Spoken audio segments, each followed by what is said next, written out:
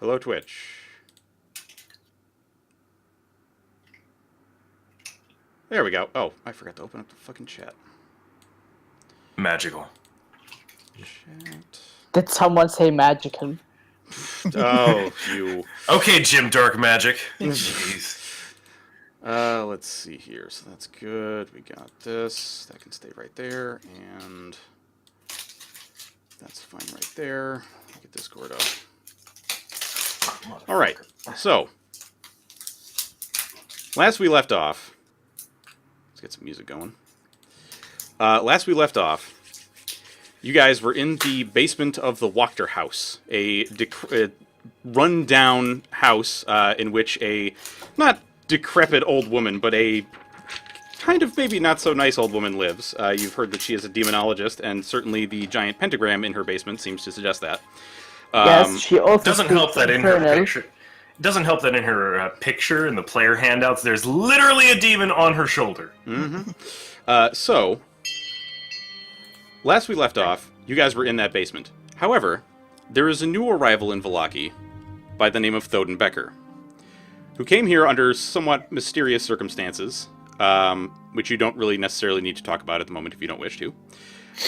You awoke in the Church of St. Andrel, and were talked to by a man named Father Lucian Petrovich, who expressed to you that there was a problem with the church in that the bones that kept it hallowed ground had been stolen. And being a man of a church, he has asked you to attempt to retrieve these bones, and he gave you a list of suspects. So what is it that you would like to do first, Thoden? Alright, oh boy. And your position on the map is in fact accurate. Oh, cool. So I am, in fact, at the church. Alright, let me see. Where's the zoom button? Alright, what time of day is it currently? It is roughly morning. It's probably about 10 o'clock in the morning. Roughly morning, and I know that there's like a group of strangers in town. Yes, you had heard rumors from some of the churchgoers and also Father Lucian that there was a group of strangers in town, and that they were going to stay at the Blue Water Inn. Okay. If it's just getting to sunup, I'm going to throw on... I have a dark cloak, or actually like some dark clothes in my inventory. I'm going to throw on like the travel cloak over my armor, because the tabard I'm wearing is like very bright, very blue and gold. I'm going to throw on this big dark coat over my gear, put on the tricorn hat that comes with it, and head out to outside of the inn. Okay. And just pick out a spot where I can watch the entrance to see who's coming and going. Okay. So, as you approach the inn, and first off, when you step outside, the road is mostly gravel. There's a lot of puddles here and there, and it begins to rain. Not like a horrible rain, more just like a kind of steady... An annoying New York rain. Yeah, we'll go with that. Where it's just enough that it hits your face, but it's not enough to actually make you wet, so it's frustrating. All right, so I'm going to move your token down on the map towards the inn. All right. So it's not a tricorn hat. It's... Oh, shit. What type of hat is it? That's not important right now. There's a hat involved. So as you get towards the inn, you can see that there is some kind of commotion going on. In front of the inn, at a distance, you can see that there is what appears to be a very large man, like probably slightly more than 6.5 feet tall, in furs and leather armor, wearing, not wearing, but with a bald head, wielding, or at least carrying with him, a very large axe that kind of almost looks like a Viking long axe, that he's using as a almost like a walking stick, or at least that seems to be like how he's resting on it. Like he's got it, the top of his hand is holding the axe, and he's kind of leaning on it. And beside him, he has two guards that are holding spears, and he's yelling something that you can't quite make out from the distance. But he is in fact standing in front of what you can only assume is the Blue Water Inn, given the shape of the building and the sign out front. In fact. Oh, that helps. Do I recognize the language he's shouting in? He appears to be shouting in common. Oh, that helps. All right. You know what? Perception check. 'Cause I don't like the idea of getting close. Because with my luck, if I get too close, he's gonna spot me and start shouting crap at me. So I'm gonna just do a quick little perception check. Okay. Click and drag dice to roll. What? Nope, just click on it. Just click on the skill. I have just clicked on the skill. Excellent. That's All right, about 15. 15. All right. From this distance, you can So hear 1 point better than my passive. you can hear that this man is. Pardon me a second. Oh, and I'm definitely slowing down and like tucking into a building. I'm trying to like keep my head low, but still keep an eye on the stuff that's going on around me. I don't want to. I want to draw as little attention as possible. I'm sorry. Give me one moment. I have spilled my water all over my desk. I'll be right back. Take your time. Take your time. I get paid by the hour.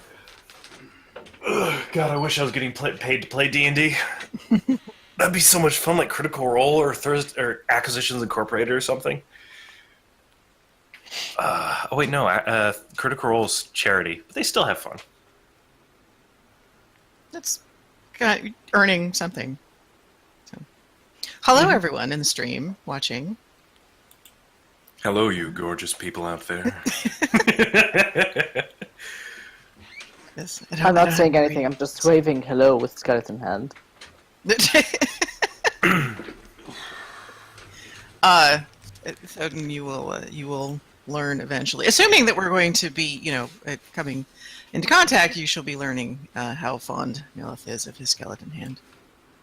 I'm sure he's highly enjoying a skeleton hand right now.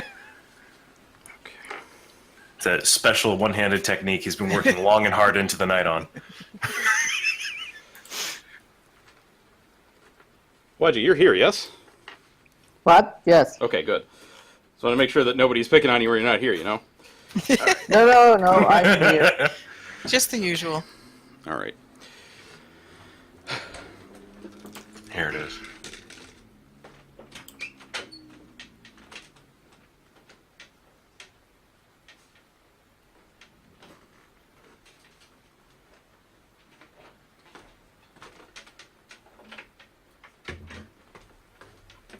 I cast Mage Hand to help Notorious clean up his desk. All right. So, as I was saying, Set his desk on fire. this man is shouting. What you hear is him saying, "I know they're here." Oh, Jesus. Yeah, definitely keeping the brim of the hat low and like tucking into a building, just quietly and calmly as if I'm supposed to be there, and just leaning against the building like I'm hanging out, but that's not good. Do I hear anything else? So make for me a stealth check, please. And I don't remember if that gives you disadvantage because you are wearing chainmail. I think I do have disadvantage, actually. Because it's heavy armor. 13! Let's see. Slightly stealthier than the average. So disadvantage means you roll twice and take the lowest. Oh, crap. 19, 13 still. Okay, 13. Let me see. Of course, the second roll gets a Goram 19. Let's see. Your perception is not fantastic.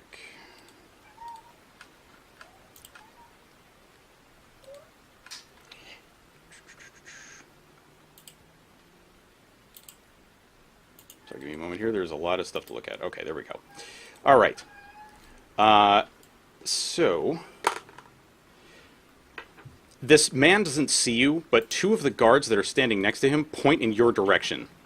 And he kind of gives a glance towards you and motions for the guards to proceed inside. And he begins to walk towards you.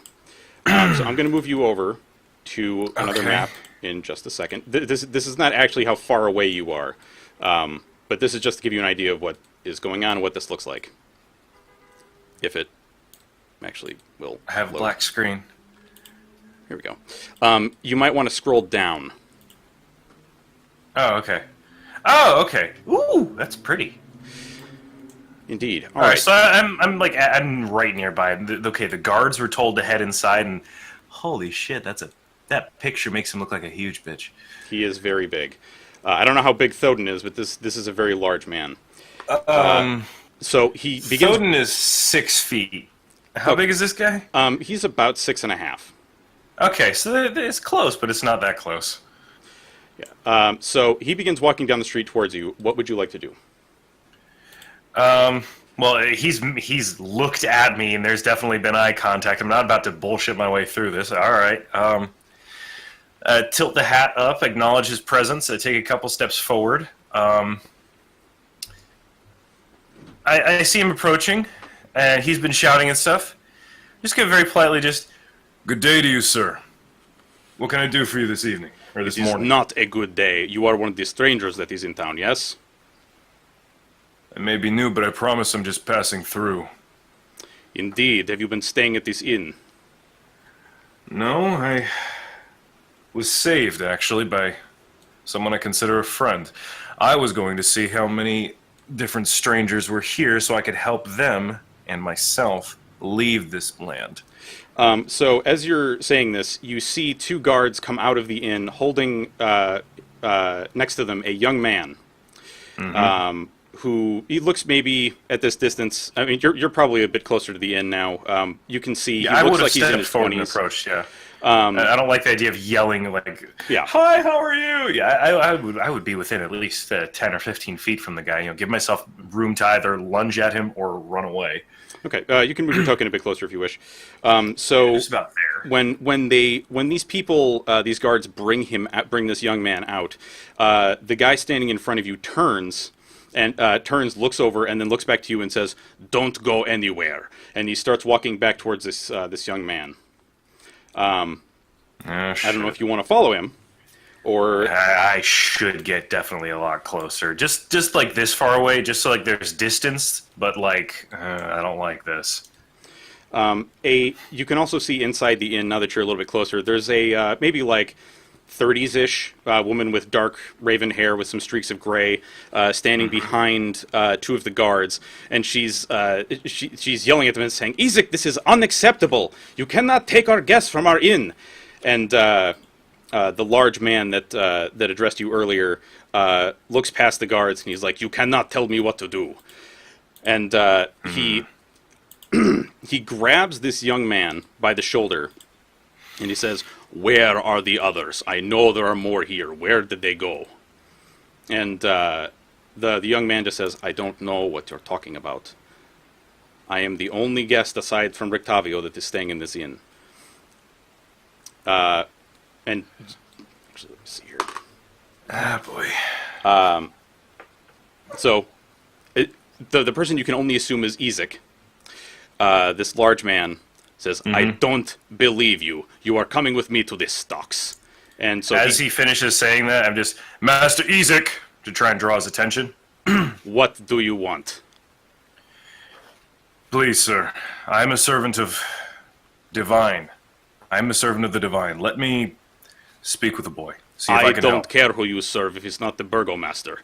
And he shoves past you and begins dragging this young man out. And then he looks back to the guards and says, "Keep searching. She's there somewhere." She.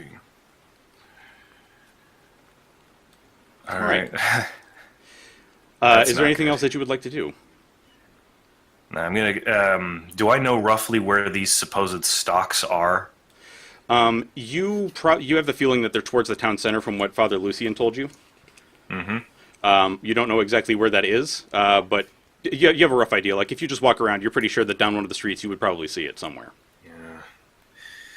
Well, he's a native. I'm sure a little bit of rain won't kill him. It'd be damn foolish to go try to save him on my own. Sounds like I need to find whoever these strangers are before the guards do. All right. So, are you going to stay put, or are you going to keep? You're going to move on? Now, I'm going to head into the tavern, or I'm going to try to head into the tavern. I know those guards are definitely just sticking around. But I'm going to try and head into the tavern. Okay. As you start to move towards the tavern, the guards are like, "Hey, he told you not to move."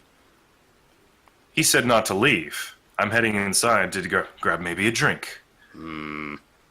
Besides, it's raining. I'm not from here. I'm not used to the rain. If you don't mind, please.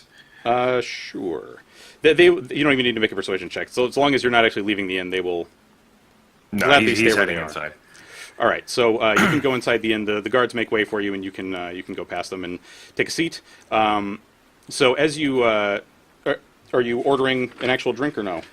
Oh yeah, he walks straight up to the bar, just plays at Bogart, acts like he's been here like maybe twice before, even though this is the first time.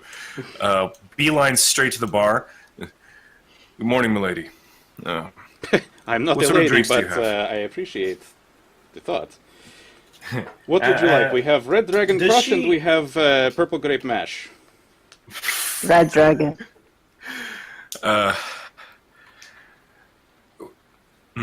Actually, purple grape sounds highly amusing. How much is that? Let's see. That is. Oh, if only you could tell me on this stupid thing more easily. That is 5 copper. Or for I free. hate being broke. I hate being broke. All right, I'm gonna shell out the 5 copper then. Okay. So you give him 5 copper, and it is essentially just purple drink. Yeah. I mean, it's got some alcohol to it. Yes, MK coined that term. It is purple drink. Of course, it's purple drink. Of course. So Takes a whiff, takes a sip, leans closer to the counter. Madame, if I may, is that young man who was hauled away from here your son? no, my sons are much younger. That is a new arrival. He says that he is from the village of Barovia, but I don't know. His accent barely matches, as do his clothes. I wouldn't believe Well, him. Barovians are a very varied people, as I'm sure you will see. You said you're not around from here. I heard you talking to Isaac. I arrived, I believe, a couple nights ago. Strange. All right, so just to Yes. kind of catch to catch you up on this, because we're going to go over to the other players.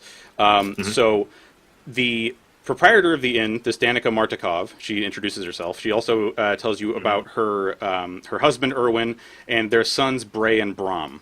And Okay. you see Bray and Brom running after the guards, or at least after Isaac leaves. The 2 kids that you can see, they're 2 boys, probably about like 6 and 7. You can see them running about the inn all over the place once Isaac leaves. Aw. How old are they? 6 and 7? Yeah, roughly. Yeah, that makes sense that they'd be terrassing around. Oh yeah. Erwin's a fairly large man. He's got a very big gray beard. Much like Danica, it also has streaks of white in it. The children oddly have like gray and white hair. And just to give you a quick description, this area that you're in, you can see that there's an upper level floor with some doors attached to it and some balconies. And a lot of the things in here have raven motifs. Okay. So we are going to quickly swap over to the other folks at the Wachter House. The Wachter house. Wachter or Wachter? Huh? Depends on who you ask, but she pronounces it Wachter. That makes sense. All right, so you guys are in this basement. It's blurry. Okay, there. I'm sure it is. Nothing Yeah, is loaded. Oh, there it is. yeah. You may not be able to see Thoden because it's actually I don't know. I technically haven't been here. That Yeah. would make sense. Yeah. So let's see. I really do like the lighting, the perception lighting that's shown up on the map. It reminds me of Baldur's Gate. It's very fun. All right, so Lady Wachter has shown you this room. What would you like to do? And actually, I'm going to give you guys kind of like veto power over what it is that you would like Karis to do, since he is currently having internet troubles.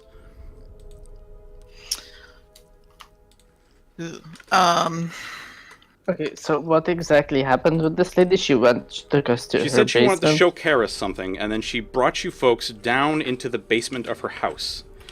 You weren't exactly sure what the hell she was talking about, and then when she opened this door, you saw 4, what you can only assume are other demonologists. Looks like the 4 kings in there. Kind of, yeah. They're not actually wearing dragon masks, but they are wearing masks. They all stood up abruptly to confront you as if there was something wrong, and then saw that Lady Wachter was there and kind of calmed themselves. But she turns and looks at Karis, and is there anything that you would like to say or do, or anything that you would like him to do? So she's just turned and looked at Kara. She hasn't said anything to him. No, she looks like she's about to say something, but in the event that you guys wanted to interrupt, I was giving you the chance. Ah.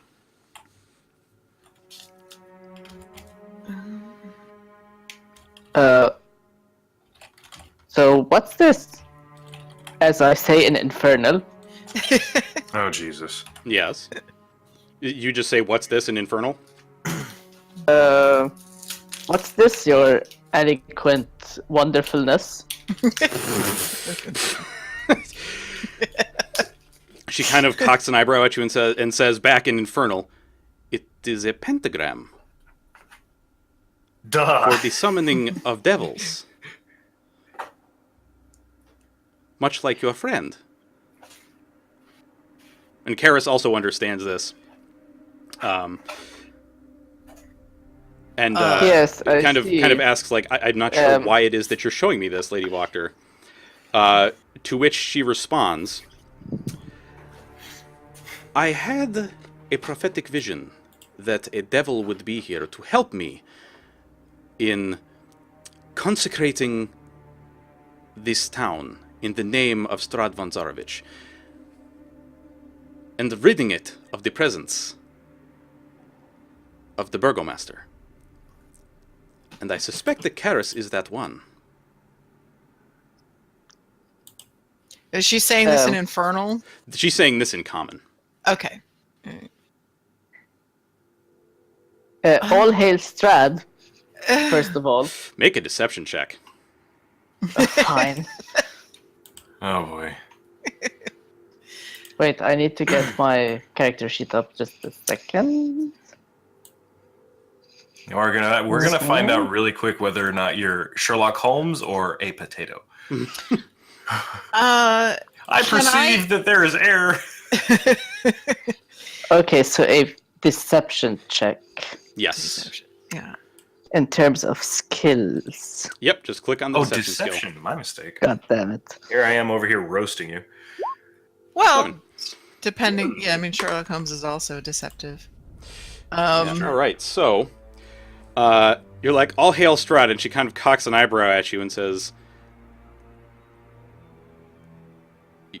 "I don't know about you, but I am sure that Karis wishes to help me. If you don't, you can leave." No, I'm totally on board. No, you are not. I am facepalming so hard in metagame. Yes, I am. In fact, and she raises a hand, Oh. and Oh dear. How many hit points do you have? God damn it. 3 skeletons burst out of the ground and grab you. But I have their hand. You do have a skeletal hand, it's true. And they hold you kind of so that you can't cast spells or do anything of that nature. Like they're holding your hands down to your side. One of them is essentially trying to bear hug you. Are you resisting, Jesus. or are you just allowing this to happen?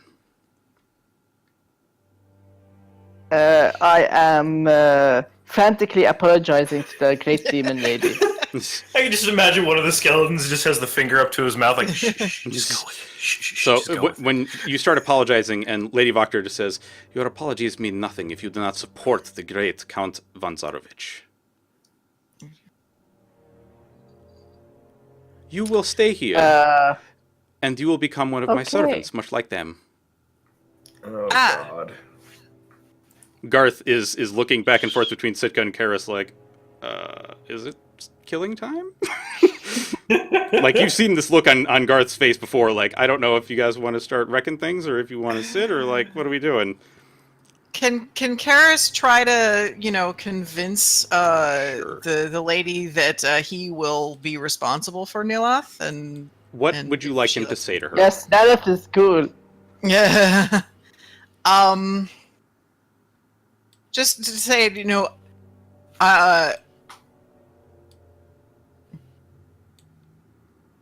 I don't know, just to say something. I'll vouch Like, for I'll it. take I don't have the responsibility charisma. for him? Just say, yeah, I will be responsible for. Just to Karis- kind of something Yes. to just And kind Karis of. taught me Infernal. So, tell her that he is full-on Strahd supporter, infernally, and Well, no, whatever.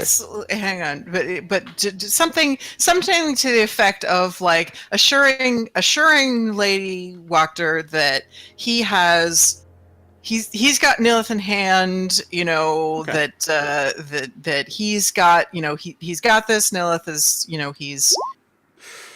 Oh, that's not so good. He will. He'll Hand answer and for skeleton him, and hand. you know he's got this. He's got kind of a mouth on him, but you know this is I can handle him. So Karis says all this, and Lady Watcher looks at him and says, "Karis, you wound me by lying so. Why would you do such a thing? I'm not sure you are the one I saw. Maybe you should all leave." I need my Sunlight Sword. This is true. If you wish, I will make a suggestion. If you wish, you could attempt to sneak away. You are very small, and you actually have the ability to hide behind things that are larger than you, like Karis and Garth and Waji, That is true. and oddly enough, Hush. Oh yeah, because that's a halfling ability. Yes. Yeah. I'm a Lightfoot halfling, so I can hide behind anything that's bigger than me. Yes. Just gonna let that slider go. All right. So, make for me a stealth check. Wait, so Sitka is just noping all out of here? I think she's just noping the hell out of there. Yeah. Well, this is if you wish. You don't need to, but if you want to try to sneak about the house. Yeah, find no, I the don't. thing. Yeah, I'm not noping out of here. I'm fading out of people's perception so that they kind of forget that I'm there, so that I can continue to sneak. Okay. Alrighty, so make for me a stealth check. Hot damn. Let's see. Your perception is not that Nice. good. Go ahead. So where would you like to God go? would be You proud. can move your speed, so you can go up to 5 squares. Okay. And the stairway that you came down was this one. Okay. Thank you. Like on the pure black map, I just saw this little blip of blue. Actually, let me. You know what? I'm gonna. Even though you don't actually know what's going on, I do want to put you in here just for a second so you can see kind of what the thing looks like. Oh, shiny. So there you go. Uh, And can there I you hide go under again. a bed? Oh. You could if And you I'm wish. gone. Yeah. Okay. All right. Is that what you want to do? All right. Yep. That's not a solution to scare away bad people. All right. So Hiding Sitka under starts bed, hiding. dog. Hush cocks his head at you and is clearly wondering where it is, like what your plan is. Well, he's noticeable, so he's got to be seen leaving. How far away can I call him if I need him? He has to be within earshot, but he also, if I'm right, he has advantage on perception checks pertaining to sight and hearing, if I recall correctly. Okay. So if you yell, there's a fair chance that he will, in fact, keen hearing and sight. There's a fair chance that he will, in fact, hear you, even if you're inside, unless, of course, he's really far away. Mm-hmm. Okay.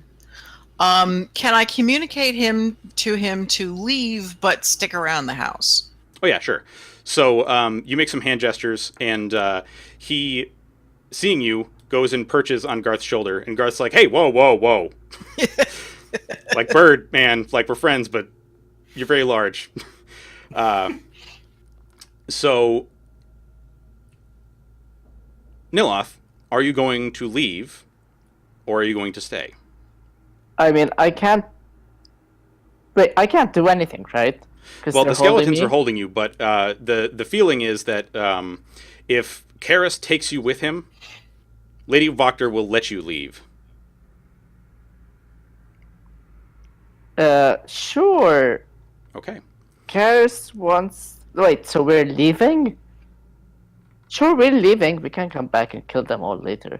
But I mean, sure, we can leave. Okay. Just make sure you're not saying that out loud. Yes, I'm not saying that out loud. Yes, So, yeah, we can just come back and kill them all later. This is definitely one of those moments where I am taking the player into account for things of that nature. All right, so Lady Voctor turns to the cultists and she says, I will return in just a moment. You wait here. And she closes the door, the secret door that you had seen previously. And she ushers you all out with the rest of her staff and shoos you out the door. So, Sitka, everybody seems to have left the basement. What would you like to do? The skeletons are still just hanging out? The skeletons burrow back into the earth. Okay. Just as you do when you're not needed anymore. Mm-hmm. They got the command to fuck off, and so they will. Yep. Oh, okay. Is that like where that weird like trail of footprints is heading towards on the wall? Yes. Okay, that makes sense. People need to clean their damn shoes. That shit's dirty. Well, it's a dirt floor. Okay, so They all brought right, it upon so themselves. this room had a pentagram. I mean, I'm interested in checking that room, but there's a cultist like right in front of it, or a Four King. They look like the Four Kings. I'm sorry. They do. Hated that boss fight. And so this staircase goes up also? It does. But from the direction that you approach the house, you assume, given the layout of the house, that probably leads to the outside.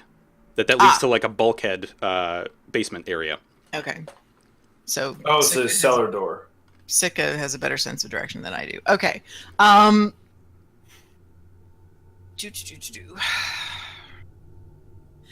right. I would like to, since I'm still stealthy, go up to the door. Can I go up to this door and do a perception check? Sure. All right. What is it you were trying to detect? I'm trying to detect. Well, first of all, if the cultist, the person is still behind that door, it is still like right in front of that door. Because I mean, as stealthy as I am, if I open the door and then somebody's like right there, that's probably stupid. Okay. So you listen to the door. The cultist, from what you're hearing, they're not really moving very much, but there's like muttered talk. Oh, can I understand the mutter talk, or is it infernal? Oh no, it's in common. Okay. Can I hear them? Let's see, with a 16, yeah, it's mostly just like, that was really weird. I wonder why they did that. You know, like it's more confused as to why Lady Voctor even bothered bringing you guys inside. So just a heads up, this may get retconned so that Karis doesn't have these spells, but the ones that I'm going to take for him for his cantrip are Message, and then his spell is going to be Invisibility.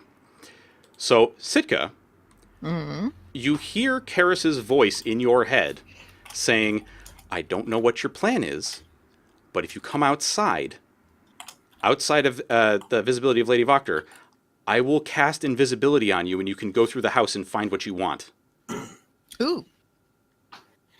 Okay. That's very good. Okay, when Sitka makes it outside, I just want to cast something on her too, if she's willing. Okay. Oh dear. All right. So, what is your plan, Sitka? Where do you want to go? Okay. So, I would like to go outside. Should I go out the way that we came, or you know what? I'm gonna go out this side door here. Okay. Just in case Lady Walker's coming back downstairs and wants to know why I'm not there yet. So I'm gonna go out this way. Yeah, she seems to have just not even noticed that you had left. Like, Nyloth, as she's escorting you out, she just, like, shoos you out the door, and it's like, good riddance, and shuts the door. And I flip her off while she's doing that. Make sure her back is turned. Skeleton hand. All right, so, actually, as you proceed across the floor, okay, that is terrible. One of the skeletons, its hand bursts up from the ground and attempts to grab your ankle, but being the swift halfling that you are, you manage to avoid the attack, but it does unburrow from the ground and start heading towards you. Oh, great. Although it seems to not really know where you are. It was more that, like, possibly the vibrations of the floor let it know that there was something going across, and then it went to try to grab you, but you slipped past in time for too quickly for it to grab you. But it starts kind of meandering around the basement looking for you. Okay. I'm just gonna GTFO. I don't really see a need to mess with it.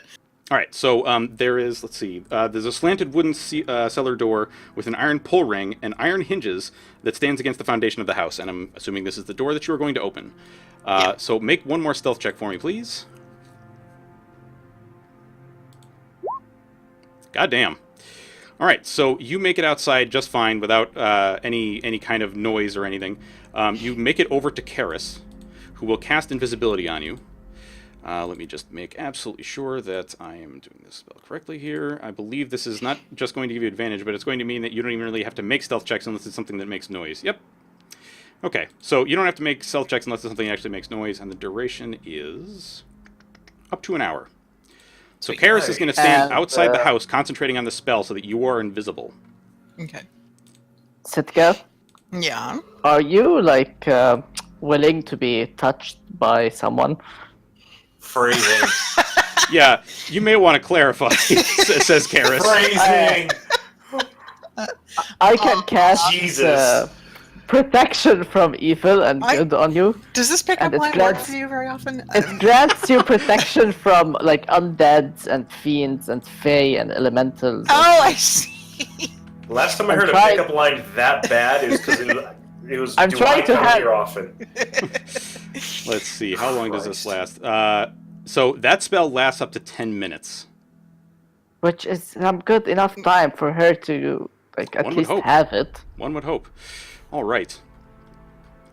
So, Sitka, where would you like... Oh, I should probably scroll up so that people can see what the fuck is going on. Where would you like to go? You have full control of yourself here. Okay. I would like to go back. I want to see what's in that room, what she thinks is, and so at least so that I can report back and say, okay, is there anything that, I mean, yes, it would be nice for me to get my sword, but I don't imagine I'm going to get like, I don't expect the sword to necessarily be in here, but I do want to know what it is that we are now prevented from seeing. Which room are you talking about? The one with the pentagram? Yeah. Oh, you got a pretty good look in there. It doesn't look like there's actually any, like, even a place to hide anything. Unless you go in there and, like, do a super good investigation, there's not really... You don't get the feeling that there's much to see, other than a dirt floor with a pentagram and a bunch of candles. And some dudes wearing masks. And no other doors that go out of it? None that you saw. Okay. Well, there was... Oh, okay, I guess she wanted to go in there and interact with the cultists. Balls. That would suck if the sword was strapped to the other side of the door, though. just to be a dick. Okay. Okay, so meanwhile, Sitka is trying to to decide on what she wants to do. I'm just going to say that we can just leave and explore other places and maybe come back later, because she obviously supports Strahd, and we're here to Sitka? Oh, no. Oh, Lady Strahd. Wachter. I Yeah. was like, what do you mean Sitka obviously supports Strahd? Supports Sitko's a traitor! Well, she said she would come back. Do this. Lady Wachter said she was going to come back She did. and talk to the cultists after she'd shoot us out. So what if we just send Garth in there? I mean, not Garth. Callus. Karis. Oh no, To she find doesn't out- believe. She doesn't believe Karis now either. Yeah, Karis didn't have the greatest deception check, even though he's got a humongous bonus. Which sometimes that just happens. Yeah. I mean, she's So you said either- send Garth, and I just had pictures of that one TV show on MTV. All right, so... So we either want Sorry. to just destroy her to like mess up with Strahd, or Well, but the thing is, okay, what I was gonna ask her until people rolled terrible deception checks. What I was gonna ask her is why the two things that she wanted to do were connected. Why it is that, like, in order to get rid of the Burgermeister, we need to consecrate this place to Strahd, or like, are those two separate things that she just wants to do at the same time? Make an insight check.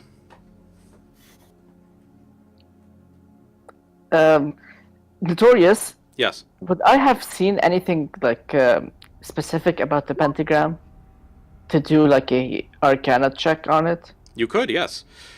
So, Sitka, with that insight check, you get the feeling that what she was meaning was okay. And I will get to your Arcana check in just a second. You get the feeling that basically what she was saying is that A, she wants to get rid of the burgomaster, supposedly so that she can take over, because you've heard this elsewhere, is that she wishes to be the burgomaster of the town. And then secondly, by becoming the burgomaster of the town, she wants to basically, consecrate is not exactly a great word for it, but she wants to have the town essentially worship Strahd. Okay. That Arcana check tells you, Nyloth, that pentagram does not function. It is just a drawing in the sand. Interesting. Okay. So she certainly talks a big game about summoning devils, but that pentagram does not work. Wait a second. No, Interesting. not metagaming. Mm-mm. Okay. Don't do it. So since I have this invisibility spell on me, I would like to at least kind of shadow her to see like if she goes back to them and talks to them and like reveals her big plan or says anything, like, oh, I've shooed those stupid people out of, and now I will never be able to blah blah blah. Okay. You know what I'm saying? Like, since I have this invisibility spell on me, I don't want to like go back outside and be like, lol, sorry. Yes, because usually summoning things requires blood. Yeah, Not or always. something. Like, Maybe what was she our intending blood. to? Well, especially knowing this, the pentagram is fake. Like, what was she intending to do? So I just, for as long as I'm super stealthy, I would like to just maybe follow her and see if she gives anything away. Now that we're not, that she doesn't think anybody's looking. All right. So where would you like to try to re-enter the house?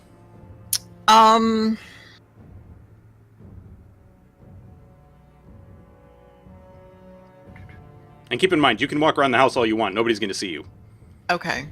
'Cause, Well, I you know, want to find her. So if she just shoot everybody out the front door, then I will go and lurk there, Okay. All right. or so, at least start there and then see if I can just go around. The house are you going to try to open the door? The front door, as in this one. Yeah, that's the front door. Actually, no. Because that would be visible. I'll go back down the basement as long as that didn't lock behind me. Okay. All right. So you open the basement door. It opens just fine. You look down the stairs, and that skeleton is gone. Okay. Mm-hmm. All But right. you can So I'll see go back mounds in the upstairs. earth where the skeleton has clearly dug back down, roughly here. Okay. All right. So I've already done a perception check, so I would have noticed if there are any actual like physical holes in the floor, right? And not just Physical holes. like if there was an actual like physical trap door or anything in the floor, and not just yeah, correct. Like, You probably would have spotted that already, and you do not suspect that there are any. all right. So there's Okay, nothing else. so- Okay. I'm kind of So- afraid that Sitka to go in there like alone.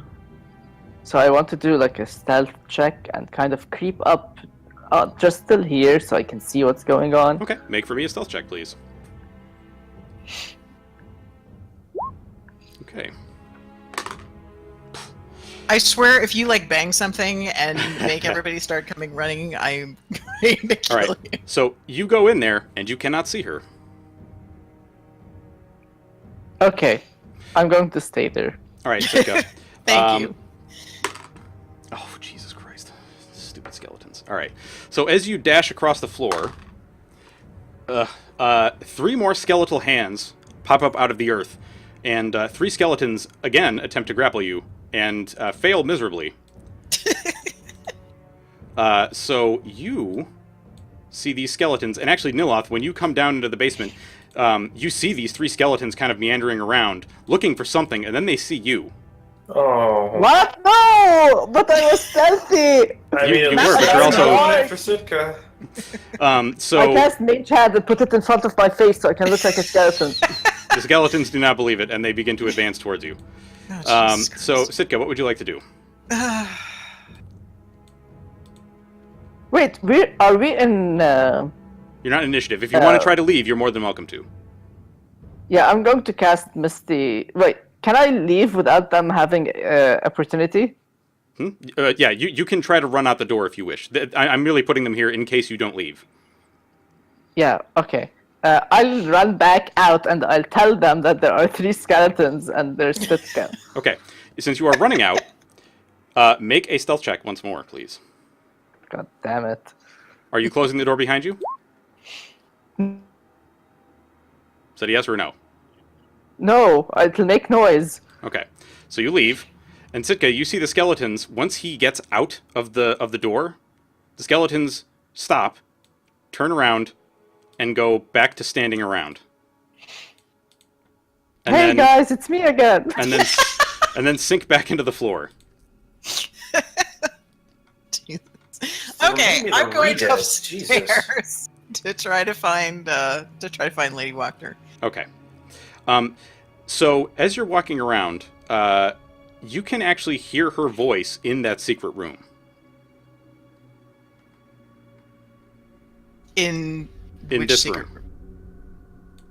Oh, okay. And there sounds like a loud conversation is going on where the cultists seem to be wondering why the fuck she brought you guys in there, and she is attempting to explain it, or at least that's the gist you get from what you can hear from the muffled voices. Okay. Shit. I add her, she's really enthusiastic about this book she's telling them about. It's one of those two, you're not really sure. Okay, so I can't hear through the door.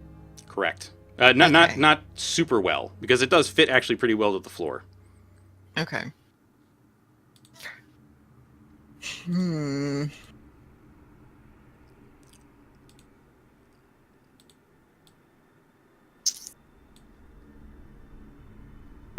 In the meantime, I'm actually going to go inside the house. You are? Well, I mean, in case we want to come back through like this way. Okay, where are you going to go inside the house? From the front door. Okay. If I wanted Whoops, to stop right like there, you. just oh. Stop. No, not you. Sorry, I have to stop Nyloth here for a second, because the doors have in fact been closed. Oh. Can I lockpick them? Do you have the skill to do so? Tools? Does my skeleton hand? No. Skeleton hand doesn't work that way. It's nothing like Divinity: The Original Sin. Skellies don't get that ability. Okay, I want to play that game now. That sounds hilarious. I'm going to make a survival check for any kind of like metallic small objects that I can use to lockpick. Okay, that would be an investigation check. Oh, okay. So make an investigation check, please. Nice. Damn. So looking around, you are I find the key! you are actually completely certain that there are no metal pieces around here that you could use. However, you do think that you could use one of the forks out of Garth's mess kit. Oh, Jesus. But it would be really, really difficult. Also, Garth is a growing boy and needs to. Yo, if you can find like a Fine. couple of bobby pins. Yeah. I've done that. I've I'm made going- bobby pin lockpicks that work. I'm going to go back and stand next to Garth. Okay. We are going to quickly swap over to Thoden. Thoden, what do you want to do in the meantime while you are waiting for Ezek to return? Well, I'm not waiting for him to return, trust me. Sat down for the drink to try and put the guards at ease, but as soon as I get the chance, I turn to, what was the name of the lady running the building? Danica. Danica. I turn back to Danica. Lady, how much do you know about the man who's just hauled away? Not very much. He came here last night with some strangers, and they were wanting to stay. Apparently, they are from the village of Barovia, and his sister was in danger. Never a good idea to lie, especially if you're not good at it. Mm-hmm. I have no ties to the man who hauled the young boy away, and if at all possible, I'd like to leave here peacefully. So as you are talking, actually, I need to put these guys somewhere else so they don't appear here anymore. As you are talking, a half-elven gentleman wearing a long leather coat steps past the guards, and he's clearly being questioned by the guards, like, "Hey, who are you?" And he's like, I'm just staying here at the inn." And he walks in, sees you, sees Danica, and then immediately goes, kind of nods to Danica and heads upstairs. Yeah, as I look over to look at him, he's getting like the rock eyebrow, just the right eyebrow just straight up, just giving him the hairy eye as he heads up the stairs.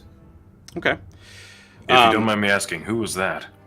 Oh, that is Rictavio. He's a bard in town. He's been here for almost a month.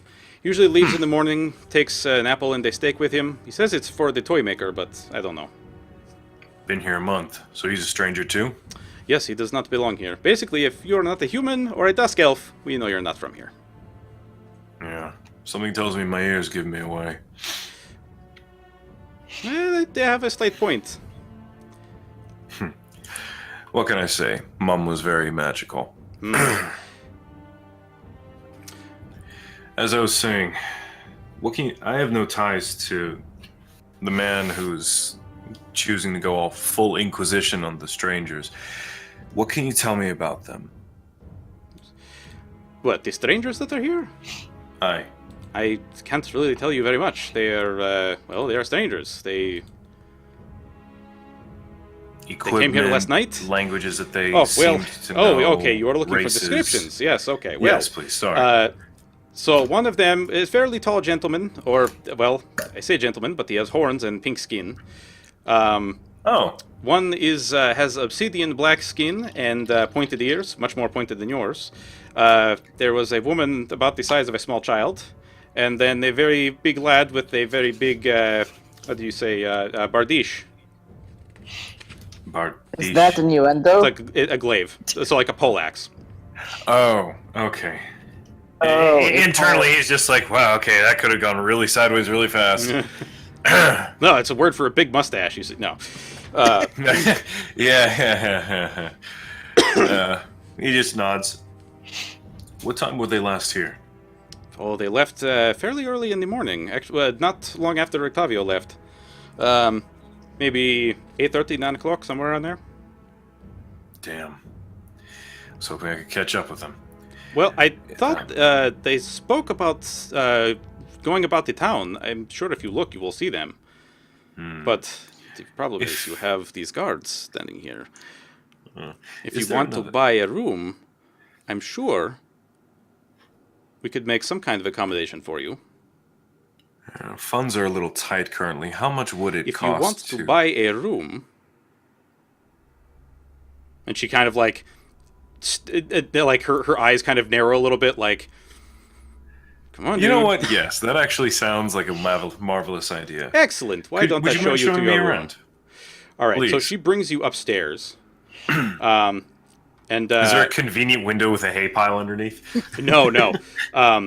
But she brings you upstairs, and she shouts down. She says, "Erwin, get down here and watch the bar while I'm gone. I'm showing our new guest to his room." So you get on top of this balcony here, and you can see that it looks right down onto the tap room, and that there are two guards that are stationed up towards the top, and they're looking around. And she says, "Actually, you guys would be back this way." Yeah. And she opens this door here, which she's going to immediately close this. So I'm just going to drag you guys through there. And she says, "This is my room. But I'm going to let you out." Thank you. And she comes over to this wall and pushes the wall open, which seems to lead into a loft just above the oh god, what the hell do you call that? The stables, essentially. Damn! And you can see that there's a ladder down. And she says, "Don't take the horse that's in there, or any of the horses that are in there, because they belong to those strangers and Rictavio, and Rictavio pays very well, and I don't want to lose his business." Hey, no problem at all. If you can sneak I'll out, do what I can to try and meet up with them. yes, please do. How long has this entrance been here? This one? It has been here since I've lived here. Interesting. Thank you for your assistance, milady. I'll You are do what I very can welcome. to help. You do us proud. Do good. Absolutely. All right, yeah, hopping out the ladder and getting the hell out of here. All right, so she comes out of the. You can hear her yelling to the guards across the way, and she's like, "He's not going to be down again. He said he's not feeling well. So you can go, or if you wish to stand in front of the door, you're more than welcome to. It doesn't bother me." All right, She's so a little obvious, but she's buying me time. Hell yes. All right, so are Unless you jumping that's down? code, I need to just GTFO quickly. Yeah, I'm putting you down Dungeons towards the and bottom. Dragons. What was that? Oh, sorry, never mind. I pressed the wrong button. It looks like there's a physical thing right there to my immediate, from his perspective on the left. Yeah, that's just the token that's left there. You can ignore that. That is the bird pet. Oh, there's a bird pet. Oh shit, that's a big ass horse symbol. Yes. All right. Yeah, And there are 3 other. Actually, there are 4 other horses that are in here, but I don't bother with the tokens. So that's fine. I mean, I'm doing the smart thing and just like easing by the doors just to see. Okay, there's nothing there. I am gonna roll stealth. Okay. Roll your just to stealth be check. on the safe side. Don't forget to do it with it. Okay, I was gonna say don't forget to do it with disadvantage. That's pretty bad. I forget. Did I tell you how to roll with disadvantage and advantage? Unless it gets worse. There's a toggle. Yeah. There's a toggle 4. towards the top of your character sheet where you can click it for advantage or disadvantage. Okay. Yeah, so I forgot to do the toggle. You're trying to be stealthy, but man, that chainmail just keeps going. It's real hard. I'm sure there's a bucket at some point too as I'm hopping off the ladder. Like, oh Jesus. Okay. So as you attempt to try to sneak around, you see both Bray and Brom just start like tear-assing past you. I'll take Bray here. Just kind of like tear-ass past you. And they go and just start like raising a hell of a ruckus outside. And the guards, you can hear them being like, "Kids, would you shut up?" These kids are awesome. Yeah. So it kind of gives you the idea that maybe Danica's trying to assist and knows that you're wearing heavy armor, and maybe that's not the best way to sneak about. Maybe Danica knows I'm about as stealthy as a fart in a small room. Mm-hmm. Okay, just gonna take a quick poke around outside. The guards are by the front, so I'm gonna let's see. Just gonna try and take that corner. Oh, I have no visibility. There we go. Why don't you make a perception check for me? I'm just. Oh Christ. Perception. Please be decent. Please be decent. That's not decent. No, that's fairly average. All right. My passive is 14. Yeah, but these guys are also so I don't think I said this to you before, but when you're in non-combat situations, the lowest you can get on your perception is in fact your passive. So really the roll is to see if you get higher than 14. Yeah. So you look, you don't see any guards, and we're going to move you over towards the. Where the hell is it? Well, it looks like I'm really close to that little dirt road to the back left. I'm just going to very casually just head out that way. I'm just going to move you over to the map of Vallaki so you can actually see kind of the... So you would be at... Oops, let me scroll this up a little bit. It looks like I would be about here. Correct. All right. I want to avoid the front of that house, but I also don't want to be going through people's backyards. Shit. And she didn't say where the strangers could have gone. No, though from what Father Lucian said, he did mention that he saw, or that rather some folks have been saying that they saw some strangers heading towards the Voctor house, or towards the North Gate. North Gate. All right. I'm gonna just when I click and drag the image, do you see where it goes? Yes. Okay. I'm gonna try and just casually cut through some buildings here and just like poke through here because I want to avoid like that front area. As you leave, looking behind you, you can see that Ezek has returned. Bye, Felicia. Alrighty. So you start making your way towards the Voctor house, or what you assume to be the Voctor house, that direction. I would assume it would probably be something crypt-like and sepulchral, or very manor-like. Are you going along the road, or are you trying to stay behind the houses? Once I get to the road, that totally breaks line of sight with the front of the house. Like once I cut, so I would just be heading along the road, just up this way. Let's see. So I am going to utilize. Eventually, you guys do get to Voctor House. Insight, intimidation. I'm going to utilize investigation to try. Or which skill would be appropriate to try and figure out which house would be the supposed? It would be investigation. Okay. And you will have advantage on this roll Trust. because, given the people that are standing out in front, you don't even need to roll again. But you would have advantage on that because, given the people that are standing out front, it's pretty goddamn easy to figure out which house it is because there's a dude with pink skin or purple skin and horns, and also a drow. Oh.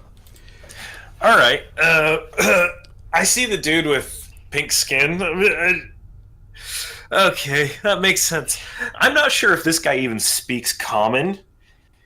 So I'm going to approach, and where Thoden is from, almost everyone speaks Elven because that's freaking stuff. Like, almost everyone speaks Elven as a native language. It's like... It's impossible to describe, but like, yeah, almost everyone speaks Elven, so he's like gonna try and just assume for a second, like maybe. Whoa, I am like heavily zoomed in on this map here. Oh, there we go. Now I can zoom out. So I approach Garth, and for anyone who actually speaks Elven, like the words are right, but it sounds weird. In fact, it sounds like Farsi, for lack of a better phrase. He literally just salam. Show me English, sohbat mikunit. And he's literally just, hello, do you speak English? So both Garth and Nyloth understand you. Nyloth, if you want to converse. In the meantime, Sitka. Yeah. What would you like to do now that you have listened to this door and also been assailed by skeletons once more? Okay. By clueless skeletons. Okay. If I wanted to, I know that out of character here, it is possible to open certain types of doors silently. Yes. So if I wanted to try to silently open this door, would that be a sleight of hand check? The door is fairly noisy when it is opened. Like when Lady Walker opened it before, like have you ever had like a sliding door? Mm-hmm. Like a glass door in a house where it makes that like sound. Okay. It's kind of like that, except it's also rolling around and rolling on an uneven floor. Okay. But so essentially, what mechanically would that mean is you would make the check with disadvantage, and it would be a sleight of hand check. Oh, I actually got the thingy wrong.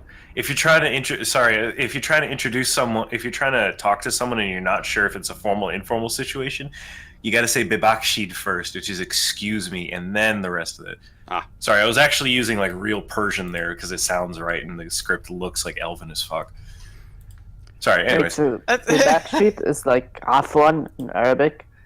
Yeah, this is actual Farsi or Persian. So bebakshid is excuse me. Ayashoma Inglisi Sobak. All right, we will get into language stuff some other time. Yeah, sorry. Trying to be all fancy and extra over here. All right, so Sitka, what is it that you would like to do? Oh shit. Crap.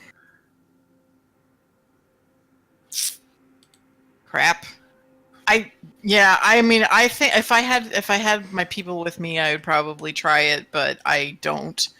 And so if I get busted, I'm probably screwed. So, crap.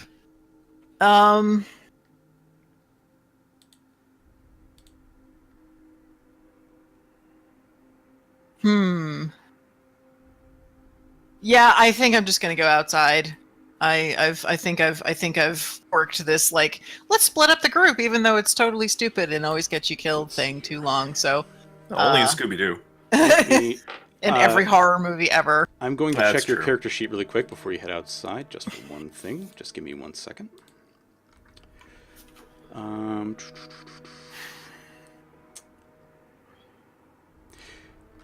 All right. Don't mind me, I'm just going to roll something for you for a sec. All right. Sitka, as you go to leave the house, not only do the skeletons attempt to assail you again and fail horribly because I'm not going to bother rolling with the rolls that I've had so far, you feel a faint pull towards the upper floors of the house.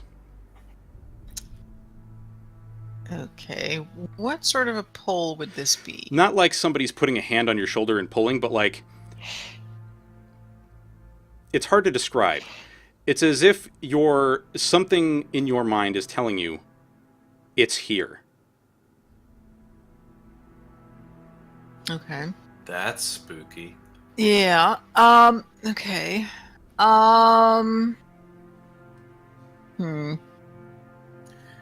Okay, well, I'm still invisible. I guess. And you're protected from good and evil.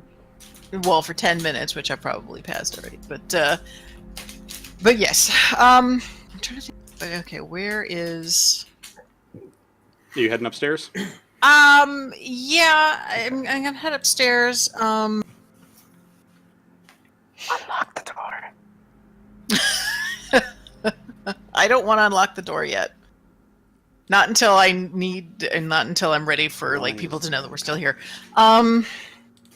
So this staircase, we didn't go up this case, did we? No. I'm going to put you just past this because for whatever reason when they made this map they didn't actually put an openable door by the secret door. Okay. So I'm just going to put you past it. All right. So I'm there. So we did not go up this staircase. You did not. Then, because I think we did perception crap for all of the rest of this floor. Yeah, you investigated just about everything in this floor. All right, so I'm gonna just tip up aside from these. whatever the hell is over here. Is that the road to the house on the left-hand side? The road to the house on the left-hand side. Yes. So I would have like seen like the garden and this bit here. Sorry, just making sure I've but this seen is what I can see. Yeah, this is a fireplace, correct? Yes. And actually, let me give you a quick description of this house here. Oh, there's this door. Snowden. I was okay. So as you approach the house, this house seems disgusted with itself. A slouching roof hangs heavy over furrowed gables, and moss-covered walls sag and bulge under the weight of the vegetation. As you study the house's sullen countenance, you hear the edifice actually groan. Only then do you realize the extent to which this house hates what it has become. So, Cozy. Sitka, where would you like to go from where you are? Okay. So before I go upstairs, actually, I realize that there is a door here that I have not checked. Oh, hello. Yeah, so if you want to go through there, first make a stealth check. Okay. Which door on the left or right do you want to go through from here? Oh. Because both will lead to that room eventually.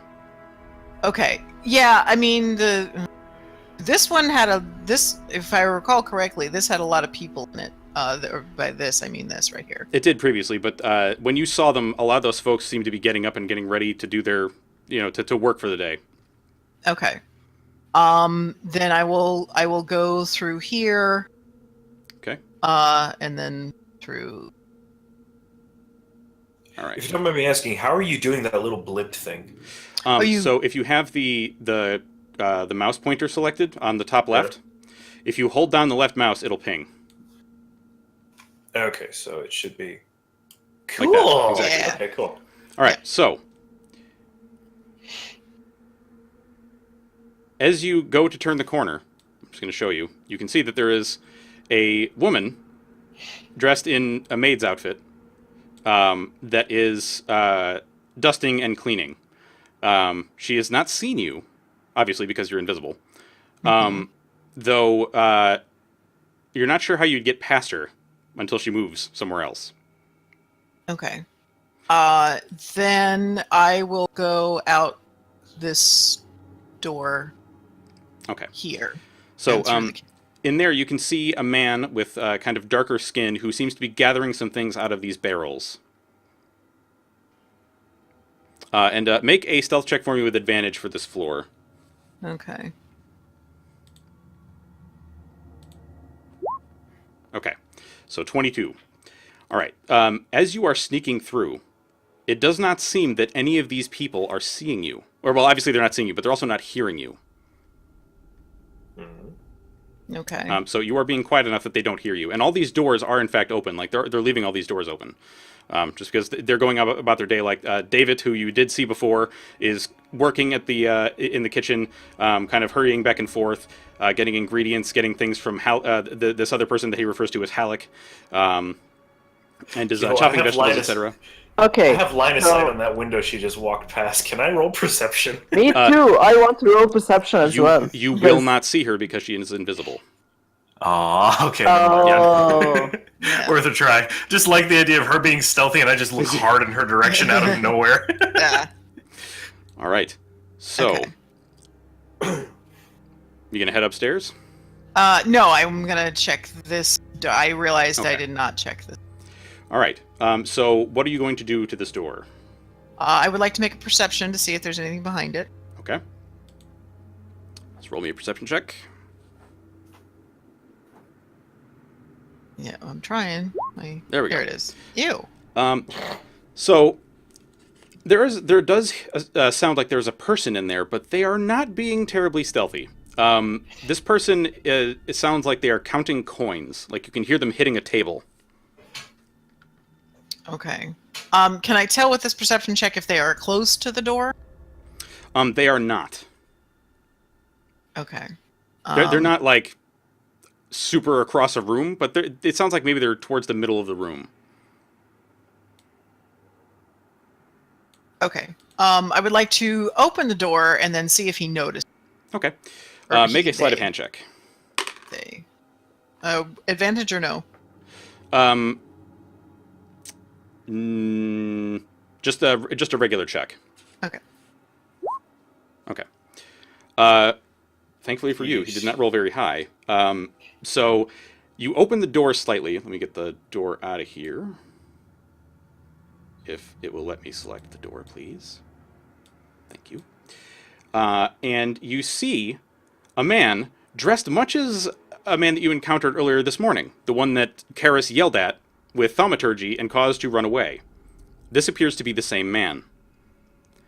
And he is sitting at one of these chairs counting coins, and when the door creaks open, he looks up and he just goes, "Goddamn old houses." And he walks over and closes the door.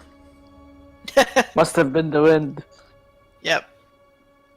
And as you're standing there, you hear him just say, "I told her to get that stupid door fixed."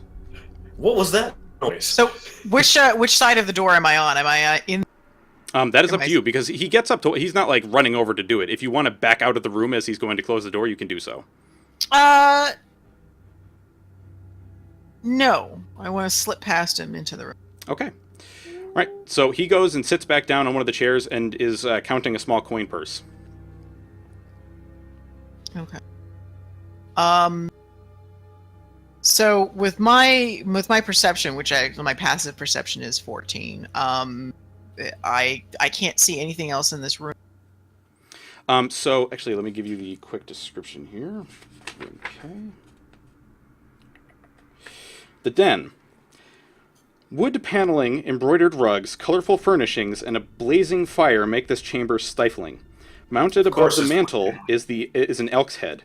Across from the hearth, tall, slender windows look out over dead gardens. And you can also see that there are a couple items on the tables in here that might fetch a decent amount of money. You can see a golden goblet, which is currently full of wine that this man is drinking. He also has a crystal wine decanter that you think is probably worth about... Both of those two things are probably worth about 250 gold apiece. And then there are 4 electrum candelabras that are worth about 25 each. And there's also a bronze urn with frolicking children painted on its sides that looks to be about worth maybe 100 gold. Okay. So is the urn also a table? It is not. It is actually on one of these side tables over here. Okay. All right. So if I take the urn and then put it in my pocket, it also... It would what? I'm sorry, you cut out. If I take the urn and put it in my pocket, would it also be... Become invisible? Yes. Okay.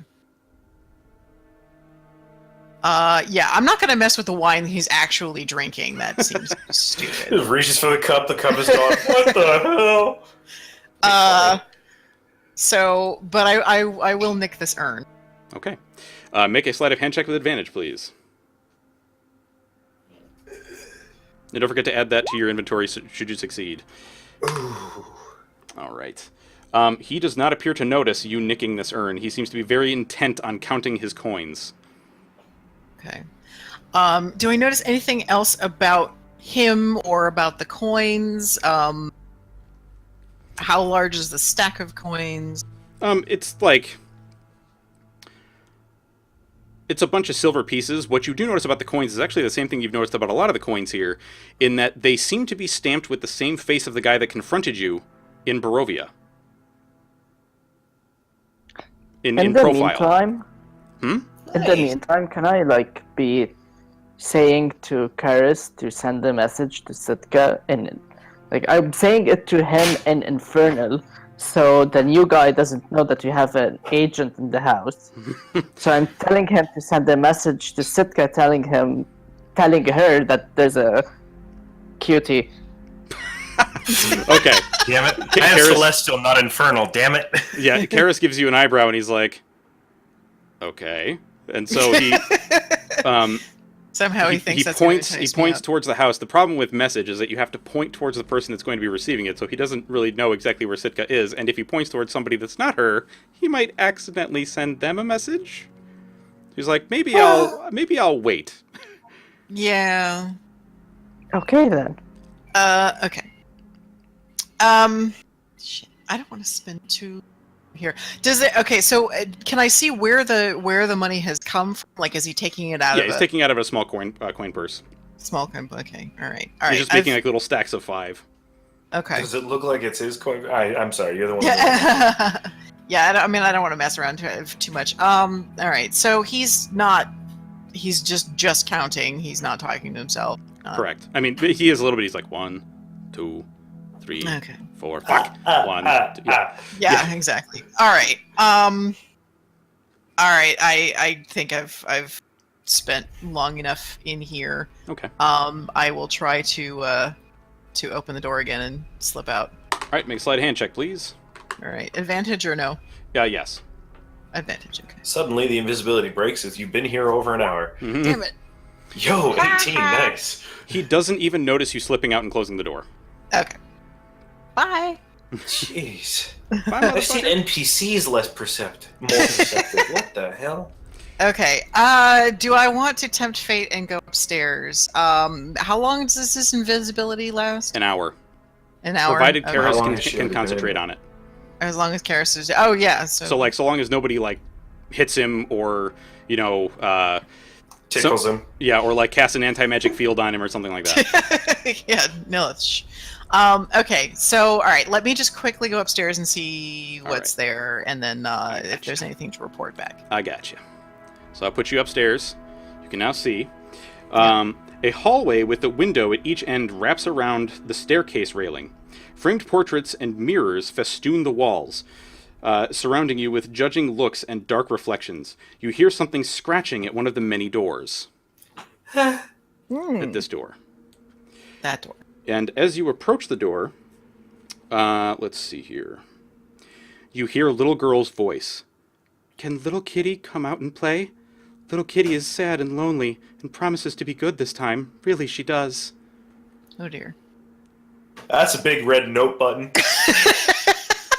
I'm gonna do a perception check. What are you trying to perceive? Well, no. Let me do insight. It's less strong than perception, but yeah, I would like to do an insight check and just see like what type of voice is this? Is this a voice from a living person, or is this some sort of like spectral voice, or like what plane of existence is this coming from? Is there dickery afoot? Yeah. Jeez. Oh, it's Barovia. There's always dickery afoot in Barovia. It actually sounds like it's more coming than from like maybe a 13-year-old girl. Okay. Cool, so we got Stockholms. All right. Yay. Okay, and then that's a window? Yes. Okay. You feel that same pull towards this door that you felt earlier. Okay.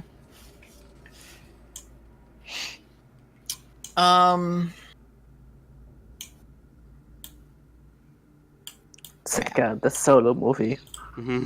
Yeah, I know. I'm sorry. I don't really want to. No, if you can grab that thing that's pulling you, and we can avoid the demon lady, then go ahead. Yeah. Of course, it could just be like the thing is pulling her is like, ooh, fresh meat. I'm gonna draw you over here so I can I eat know. you. Okay. It's A or B at this point. All right. I'm going to check this for traps. So perception. Okay. There are no traps. Nice. And the door is also, let's see, I believe it is unlocked. Let's see here. No, this door is in fact locked. Okay. All right, I'm not going to mess with Kitty Girl. As much as I normally, again, if I had the group with me, we would totally go in and investigate and see if there's actually a girl trapped in there. But I'm having Dragon Age flashbacks. I'm having Call of Cthulhu flashbacks. Okay, so I will try the thief on this door here. Alrighty. Try to pick that lock. Find them. There it is. And that's a dex check, right? Yeah, or you can use your because you have proficiency with the thieves tool. So, oh, I see what you're saying. Yeah, set it for dex. Yes. Dex. Okay. Nice. That is actually exactly what you need to pick the lock. Shiny. So the door unlocks, and within, across from the door, a fire sputters and struggles for life in the hearth, above which hangs a framed family portrait, a noble father and mother, their 2 young sons, and a baby daughter in the father's arms. The sons are smiling in a way that suggests mischief. The parents look like uncrowned royalty. Wood paneling covers the walls of the room. A closet and a framed mirror flank a curtained window to the south. To the north, a wide canopied bed lies pinned between matching end tables with oil lamps. Stretched out on one side of the bed is a man dressed in black, his eyes each covered with a copper piece. He bears a striking resemblance to the father in the painting. Oh! Okay. So I'm gonna guess because of the copper pieces that he's dead. Is that something I can perceive just from here? Just from looking, you're like, this motherfucker's dead. Okay. Like, he's not like crawling with bugs or anything, but he is very clearly dead. Great. But his skin is see... not withered. He looks like a person that has very recently died. But Lady Wachter told you that her husband died of a fever 3 years ago. Uh-huh.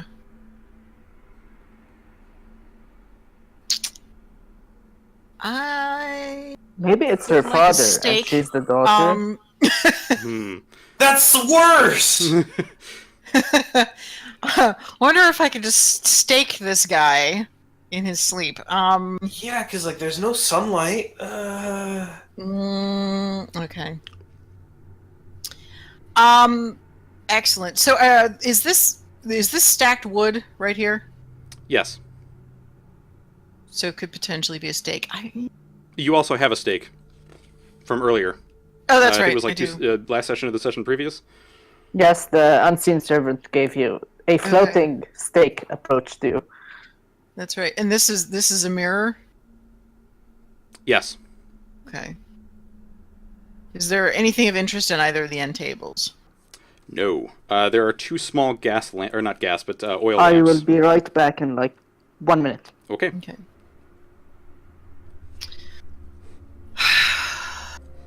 Shit. As you look about the room, a glint of brass catches your eye from the fireplace. Okay.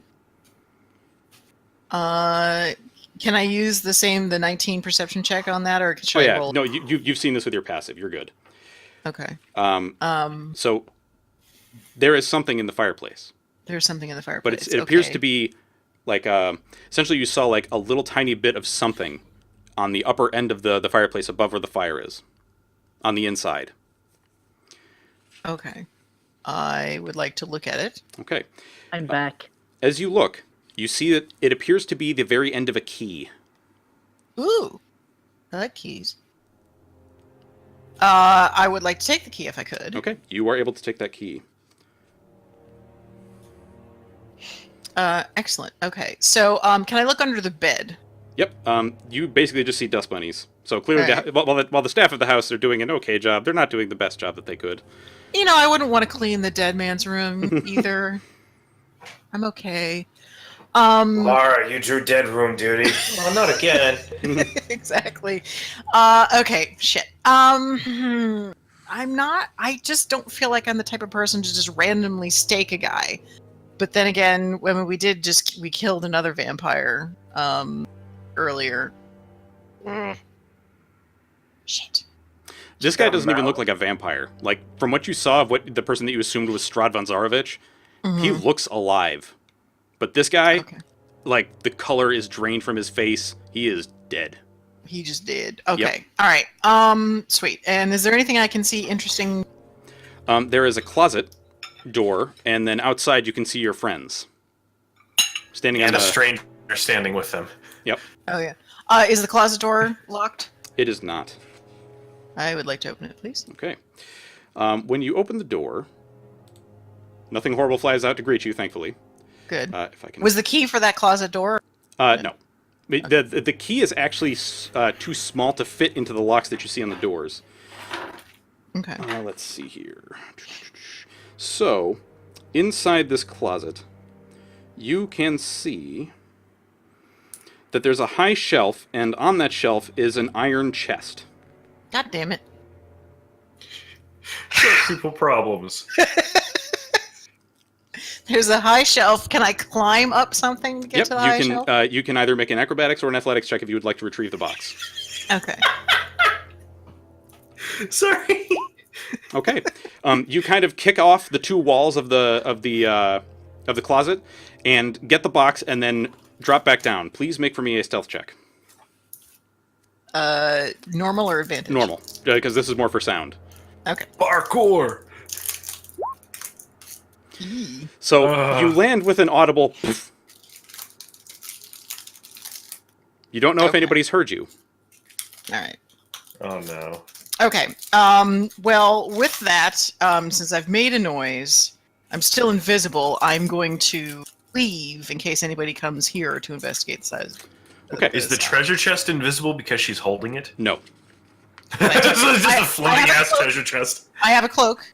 Can I tuck it underneath the cloak?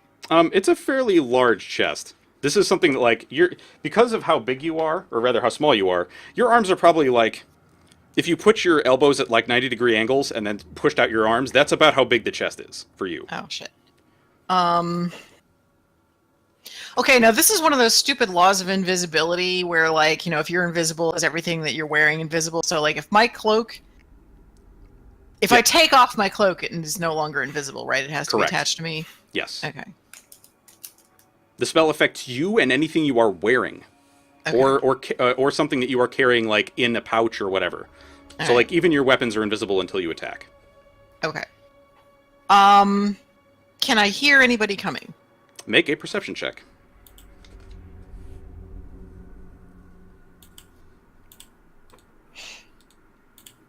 Sorry, my computer is being slow. That's all right. Sometimes Roll20 is like that, too. You Yeah. do not hear anybody coming. Okay. Can I open the chest? Yes. Is that what the key is for? Are you going to try to use the key? Well, I mean, is it locked? Does it have a... Keyhole. Let's see Yeah, here. does it have a keyhole? Sorry, I didn't hear. Oh, no. I am reading something really quick. Hang on just a second. The chest does have a locked latch. Okay. So, I think, is it one of those when like you flip the latch back and then there's a keyhole? Yes. Okay, so I'll flip the latch back. Yes, I would like to try the key. Okay. You insert the key and twist it. It does fit the hole, and you hear an audible click. Not just of the lock, but it has disabled something. And then you pop the chest open, and inside are bones. In addition to... Let me get this here. What looks to be a sword hilt with little shards of crystal sticking out of it. Let me see here. The sword, or the sword hilt is it looks very old, and it has it's kind of in the motif of like bird wings, the very end of it, and it has a big sapphire almost in the shape of like a bird's eye.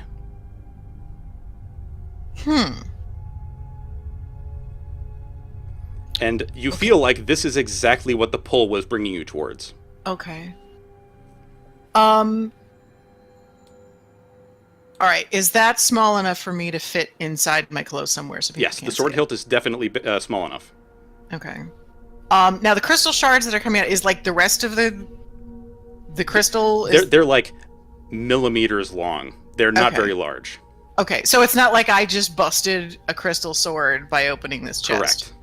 With the shards. Okay, and you said what else is in the? Well, is in the actually, chest after opening the chest, what you think happened is that using the key disabled a poison needle trap that was in the box. Ah. Oh shit. Are there poison darts and there are poison needles in there that I can pick up and use later? It does not fire. What it does is when you try to open it, it stabs you in the hand. Ooh. Okay. All right. But you can see so the is there mechanism anything else in inside the now. chest? There are just bones and this sword hilt. Okay. Shit. No, I don't want a metagame. What do the bones look like? Do I need to do another? Just perception? human bones. Just human bones. Okay. Well, we did well before in taking human bones where they needed to be. So if I can kind of scoop those up, I think I have. Let me see what I've got in my. So you can try to stuff them in your pack. Yeah, in my explorer's pack. They are taking up quite a lot of room in there. Are you taking? You said you're taking the sword hilt as well. Yep. Okay. Then I'm going to show you this. When you put your hand on the sword hilt and pull it out of the box, a blade of sunlight springs from the sword. Praise it. Oh shit! God damn. That sounds cool. This. So I will. I think I can put this in your. Let's see here. It has these properties. This is going to Oh, go I've got a in sunlight yours. sword. Yay! You should now have a sunblade in your magic items. If you scroll towards the bottom, there's going to be a thing that says magic items, and it's going to tell you all the things that it does, or at least, well, not all of them, but some of them. Okay. All right, so you put the bones in your pack, you pull out the Awesome. sword, and the blade springs to life. As you look at this blade, you feel a force grip you around the neck and lift you from the floor. And you can see your invisibility starting to fade. Shit. At the same time, you also see another being's invisibility start to fade. And you can feel claws digging into your neck. Let's see here.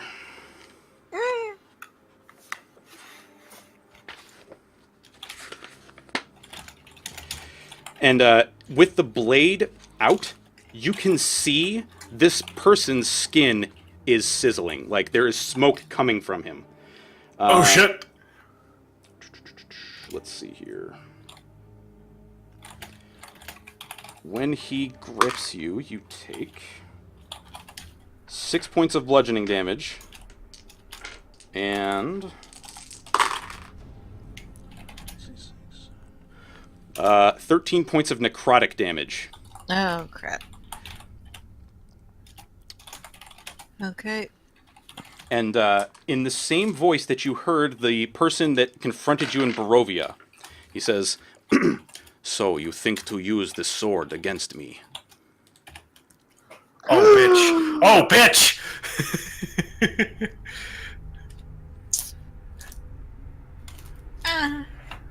Scream or something. So we I'm can... gonna. I can. Okay, that's metagaming. That's metagaming. Don't no. say No, shit. no. I was gonna. If I can call. I can call for Hush. If he's within range, because I know we have that psychic on. I would like to do that. So you try to call out for Hush. Yeah. Let's see. Oh shit! The action music started.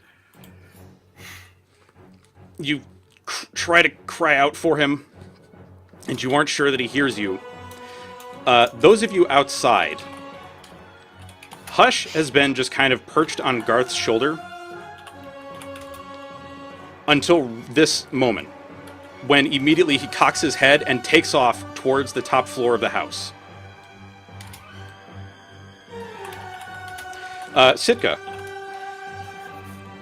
what would you like to do? You are in the grasp of this person, and he is bringing you closer, and he opens his mouth and bears the fangs that you can only assume are from a vampire. Okay. Okay, but where exactly is the top floor? Like, I mean, it's on the top, but like, where is it closest to Sitka? Actually, hang on a second. Why don't you guys make perception checks for me? Thodin, Nyloth. I will make one for Karis and one for Garth. Okay. Thodin. 15! Upstairs, through a window that's like roughly right here, you can see, and people on the stream are not seeing it, but roughly here, I will do again.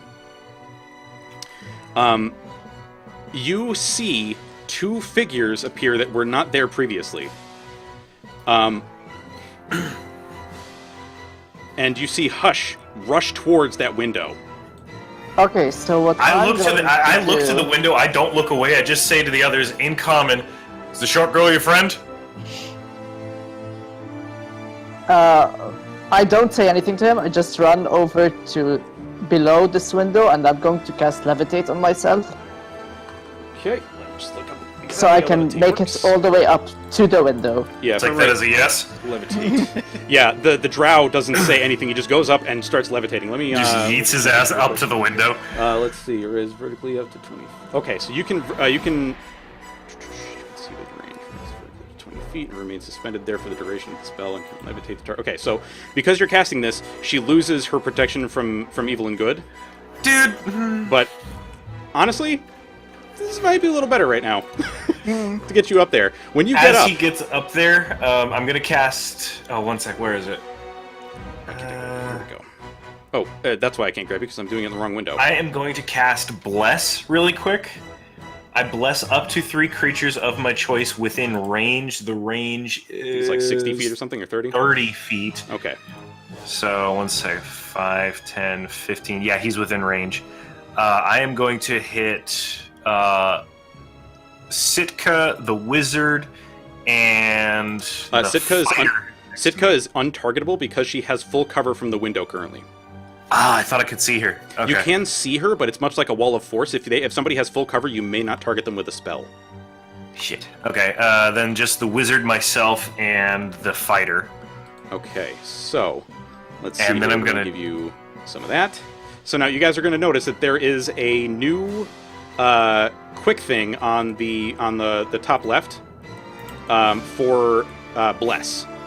So whenever you make rolls now, whenever you make attack rolls, saving throws, or skill checks, you can add a D4 to your roll, as long as the spell keeps going.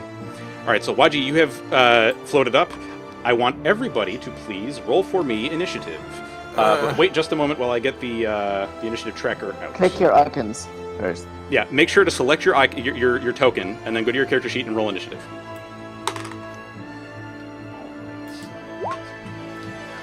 10. 5? Really? Oh my god. You beelined over there, you're just gonna stand there like a potato. Alrighty. Yeah. Once again, it's counting me as it's counting Hush as Sitka for whatever. Yeah, reason. I think part of that might be. So let's see. You did okay. So you are the 20, and then Hush is a 4. Yeah. I think the reason it does that is if you go to the bottom right where it says as, if you change it to Hush when you roll for him, I think it might roll it correctly. Maybe. Yeah. I'm not sure.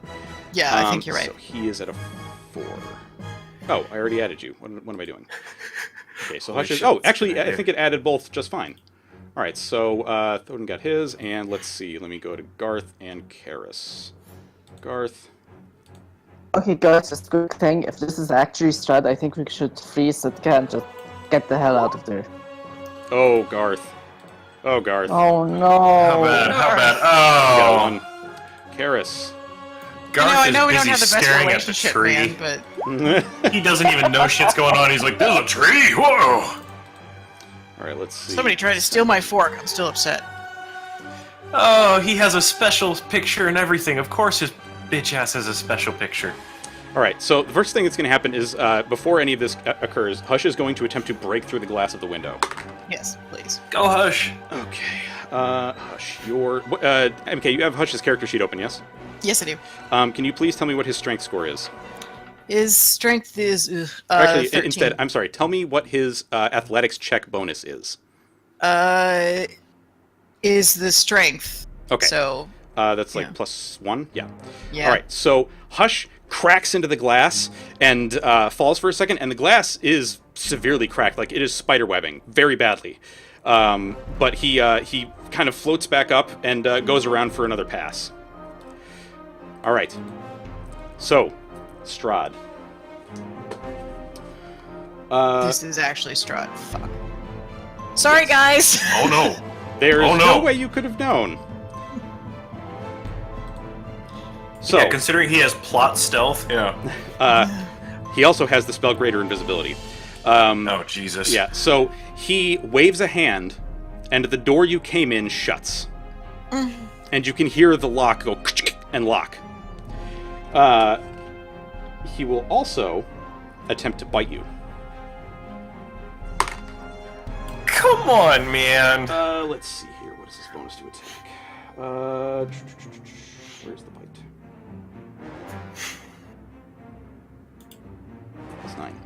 +9. What is your AC, Sitka? 15. Okay. So he goes to bite you, and you are flailing around, and you get a foot right against his jaw and push. And he is unable to bite you this turn. Let's see. He also... Take my leathery halfling foot in your face. Alright, that is going to be...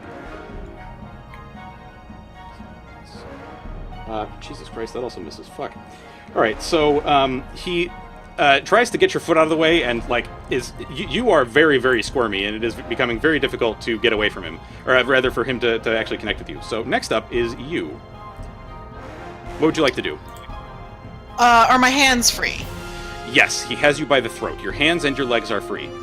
Okay. Do I still have my sunlight sword of sunny goodness in my hand? May I stab him with it? You may certainly try. I mean, you know what? I never saw that appear in my... Is that an actual weapon? Oh, yeah, you know what? Hang on a second. I gotta give you some goodies. So, the way this sword works is if you are... Hang on a second. I'm going to turn the volume down on the music a little bit for me because it's a little loud on my end. The way this sword works... Let's see. The Sun Sword. It does the damage of a long sword, but it is a finesse weapon, which means you can use your dexterity. It has a +2 bonus to hit. It does 1d8 damage if wielded in one hand, or 1d10 damage if wielded in two. And it does radiant damage instead of slashing. In addition, it also does an extra 1d8 damage against undead. Sweet. Okay. I would like to grab this thing in two hands and try to stab him in the neck. Okay. So you may make your attack roll, and I have added this to your attacks. But it's going to say a d8, but just because I haven't added the secondary thing for two-handed. Okay. And should I do this normal, disadvantage, advantage? Normal, please. Okay. You swing your sword, and he catches your hand in his free hand, and he just looks at you and says, "You are not going to make it out of here alive." Does she have a bonus action? She does if you want to take one. I don't know what you're going to do with it, though. She throw a dagger and break the glass. No. Yeah, no. Shit. I can help Hush. Okay. What would you like to do with Hush? I would like to give him help to break the window the next time. How are you going to help him? Isn't in the thing where it says actions, like one of the things that you can do is yes. help? You can help, but you have to have some way of actually assisting the creature. Because I don't have bardic inspiration or anything. Correct.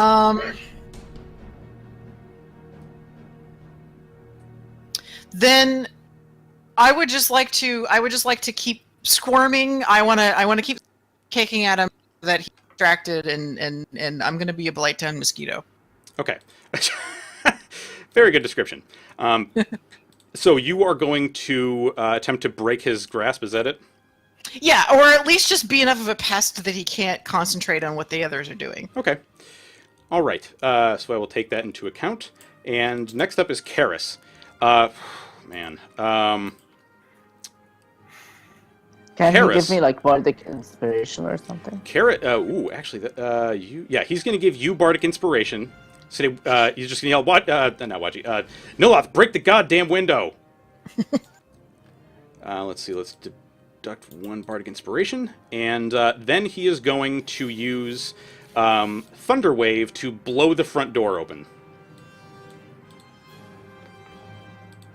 Oh, that's not the one. There it is. So this door is busted. And now everybody knows what's going on. All right. So next up is Thoden. So this tiefling runs towards the front door and just lets out this howl that just explodes the door. Oh, Jesus. Like, it flies off its hinges. It is in splinters. Yeah. One man is flying, the other is breaking doors. Welcome to Barovia.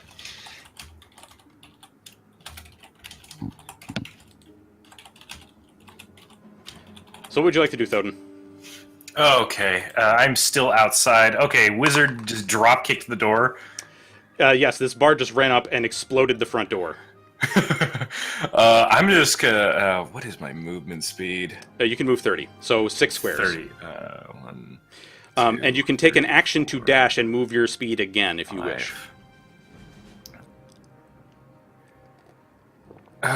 Yeah, I'm gonna have to double move. So 1, 2, 3, 4, 5, 6 puts me here. There's a stairwell right in front of me. Yep, and you are more than welcome to run 6 squares up it if you wish. Yeah.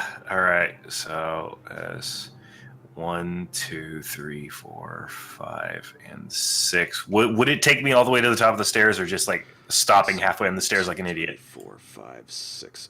You would be almost to the top, but I can move you to the next map. Yeah, please You'll do. be here. As you run by, you see that Lady Voctor has come back up from the basement and is shouting like, "What the fuck is going on?" As I'm sprinting up the stairs, evil shit's going on upstairs. Help her get out of the way. All right. So next up is I don't know Nyloth. who she is. Nope. Nyloth. Oh no. Okay, so something lasts for 10 minutes means it lasts for 100 rounds. Yes. Dope. So long as you do Okay. not lose concentration. Okay. Actually, I'm going to use Misty Step to. Misty Step Go will in. not teleport you to the other side because there's an obstruction. But it's just glass. Right, but you have to be able to target a space on the other side, and so the glass does actually prevent you. So if you tried, you would bump into the glass. Because it is Okay, actually, but, instead of a teleportation, it is actually causing like your body to travel from the space you're in to the other space. And actually, Okay. like, it needs a line of effect, essentially. But I can cast Enlarge or Reduce. I can cast No. Enlarge or Reduce. You may not. Well, you could, but it would have to be on something like Hush. Or Garth that you can see. Or Karis. I'm going to cast then Scorching Ray. I'm pretty sure that can break the glass. Okay. And Alright. then, but I don't want to hit the glass. Like I want to hit Strahd through the glass. That's going to be extraordinarily difficult. Scorching Ray does 3 rays, yes? So 1 ray to break the glass and 2 Okay. rays to hit So Strahd. make your Scorching Ray attack roll, and we will see if it breaks the glass. And windows Okay, are very that's- easy to hit. Okay, so don't worry Okay. too much about that. It's more about the damage that you're going to be doing less than the attack roll. Okay, let's see about this. Okay. 7 damage to the window. The window explodes inward. and you can make your next Scorching Ray attack with disadvantage because the rest of the window is still kind of in the way. The one after that will be a regular attack roll. Okay, but I do have Bardic Inspiration if You I do. want to add That is it very true. to- Okay. So make your next attack with disadvantage. Oh, disadvantage. Yep, that's okay. Oh. You can just roll again. I swear to God, if you roll another 21.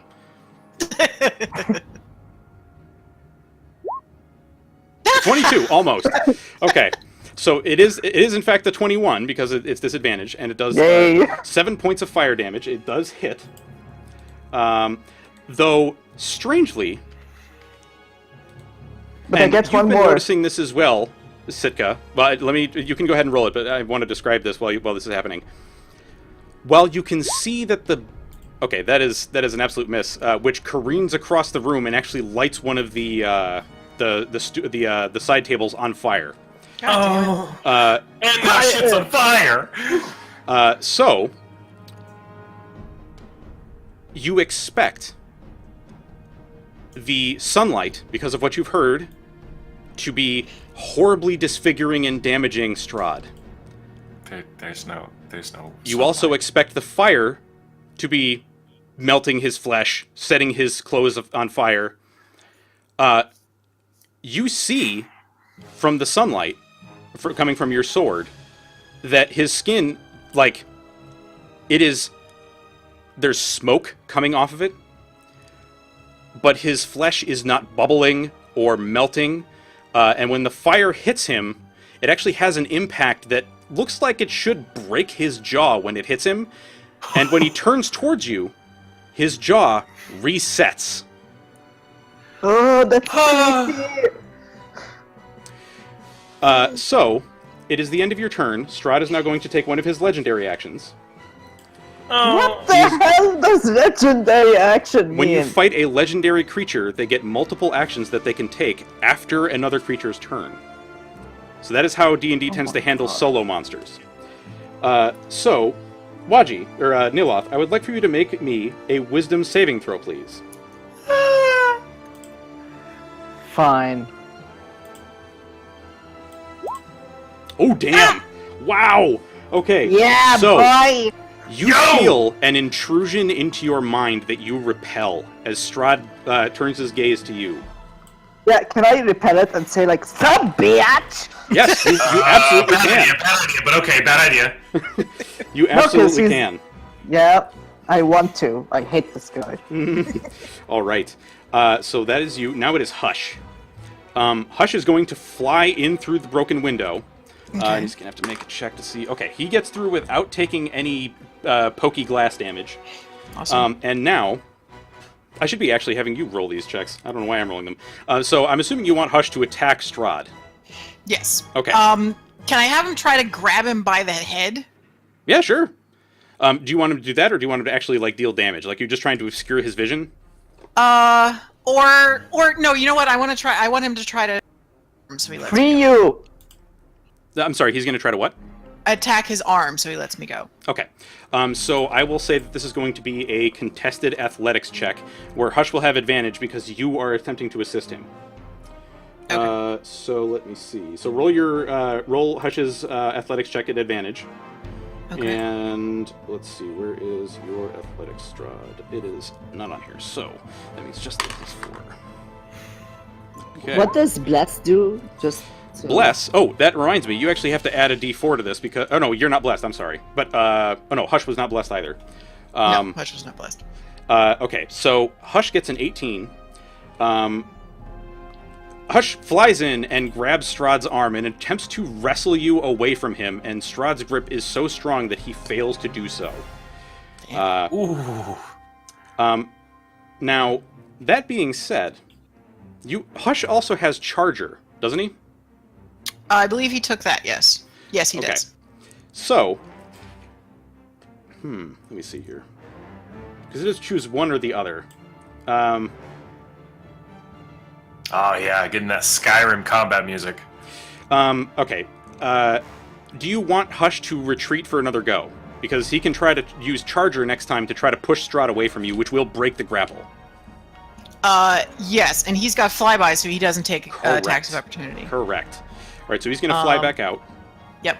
And I'm going to say that Nyloth has used some of his fiery rays to kind of like, not cauterize, but melt some of the glass so that it's not quite so pokey. Okay. All right, so next up is Garth.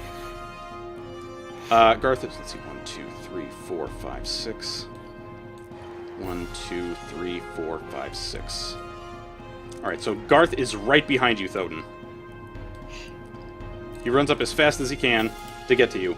And then Strahd is going to take another legendary action. And he is going to... Let's see, what is he going to do? Where are your spells, buddy?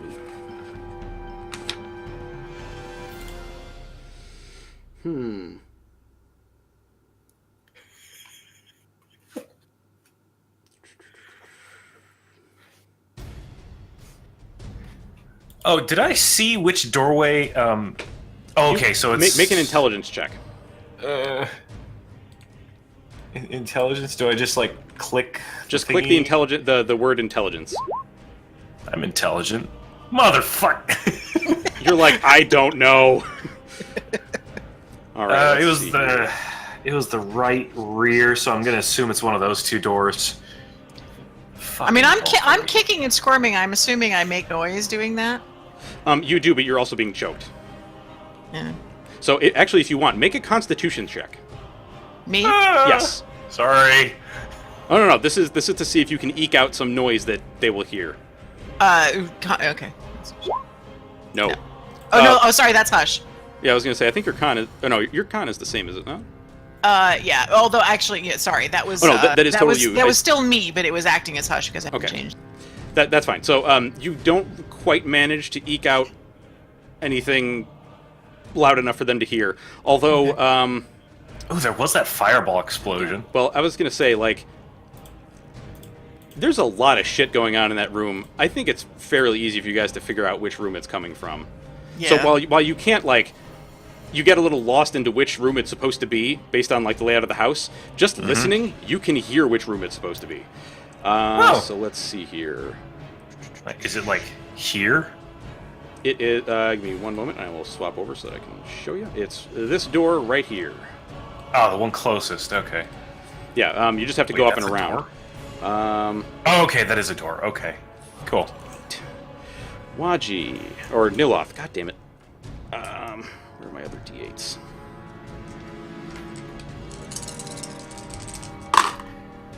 Oh, and it should be obvious. My weapons are definitely drawn. I'm not a complete idiot. Oh yeah. I assumed everybody that's charging through has already drawn their weapons. Okay. That's 12 and 12, so that's 24. And 32. Waji, what is your hit point total? What? What is your hit point total? 26. Okay. Waji, are you immune to sleep? What does that mean?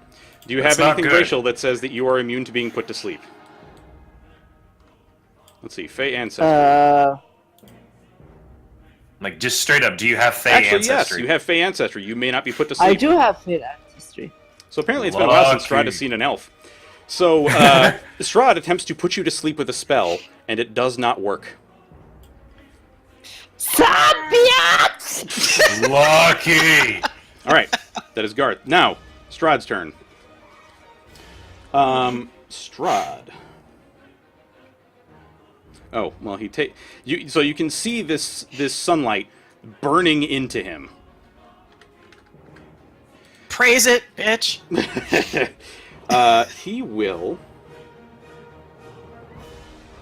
You know what, Sitka, make a wisdom saving throw for me, please. All right. Okay. Please come with me into the secret D&D chat.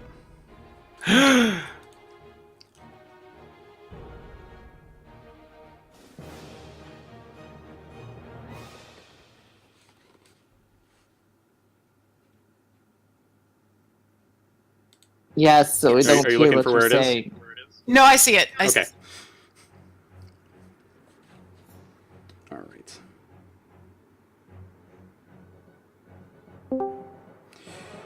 Okay. Hello. Hey. All right. So, Strahd turns his gaze to you, and suddenly you feel as if he is a trusted friend that you would listen to above anybody else. And he tells you to let the sword's blade fall. As in, like, to deactivate the blade. And that tonight, you are to attempt to kill the cleric. Okay. And he puts you down and walks towards the window. Okay. So, what this does is... let me read this aloud for you so that you understand. Just exactly like... So if I say something and you're like, hey, does that go against this? That's fine. This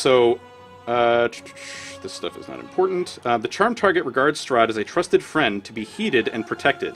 The target isn't under Strahd's control, but it takes Strahd's requests and actions in the most favorable way and lets Strahd bite it, which he does not bite you. At least not right now. Each time Strahd or his companions do anything harmful to the target, it can repeat the saving throw, ending the effect on itself on a success. Otherwise, the effect lasts 24 hours or until Strahd is destroyed.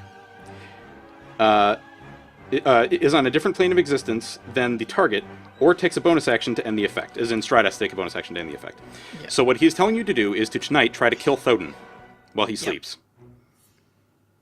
And he tells you to basically, sheath the sword for now, but he's going to let you keep it because you're going to need it. Okay. And he kind So of gives you now- like this arrogant look when he says that you're going to need it, as if like there's no way you could have beaten me now, but later you might. And he actually says to you, I relish the challenge of killing you when the time comes, but now you are not powerful enough to even stand a chance. But when the time comes, you will need the sword. Is there anything you want to say before we go back to the regular chat? May I leave my other friends alive? You only need to kill the cleric. Thank you. Don't thank me. Alright, let's go back to the other chat. Okay. Hi. Beep beep. Hello. Alright. So, Is that bad of a Wadji, situation, eh? Nyloth, Yes. you see Strahd set Sitka down and approach the window. Setting Sitka down. Yes. Mm-hmm. Sitka, it is your turn.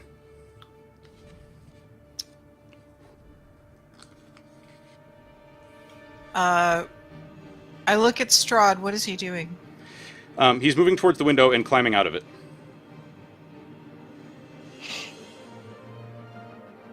Okay. I can see Nyloth outside the Floating. window. Yeah, and Hush as well, and I just wave them off. Okay. Karis. Wave us off. Karis' turn.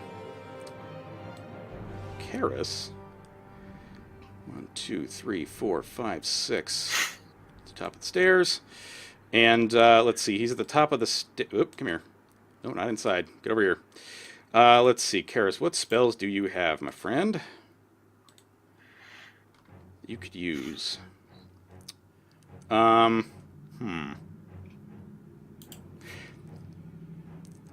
knowing that the door is relocked, Karis is going to attempt to use Thaumaturgy to open the door, and it just simply like and doesn't open.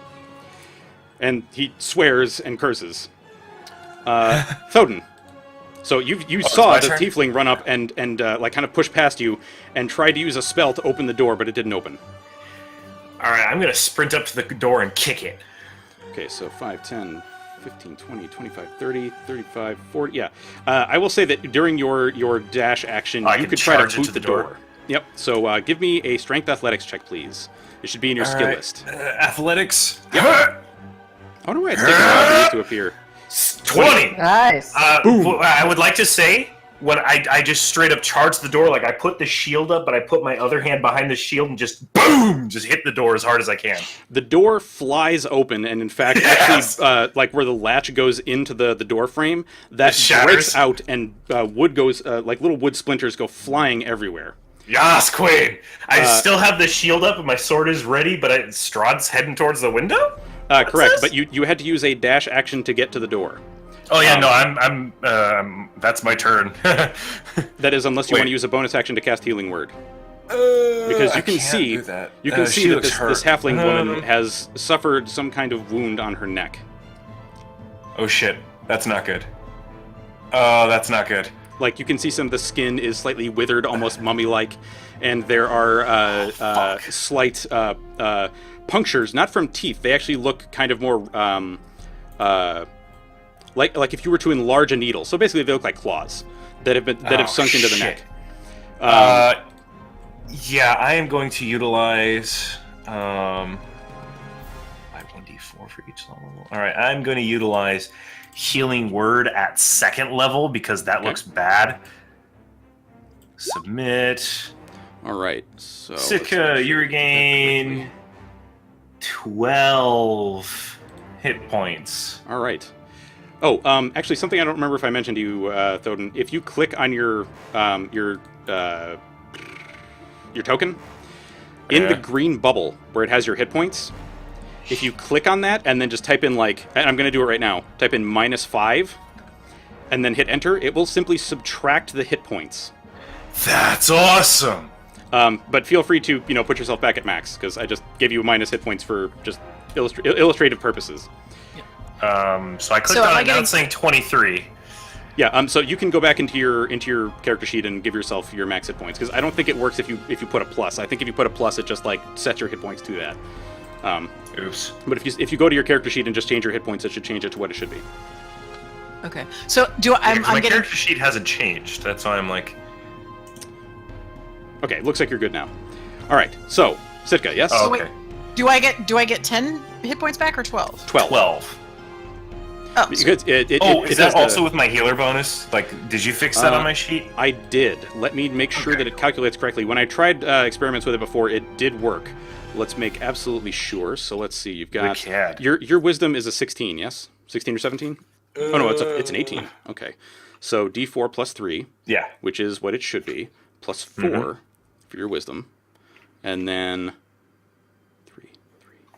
And you said you cast it at 2nd level, yes? Yeah.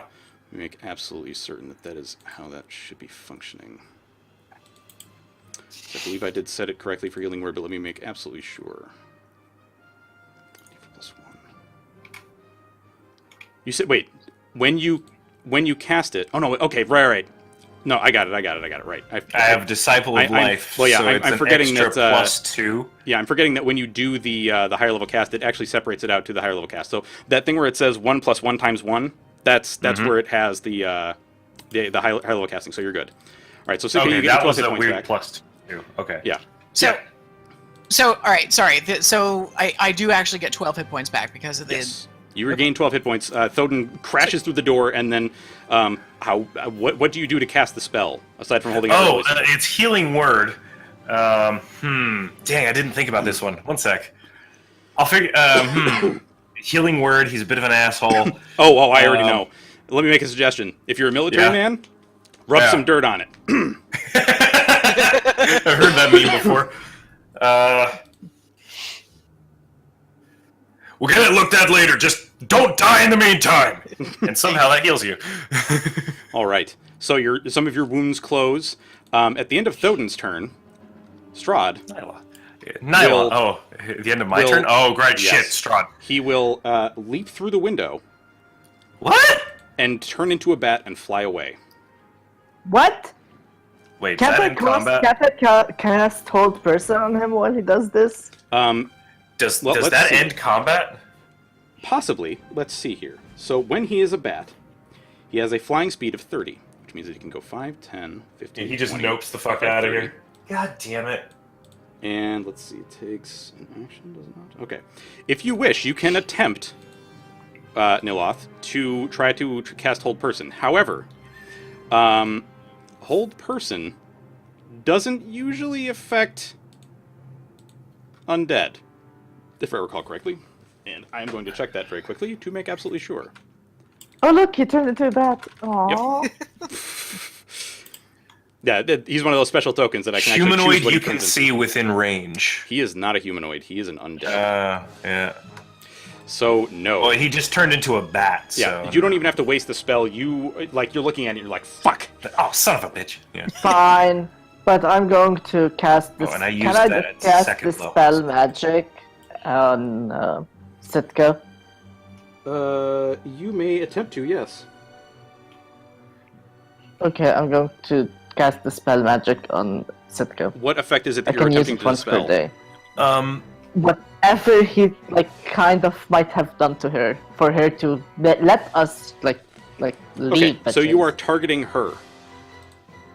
Not metagaming, she was holding the fire sword. Do I see her holding any sort of, crazy awesome weapon? She still has it. She has a hilt. But the blade is no longer out. What the fuck? Okay. Yeah, I'm gonna cast the spell magic on her, Okay. just to be safe. Okay, you cast For the spell my own magic, and self. nothing appears to happen. But then again, unless there was some big flashy effect, you don't normally expect something like that to have a visible effect.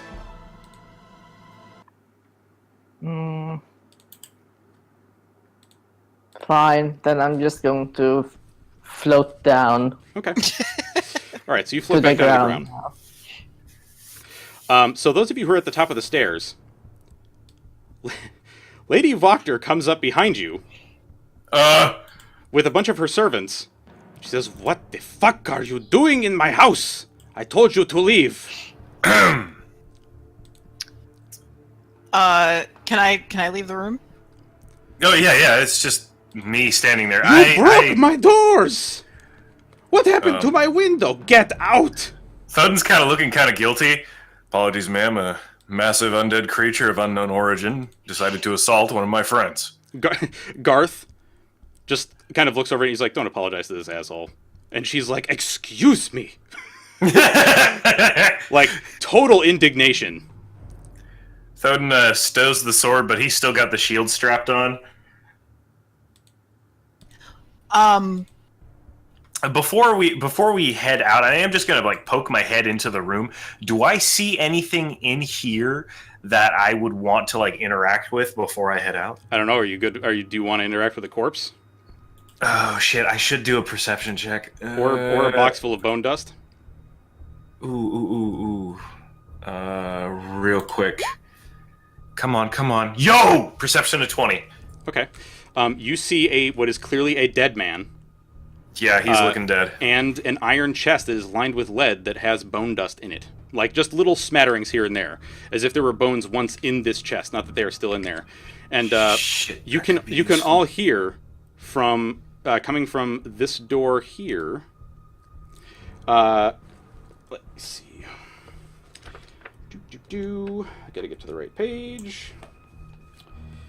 Was that one chick still being all creepy and Stockholmy in there? You hear a girl's voice say, "Little kitty doesn't know you. Little kitty doesn't like the smell of you." And she's just that's not creepy at all. You just hear that being repeated over and over and over again. And Lady Voctor shoves past Karis, looks in the room and says, "You get out of there right now." Oh, to me? Yes. I would like to apologize to Lady Wagner. For the destruction of property. I'm sorry. Which door had the creepy voice, the creepy young girl voice in it? This one. The one I'm standing in front of. Yep. So you apologize to her, and she sees the sword in your hands, and she says, "Where did you get that thief?" And she runs up and tries to wrestle the sword from you. As she walks over to Sitka, I'm gonna just push between the two of them, keep my shield towards the older bitch, and just go, "Excuse me, this door seems to be locked, and there's someone on the other side calling themselves, what was that? Kitten? What's going on here?" So, first, Sitka, give me a strength athletics check. Oh shit. Okay. She rips the sword hilt from your grasp. Damn it. No! Just before Thodin's able to get there. No, I need that. Garth. Hang on just a second. We technically got her pincered, and she's the only one up here right now. We could just take that back. I hate to say it. Meanwhile, I'm like wondering why everyone is still in the house. You definitely hear the shouting, so if there's something you would like to do, Nyloth, you are more than welcome I to. would like to go into the house through the front door Okay. and like go towards them. During and all if I this, have you're to walking up the stairs, and now you see this woman wrestling this sword hilt away from Sitka. Yeah, and Hush has come back through the window, by the way. All right. Okay, so I'm going to cast Hold Person on this human person. Okay. Oh no. Let's see. What are her stats? Oh no. Because I'm really just... So, Hold Person is a level 2 spell, yes? Yes. Okay. Yeah, it's a level 2 spell. And what? How many spell slots do you have left of that? So this would be what your. Because I have 2 spell slots. You cast Scorching Ray. So this would be your last level 2 spell slot. No, it's... Oh, you mean I you have 2 left? 2 more. Gotcha. 2 left, Gotcha. yes. All right. So what kind of save does she have to make for this? Wisdom. Let me check. We pontiff? Yeah, it's a Wisdom save, wisdom yes. save. Or No, be I- paralyzed for the duration. Talking about the music. We Oh, pontiffing here? This is what is this? This It sounds like Pontiff Sullivan. It actually almost sounds like something from Bloodborne. No, this is actually from Kevin MacLeod. Oh, Schmettering? dope. Schmittering. Yeah, Not a clue. Yeah, I can't use anything. Well, I don't think I can use anything from Dark Souls because I don't know how they are about copyright. But anyway, So far, the only time I've been hit by copyright stuff is when I played Fallout 4 and left the radio on. Oh, I've yeah. yet to have an issue with Dark Souls music. so you said it's a wisdom save, yes? Yes. Okay. Oh, she fails miserably. Fail. Yes! Yes! Yeah, she rolled a 5 Yes. plus 3 for 8. So she's yelling and screaming at you, and her servants are like, "What are you doing? Get out of the house! You're ruining everything!" And she then just she's like, she goes to turn to take the sword, and just like, how can I describe it? You know, in some movies when like somebody's like when somebody's getting turned to stone by Medusa and they're trying to run away, how they like slowly kind of run but stop like mid stride. That's Yeah. essentially Yes. what happens to her, and she is stuck. Yeah, but her eyes are still Okay. moving. She's still 100% So- there. Oh yeah, she just she can't is. move. She is very cognizant Which of what's is happened. fucking terrifying. So please get okay, that so- sword back from her and let's... I need that sword. I'm going to get that back from her, but I'm going to apologize and say I'm sorry. I think we can be friends. Just I need this.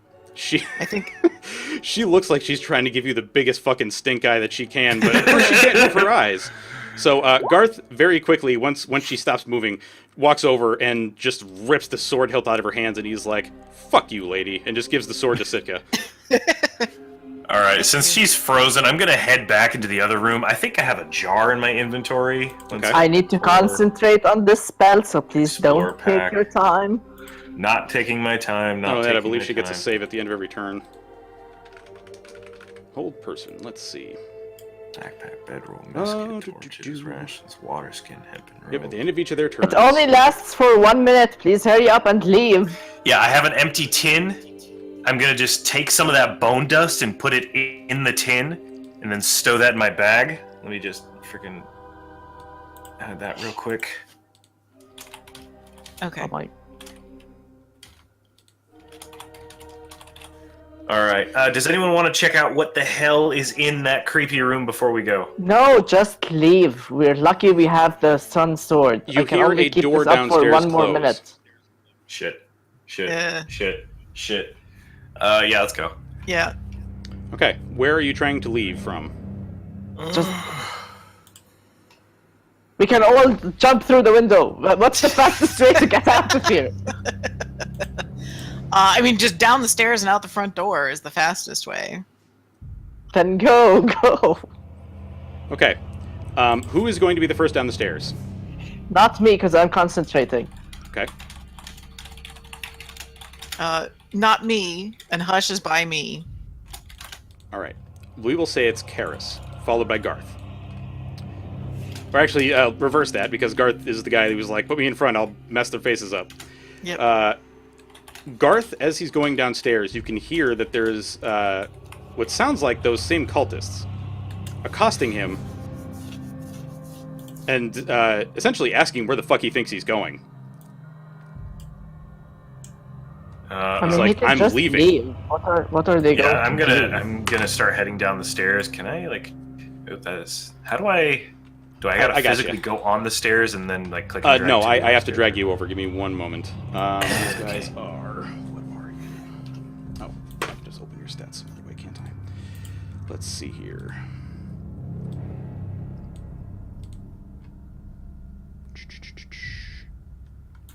Cultists. Oh, no, not that. All right. At this point, as you are heading down the stairs, Lady Voctor unfreezes. I can freeze her again. You're gonna cast Hold Person again? Yes. Okay. Fuck. That's a natural one. So she's like, give me the... And she's got her finger up as if like to waggle it at you and, give you what for, and... Everyone, get where is this out. occurring? I'm sorry, where is this occurring? Exactly. Nyloth is trying to head down the stairs, as are you and Sitka, and she is standing exactly where she is. She has not moved. Hush, I think, is going to head out the window. Yeah, because I still she's have like, my "Fuck this sword shit." drawn, and she's about to give us a ration of shit. I'm just gonna point the blade, give her that like massive stink eye, ma'am. We would like to leave with everything we claimed as ours. So have a nice day. You can't tell if she's frightened or just mad because she's incapable of making facial expressions. You're welcome. So, let's see. Damn, I want to roll intimidate. With my luck, I'd fuck it up hard. Let's see here. Yeah, that's charisma. I have no charisma. Damn it. All right. Karis, seeing these cultists attempting to prevent you from leaving. Can't he make them all sleep? No. But he's going to try to persuade them to get the fuck out of the way. That's pretty good. We dealt with... Be scared of Strahd because he turned into a bat and left. And we can do worse to them. Oh, is that what you wanted him to say? Is basically like threatening like Strahd is going to fuck you up if you don't let us leave? Okay. If that's what you want him to say, he will threaten them with Strahd's presence, and one of the cultists just says, but Not we serve Strahd's- Strahd. No, not his presence. The fact that he ran away as a bat because of us. So Oh. we can Oh, bad idea. So You we're get- we're so like, bad you guys we scared actually off Strahd. hear a humongous belly laugh coming from downstairs. The four of them, in fact, as all the cultists just start bellowing out with laughter. Garth, getting tired of this, yeah, okay. Garth is just like, fuck off, asshole, and shoves his way past the cultists. He's like, what are you going to do? Kill us? I don't think so. Your front door is hanging wide open, asshole. We're leaving. All right. So Yeah, I'm just gonna head downstairs now. I'm going to drag let's you guys outside. Get us the fuck out of here. Whew. All right. You guys are outside. This lady walked her unfreeze? No! And you can see, like, the cultists are all staring at you from these two doors that have been blasted open. And the servants... Wasn't that the front doors that are like... It is the front doors, yeah. I dragged you guys outside. The ones, okay. that, like, it's over this way.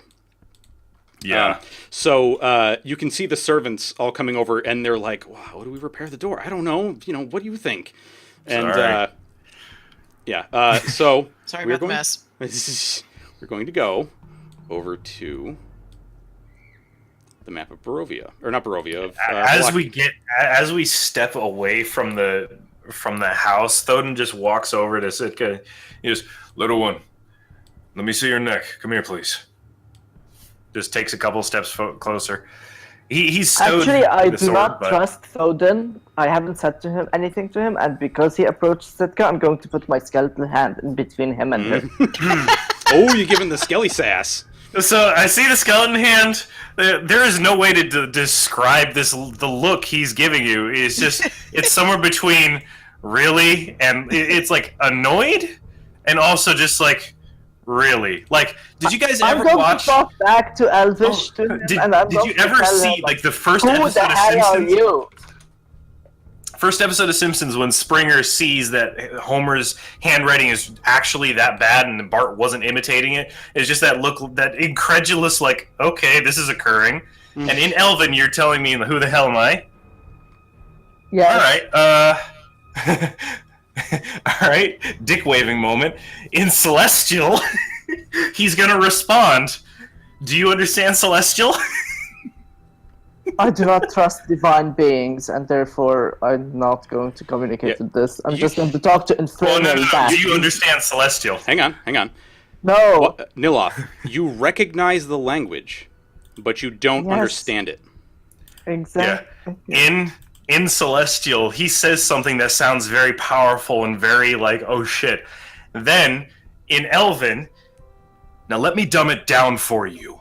I serve a god of light and justice. I saw people in danger, so I did what I could to help. All of us are strangers in this land. So maybe, just maybe, we should work together. Instead of getting your little bony fingers in the way, I should investigate her wounds to make sure she isn't infected. Or have you not dealt with vampires before? So my skeleton hand just does his thumbs up. Oh, joyous. Thank you. He turns back to Sitka, and he doesn't, like, approach, he just... May I see your wounds, please? Yes, thank you for your assistance. Mm-hmm. Of course. Birds of a feather, right? He looks at the wound. How? What the hell? Do I have a heal check? I have a medicine check. I am going to see. Please be decent. 17. How bad does this shit look? How many hit points are you down, Sitka? I'm down 7. It looks... I mean, on most people, it would be pretty bad, but she seems to be taking it pretty well. Like, it's not, like, oozing blood or anything, but it doesn't look great because, you know, no wound looks great. But yeah, it's a bite mark. Oh, no, this is not a bite mark. These are claws. Yeah. It was a claw. I thought it was he a tried bite. He tried to bite me, but he didn't. Yeah, Sitka got her foot right in his face. Yep. Okay, I thought you said it was a puncture mark earlier. Claws. Hmm. The claws. What is your name, sir? Thoden. And yours? I'm Sitka, and this is Hush. He's my bird. He's the big ass bird that's sitting on your shoulder, right? This bird. Well, he's like twice as tall as me. I don't think he can actually sit on my. Jesus. This bird is roughly 4 feet tall when it stands on its legs. It is like harpy eagle sized. Yeah. Oh Christ. However, I He don't. is literally twice as tall as I. So, Sitka, what does Hush actually look like? Well, Hush is, he looks like an eagle. I mean, you know, most people would think he's an eagle, except of a huge size. But he has almost like as he's grown up, he's gotten almost like a mantle, like the feathers around his shoulders, around his neck, or whatever, almost look like Almost like a mane. almost, well, not necessarily, or almost like a mantle that you'd see on a what the hell is that called, on a cloak with the fur. Shoulder pads or something. Well, not shoulder pads, but just sort of like, you know, like on a cloak that has a fur, the neck and shoulders. And I don't know fashion words. The Jon Snow cloak. But yeah, like the Jon Snow thing. But yeah, it almost looks like that. As he's grown up, the sort of the feathers around his neck have gotten that sort of like what makes his shoulders look even broader and sort of more. Okay, so he's like a Ducidai without the hood. All right. That's a Pokemon reference. Sorry. I don't know what that means. Yeah, there's a particular Pokemon. It's a big ass owl, but he's got like the cloak. Yeah. Oh, like okay. the feathers are designed to look like a cloak. Yeah, kind of. Right, so I hear you serve a god of light. Aye. I serve the god Syndos. So I'm guessing there's like this sort of look like who the fuck? Yeah, because none of you have ever heard of this god before. No, I don't. I didn't know Really? this. Does my history not tell me about this god? You can roll history if you wish. Yeah, roll history by all means. Even with that check, like thinking deep, you're like, that is not a god from the Forgotten Realms. Yeah, might- seeing the kind of incredulous looks, Thodin's face kind of drops a little bit and almost goes pale. Are any of you from Cartris? You guys have never heard of that place. My people live in the woods. We don't really know much about any lands. I burned my people. Verdun, Farndal, the girl on stretch, anything near there at all? I'm just Nope. blank. Just dots. Just 3 dots above my head.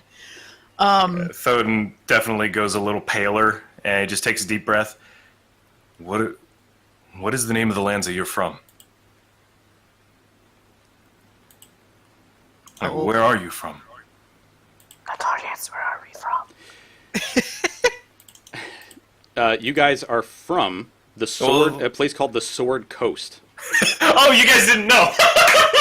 No, we forgot. No, Okay. we didn't bother. I didn't bother going over a bunch of stuff about Faerun because I just let them pick figure out wherever it is that they wanted to be from and name places. So I didn't really feel any need to dictate where they were going to be from. And this is Barovia. We were transported here through mists. Yeah, we're not quite sure how this is in relation to our... We traveled and then we came to an obviously different place. I accidentally touched a magic sword and I woke up in a coffin. Great. Oh, Speaking of, Long story. this was the first time you had drawn your sword in quite ever since you've gotten here. Yes, it is actually. Oh wait, no, because in the backstory thing, I did draw my sword, and then but it was like one of those. Okay, was- time to go. Yeah, there are reasons that you wouldn't have been able to notice what I'm about to tell you, and so you know what those reasons are. The sword is not the one that you left your home world from, or it's not the same sword. It looks very similar to the one you touched that brought you here, Oh. but the blade has the hue of skin, the skin of Lady Voctor. What? Yes, what? Like, you guys are sitting there talking, and suddenly you look down and you're like, what the fuck? It's I'm going to it's cast not that it, that it's not that it, purplish. it does it's not that it's not that it looks like flesh. It is clearly metallic, but it has like a hue of Like peachish, almost palish purple. yes. I mean, the artistic drawing has some license, but yes, it looks like human skin, sort of. Like, it has a little bit of a tinge of that. Detect magic. Yeah, what the fuck? Okay, you use your drow magic to cast detect Arcana. magic at will. No, yes, instantly. 19 Arcana. Oh yeah, there's something. What? Well, first What off, the fuck? you're like, this can't be normal. This and is then not my Nyloth, sword. It radiates magic, and when you concentrate, it vacillates between every school of magic. Wow. This is either really good or really bad. What the fuck? Yes, this is either really good or really bad. So as you guys are having this conversation, you've moved like a little bit further away from the house. Lady Voctor peers out the house and goes, from far away, she's like, "What are you still doing near my house? Leave!" Thodin looks back over. Zip it before I break your hip. sorry. And looks back at the sword. You guys look around. There's some Barovian people, some Valachian people that are like, "Holy fuck, these people are crazy," and they're all like trying to get into their houses and stuff. That's okay. More pressing issues. What the shit? Sword that's think we just sort should- of rotating damage regularly? What? I think we should make our way back to the Yeah, we should probably. bar. Yeah. We need to be Frank, careful. that's- If you guys are heading back to the bar, we need to be careful. There was some sturdy asshole with that massive hatchet who was trying to find you guys. What? They look like Something a lo- happened at the bar? Did you see a woman? They dragged away a young boy. I can't remember his name.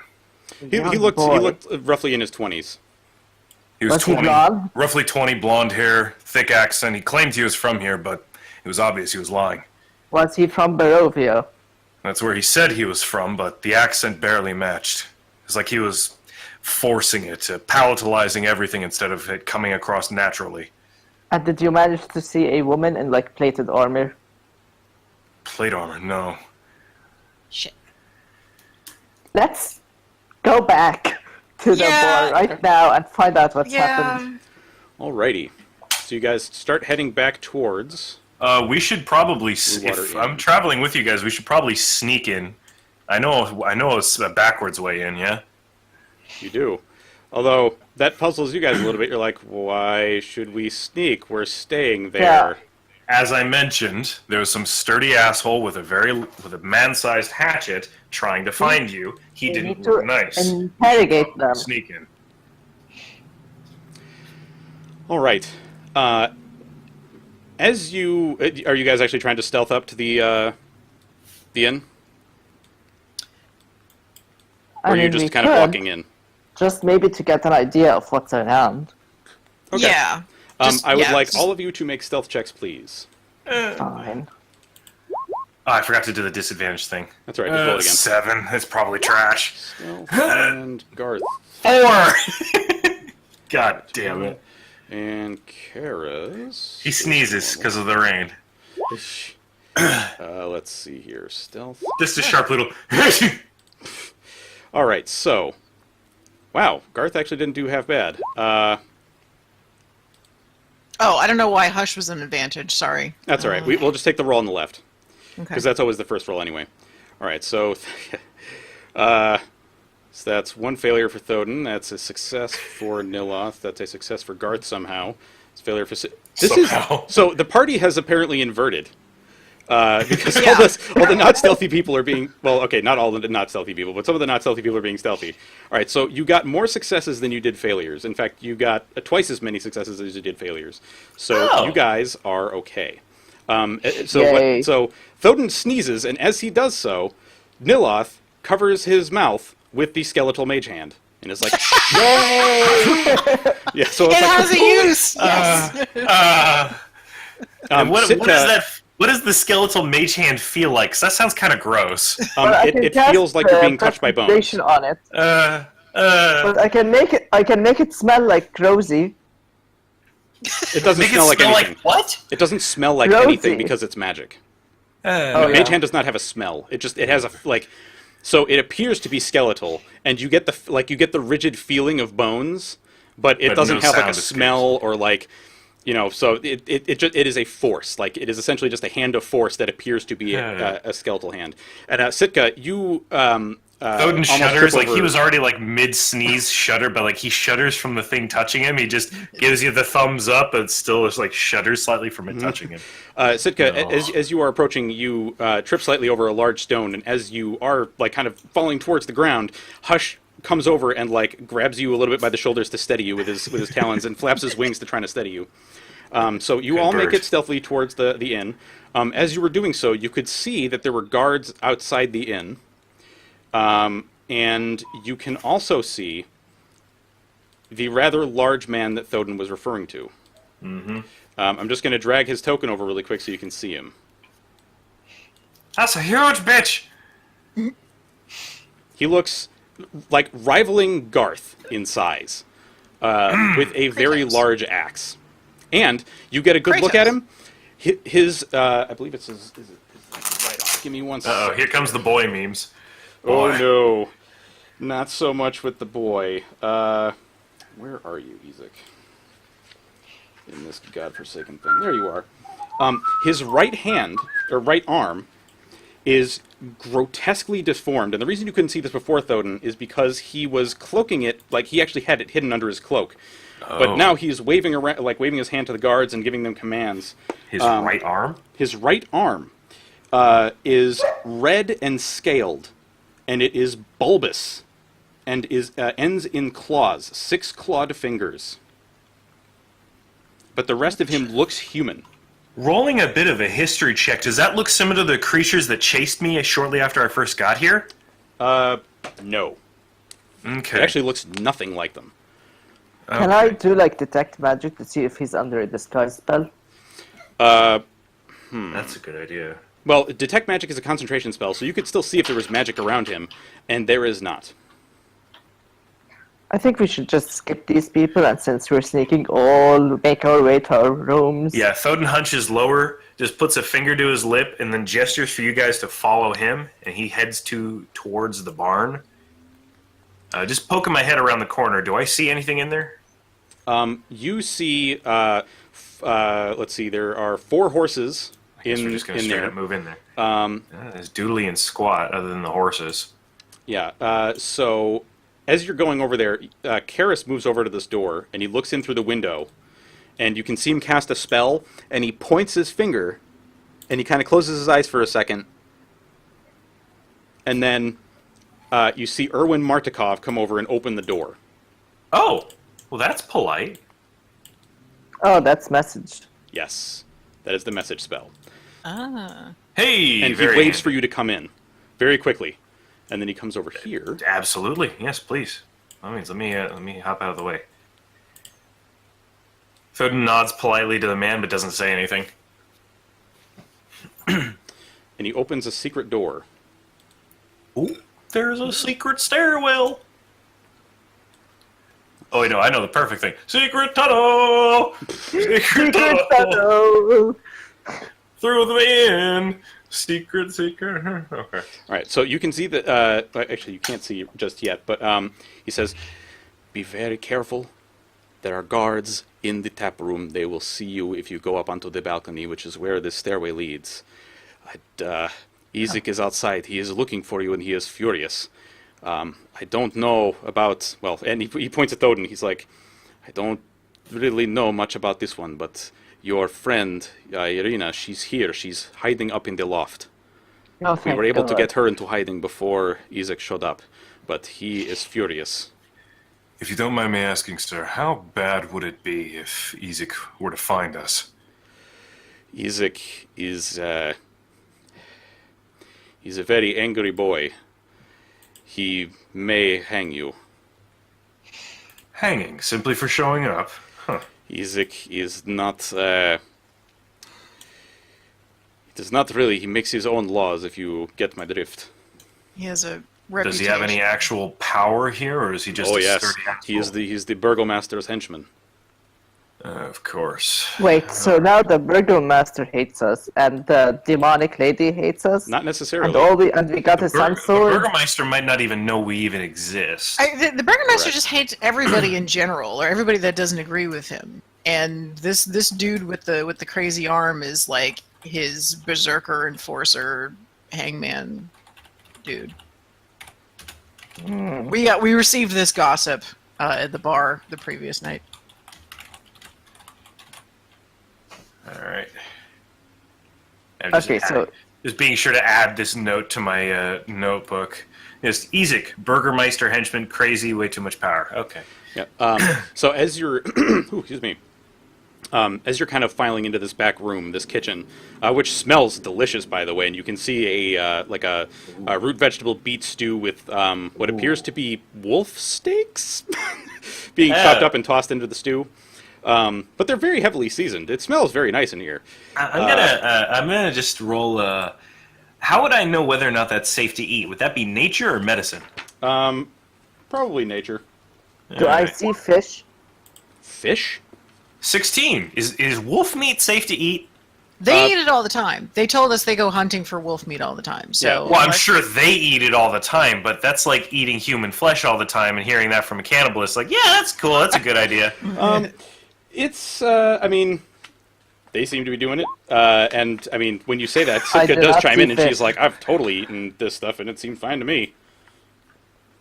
So, So as far as you know, it it's seems- fine to eat. But I got a 16. No, it seems fine to eat.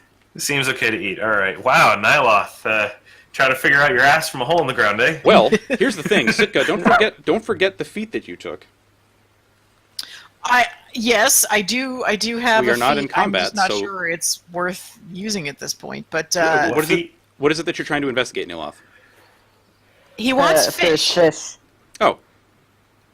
He's determined that he's going to have some shishi Salmon. fish. Yeah, You do he wants not salmon. see any fish in here, although you do recall that when you guys got here, when Karis suggested to one of the guards to let you in and bring you to a place to stay, that she mentioned that there was a shortage of fish and that there was a man that kept going out to the lake to try to catch fish and had been failing every time, and he keeps going out. Oh, that's right. Yep. That's true. Well, now that we're in the pub, I really want to know where my uncle is as well. Okay. Well, so as you guys are Now filing that this we have room, a sword. Well, actually, before we do that, before we do that, when they said arena is in the loft, does that mean the barn loft? Erwin says, no, there is a secret loft. We thought it was the only safe place to put her. Okay. Thank you. But you hear Ezek outside screaming, I will hang him if you do not bring your friends out now. That's not good. Okay. Okay. Thud just looks to the group. Grim determined look on his face. Do you know where the stocks are? You guys passed by what was called the sound tenor, the town center, when you were on your way here. Did we and see him there? You actually haven't passed by there yet, Thoden. But the rest of the group has seen this area from a distance, and the what's her face, the guard actually pointed you towards it as you passed when you came in through the other gate. And let's see, the town center, if I recall correctly, is.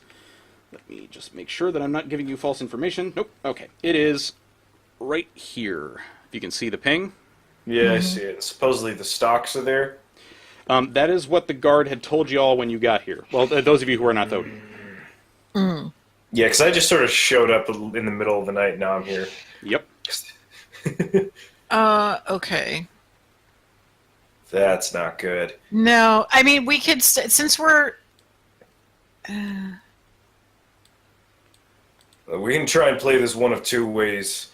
That makes sense to me. If there are other options, by all means. But either we turn ourselves in and hope he's not an asshole, seems like a bad idea, or some of us sneak around, try and save the guy from the stocks. The rest of us deal with mutated butthole over there. Okay, wait, what's going on with the guy in the stocks? He was the blonde-haired, not quite Barovian kid who was trying to help us out. It's Yes. Irina's Mark. brother, whose name I forget. I can't remember. By Thoden's description, that is Ismark. Ismark. Yes. Okay. Yeah, we want to save Ismark. He's pretty sturdy. Yes, but we also want to, like there are several different things that we need to be doing. Because actually, yes, we should save them and negotiate peace so that they can stay around. Or we should just take them to, like, a Sveti camp or something. I don't know, what do you guys think? Sveti camp? Not Sveti, I don't know what those... Oh, the Vistani. hippie people... The Vistani. Vistani, Yeah. yes. Oh, you mean take Irina and Ismark to the Vistani camp? I mean, yes, if Ismark is not welcome there. You guys did hear that Well- the Vistani camp outside this town is... They're not the nicest people, and they're not welcome Yeah, they're here. not like the ones that we left. Yeah, and But Valachians he- are not welcome in that camp either. But my uncle is there. He is. So if we can so you've been talk, told. if I can contact my uncle who has no ears, I am not sure Wait, if he'll what? hear us properly. It's a long story. Yeah. Well, how, Yeah, I mean, how, as you're you're not talking about close this, to your uncle. Erwin looks at you like, "What the fuck are you talking about? People without ears, and your uncle in the Vistani, and you need to get out of here." What? No, I'm not throwing you out. Just you are clearly in danger. Oh, Team, let's try and refocus. Okay. We have the immediate problem of someone who seems like a nice person is about to get executed simply because we exist. okay, Mr. Goody Two Shoes. The important person is the woman. Yeah, and she's safely tucked into the roof. And She'll be yeah, fine. she's his sister, so she'd be kind of upset if we just let him get executed. Exactly. Fine, we'll save the blonde person. Let's go talk to the burgomaster. Chills a Galina, like her trying to hurt a cat with a toothbrush. So, okay, but the thing is, we can do this. We can do it the stealthy way that the Thoden suggested. Is that we sneak around and try to just free him. We can confront Mr. Krabby Pants over there, or split up and do it that way. Do we think the information that Lady Wachter is trying to overthrow the Burgermeister would be helpful? In what way? In sort of Potentially getting potentially gaining the mutated guy as an ally. Yeah, or at least getting him to stand down and understand that we're not, we're not here to fight him. We're just going to do our business and leave. You really aren't entirely sure, but what you did hear is that obviously the Lady Wachter and the Burgomaster are opposed in some way, and this person Ezek is one of the Burgomaster's henchmen. So take that as you will. So you think it would not be any news to him if we said, like, hey, Lady Wachter is trying to... It wouldn't be news, but perhaps the information that you could give about, like, her being, like, confirming that she is a demonologist, or a diabolist, and also that you fucked up her house really good, maybe? I mean, because you guys did fuck up her house real bad. Yeah, like she fucking hates us now. Yes. Wait a minute. No, Notorious? she might hate us, but we're gonna need her on our side. Notorious, does this count as a short rest where I can use Arcane Recovery? No. This is not a short rest. This is taking place over the course of, like, seconds or minutes. No, one sec. Okay, so we know for a fact. One sec. Where the shit are my notes? Okay, we know for the fact that Vallaki is, she's an asshole, and supposedly a demonologist. Or a poser, because that pentagram did nothing. The pentagram was, you saw that the pentagram was fake. It was literally just drawn in there. Nyloth saw that. You don't even know if... okay, Nyloth saw that. And Nyloth doesn't even know if that pentagram was even drawn correctly. Oh, no. With the Arcana check he has, it was drawn correctly. It just, there's no magic in it. There's no magic in it. Even a... that doesn't make sense. Sorry, I'm thinking really hard as to whether or not we should just try and side with the Burgomaster or to side with Fiona. Because this is... Yeah, I this mean, is we the can problem. side with one of them and then betray them eventually. We could. I'd rather not Far Cry 2 my way through this, but okay. This was the problem that we had last time. It was like, okay, the Burgomaster sounds like a jerk, and nobody enjoys being in this town while he's the Burgomaster, but the only person that seems to have any sort of power to overthrow him is Lady Wachter, who is crazy and in league with Strahd. So, like, what the hell? Claims she's in league with Strahd. She was maintaining a very powerful artifact that could be used against him. He was in her house. I was in her house too. I made my presence known on one of the doors. I mean, we can always leave. We can always get these Arena and her brother Ismark and get out. Yeah. I mean, we could just do the stealth, just sneak around and just try to get him out. But do we take her with us? No, not sneak. We just need to, like, talk to him and tell him that we want the brother alive and we'll get out of his way and not mess stuff up. Yeah, and we can just go and explore somewhere else. People to break the brother out of the stocks, and then the rest of us would be inside the bar using it using it to funnel the bad guys in. When you say that, Erwin's just like, I don't want any fighting in here. Yes, I'm saying without the looks over to Erwin, just nods like, understood. I don't have the money to fix things. You're doing the onion bro thing. You just think we can talk some sense into... I'd like to try and talk to the guy. I would very much like to try and talk to Ezek and just like, yo, we don't want any trouble. You got no reason to execute this guy that we barely know, but he seems decent. Can we just talk about this? But at the same time, the latch on the sword is undone. Like, I use Mage Hand to relatch your sword. All right, so Oh, you good okay? lord. By so all means, make it more difficult for me to kick ass. I appreciate you. He flicks the switch back open. So we go around to the front, say, "Here we are. Please release our friend. And by the way, you have no reason to hate us because we're, you're against Lady Wagner. She hates us too. We just fucked up her house."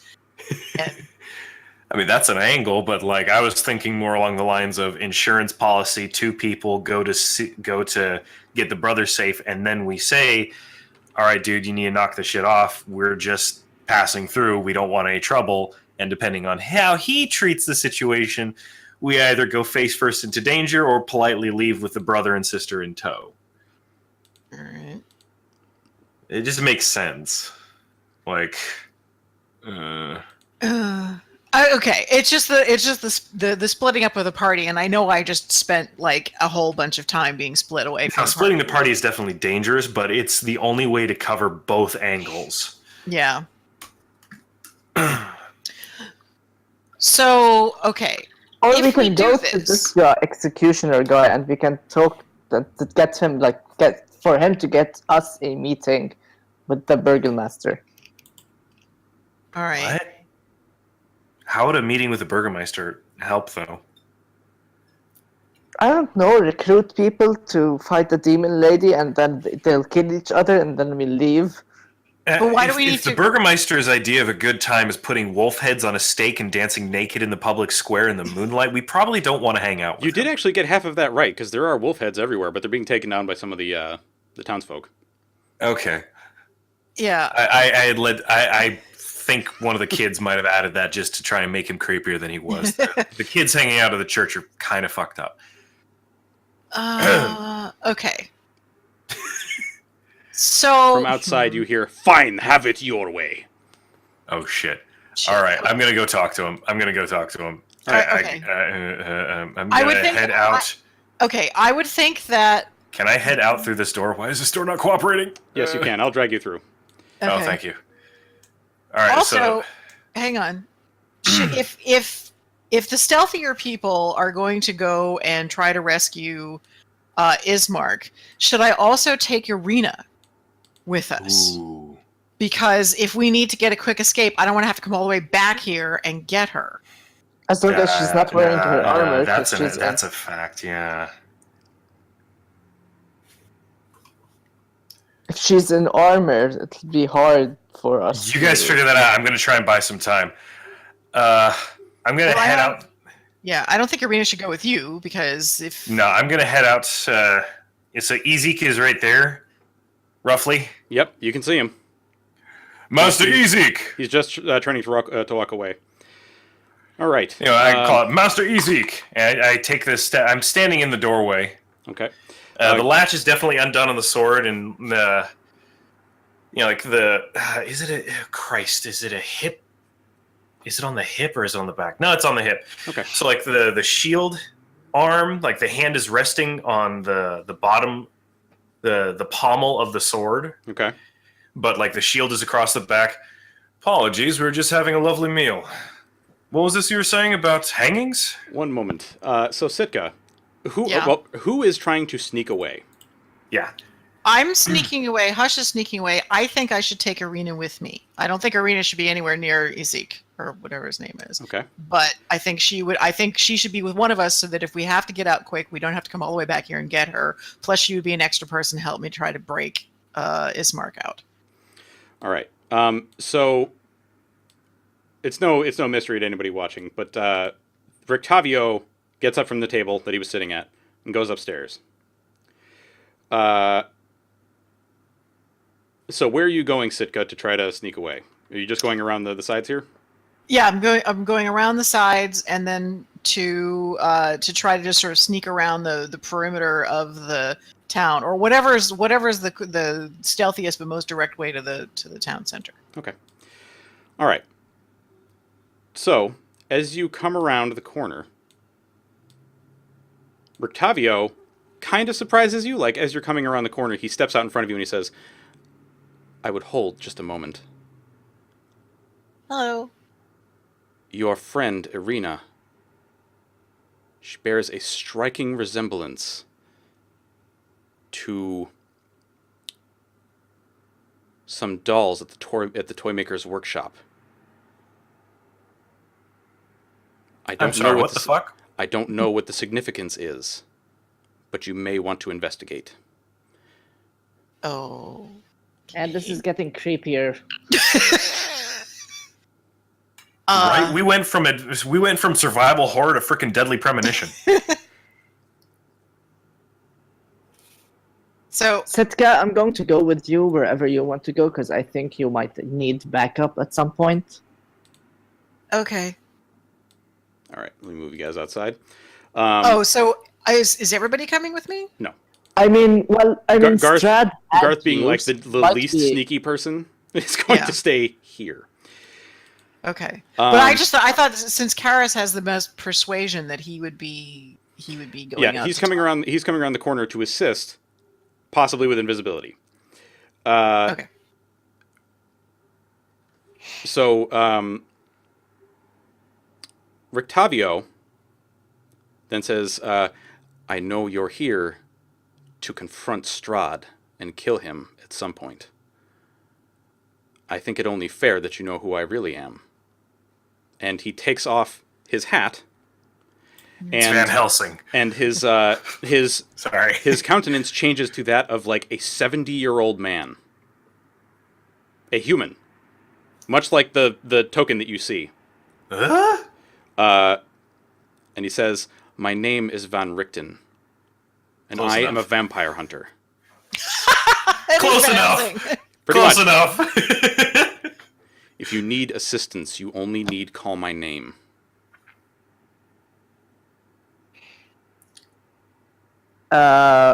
Just like that. I mean, don't just say it, because I won't hear it, but if you come looking for me... if you come looking for me, you get the metaphor, okay? Okay. I'm too old for this shit.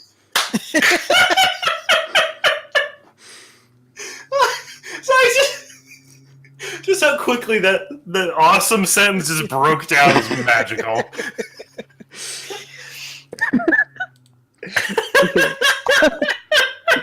So can you yourself kill sorry, what's- Strahd?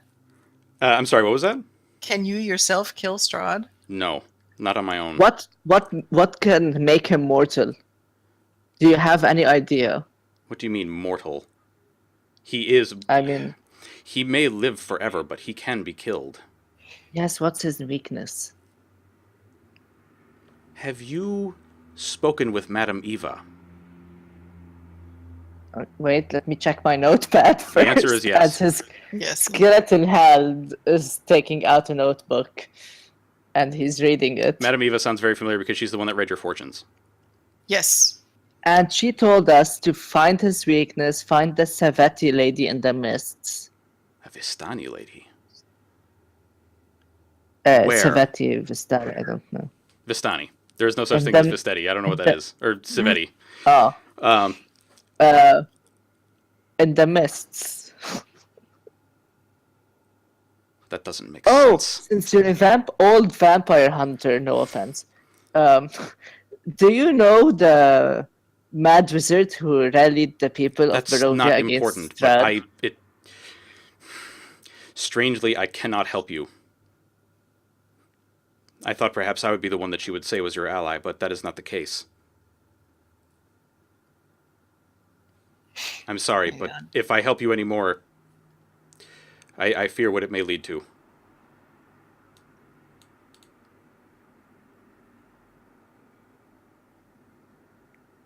Uh, And he puts his hat back on and begins climbing the ladder.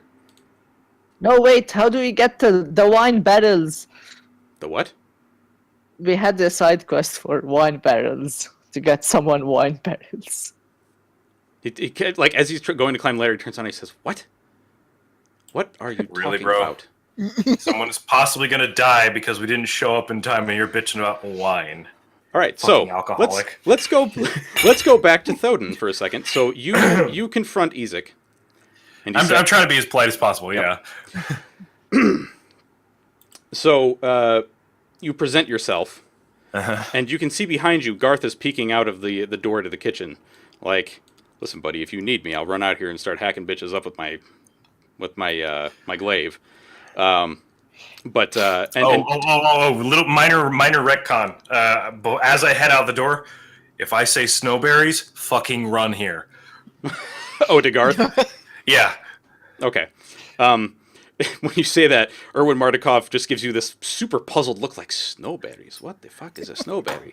But as you approach the door, Danica Martikov is basically yelling at Ezek, like, just leave! You are causing a ruckus, and you're disturbing my customers, and you're threatening to hang people, and nobody wants to drink wine when there's the threat of hanging.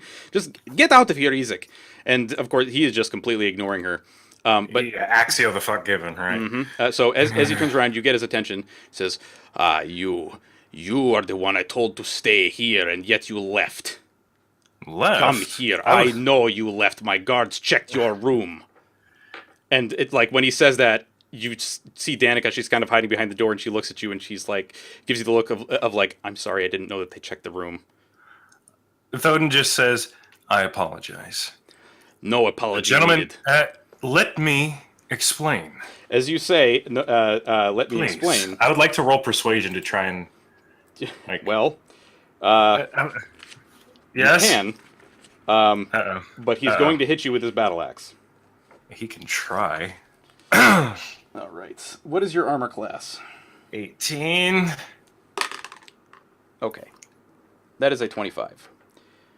And he's going to two-hand it. Oh, Christ.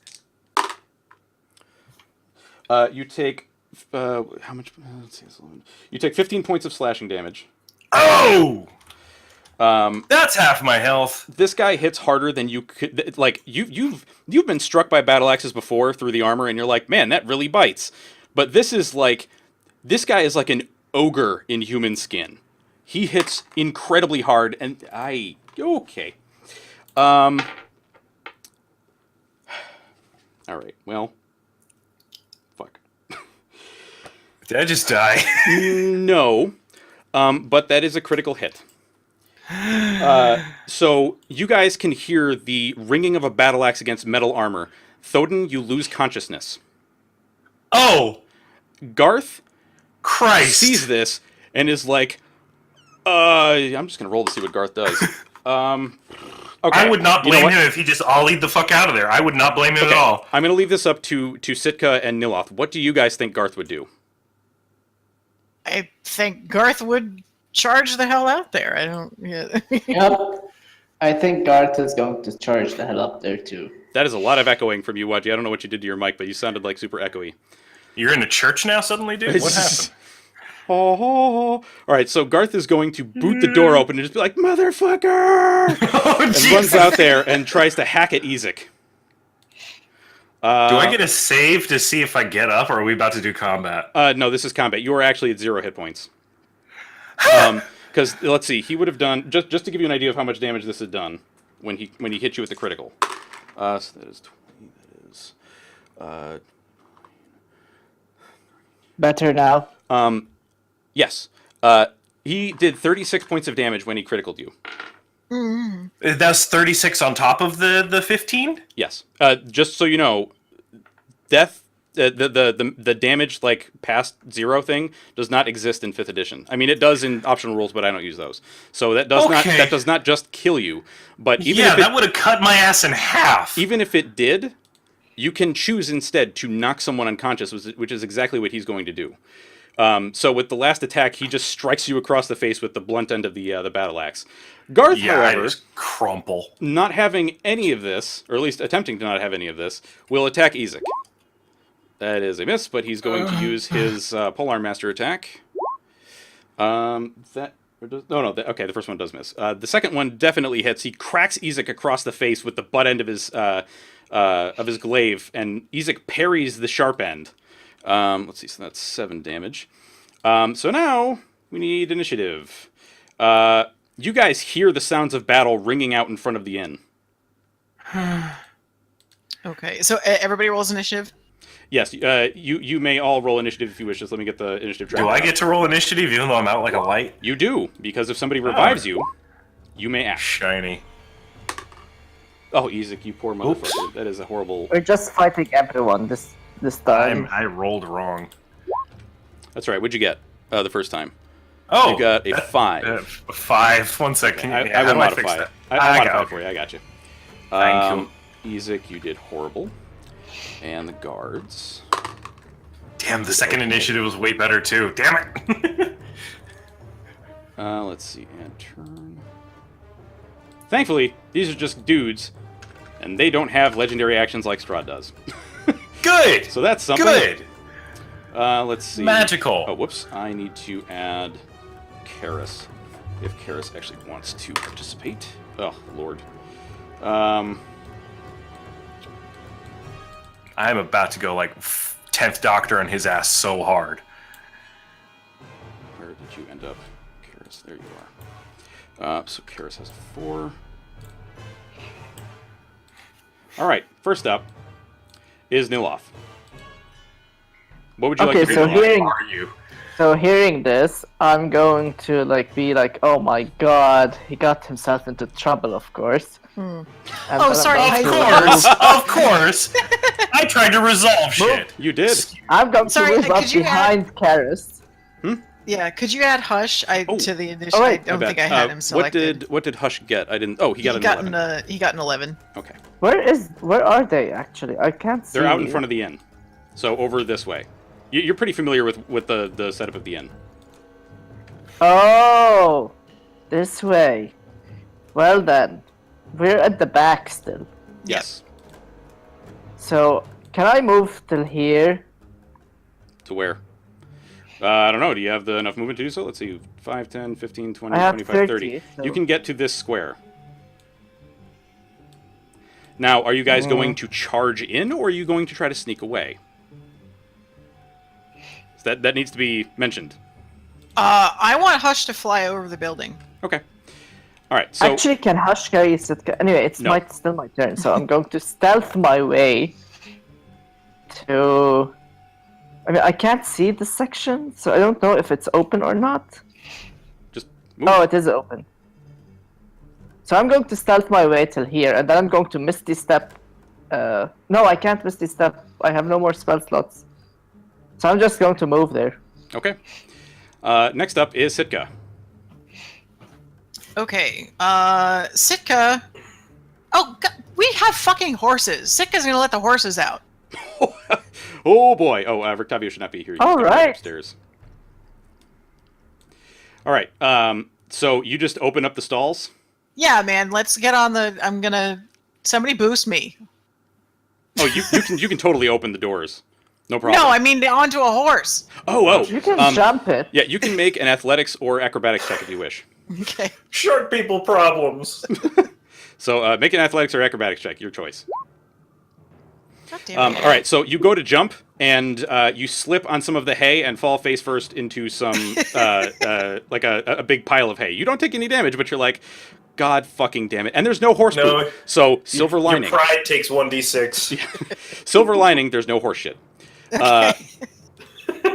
Hush. Okay. Okay, Hush is going to move and then dash. He can fly over the building, right? So I could just take him like Oh, yeah. direct. Let's see. 5, 10, 15, 20, 25, 30, 35, 40, 45, 50, 55, 60. He can get to, like, here with just a move. Okay. Now I have to pretend to go through all these doors. Oh, I got you. You know what? I'm just going to put him over here because he can see what's going on. Okay. All right. So, what would you like Hush to do? Do you want him to dash, or do you want him to... Because, like, you can tell him, go fuck up that dude. You know, Yeah. referring to Ezek. I want him to do the dash so he can do the charger thing. Okay, do you want him to try to push Ezek, or just damage him? Ezek isn't holding anybody, right? No, but he did just strike down Thodin. Not that you know that, but Hush sees cold it. cocked me. Yeah. Yeah, but I don't see the point in pushing him unless he's like gonna deliver a coup de grace or something. I might just damage him. Okay. So Hutch is going to dash up and use his charger ability to try to damage Ezek. Make an attack roll for me, please. Okay. Do I attack roll the charger? Yeah, you do the charger attack roll. 14 is just enough to hit him. So Hush rushes in and claws at Ezek. And not that Thoden can hear it because... Okay, please let me actually modify this man's hit points. Thank you. Yo, a 14 can hit? Damn. Yep. He has no armor, huh? No, his armor is trash. He's basically just wearing studded leather armor. This will be fun. Let's see. And he is human, so you do get your favorite enemy. So he takes 15 damage. Yo! And you can hear from the other side, Ezek's like, "What is this fucking bird?" All right, next up is the guards. And the guards are all just looking around like, what the fuck are we supposed to do? And they just start attacking various people. The guards are going to attack, the two that are near Hush are going to attack him. That is a horrible miss. And then the other one is also a terrible miss. And then the one's attacking Garth. That is a 16, which is Garth's AC. And then the other one gets an 18, which is above his AC. So that's going to be a D6. Shit, the guys on the inside know what the hell they're doing. Yep, they are less surprised. All right, so Garth is going to take 5 points of damage from that attack, and then another 7. There we go. There's that Oblivion soundtrack. All right, so that. Oh, don't tell. Okay, no, I just moved it. All right, thank God. That is it for the guards. Thoden, make a. You're unconscious. You're unconscious, so you don't have to make a death save. I'm sleeping. Karis. Oh, Just balls. resting my eyes. Do I get to make any sort of save? Normally, when you're at 0 hit points, if somebody was trying to kill you, you would make a death save. But he knocked you unconscious instead, therefore there was no save. So damn. you are like there's no chance for you to die, essentially. Karis, I think, seeing what Sitka's trying to do, is going to help you up and boost you onto one of the horses. So actually, let me get a horse for you, one of the draft horses. Draft horse, and you can pick whichever horse it is that you want to take. Tarkus. Tarkus, all right. So this guy, I need to modify you to be controllable by Sitka. Hell. Wait a minute. Why you know? Hey, horse. Come on now. Oh, fuck it. You just tell me where you want to go, and I'll move around. Okay.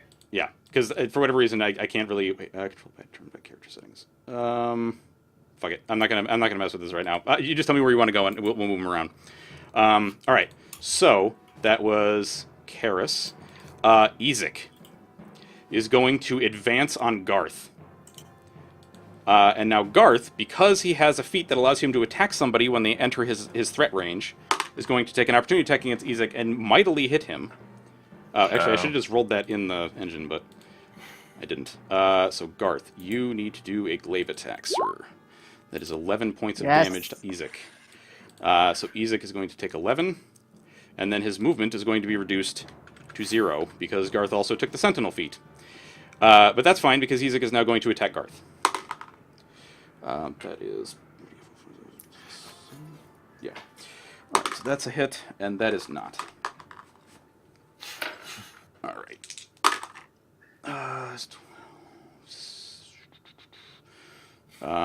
16 points of damage to Garth. And Ezek yells out, "If you don't stop, I will burn your inn to the ground." I'm just gonna kill his ass. Next up is Nyloth. I too am going to get on a horse. You could actually get on the same horse as Sitka if you wish. Because the draft horses are quite large. Because I thought that she like moved on her turn. She did. Because it's No, but the horse is still there. She tried to get on the horse, and Karis helped her up onto the horse on his turn. Oh, okay. So that's okay. Yes. Okay, so I'm going to get on the horse of Sitka, with Sitka. That since you And still have then, movement, then Yeah, because that this means is you could. yeah. Because it's his turn. You could try to mount the horse. Okay, so can I like go here? Not if you want to mount the horse.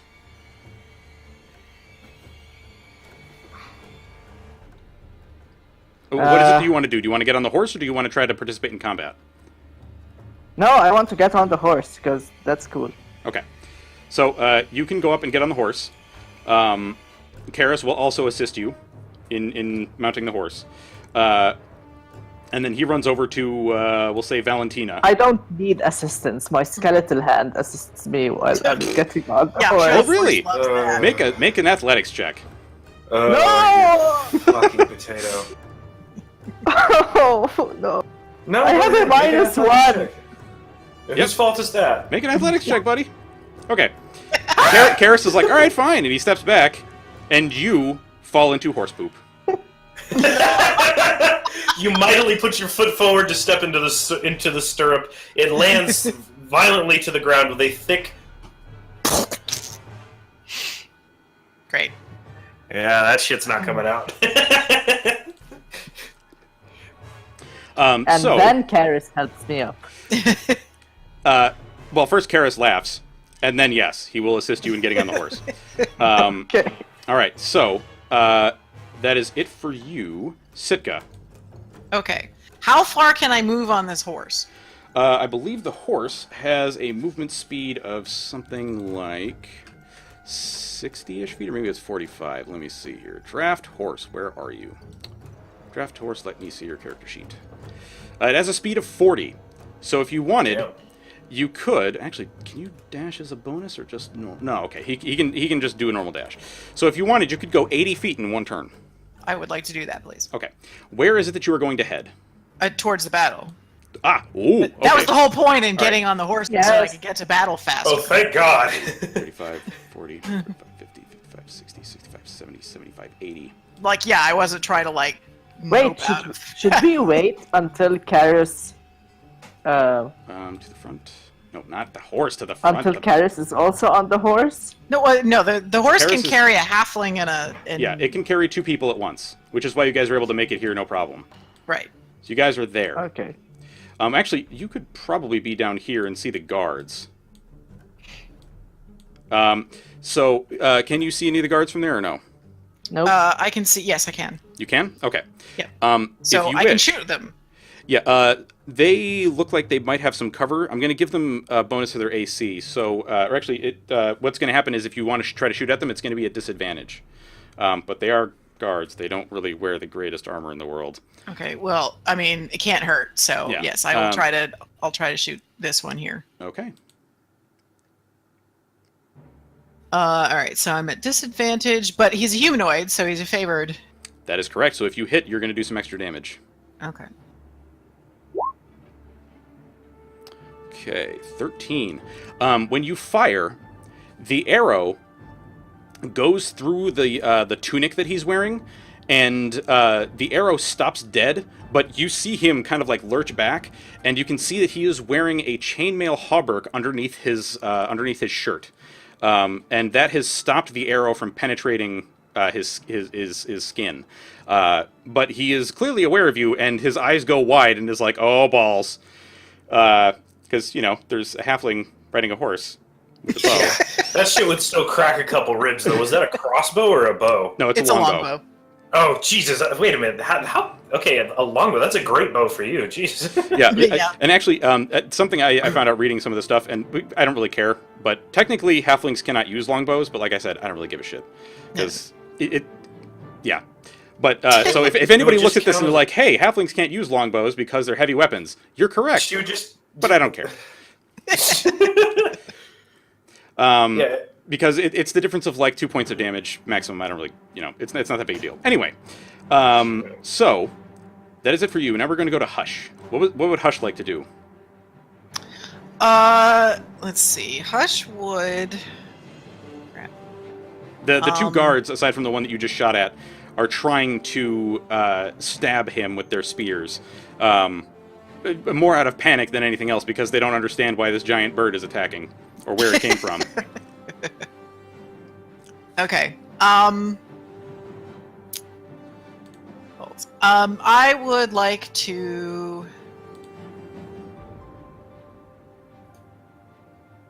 Yeah, I think crap.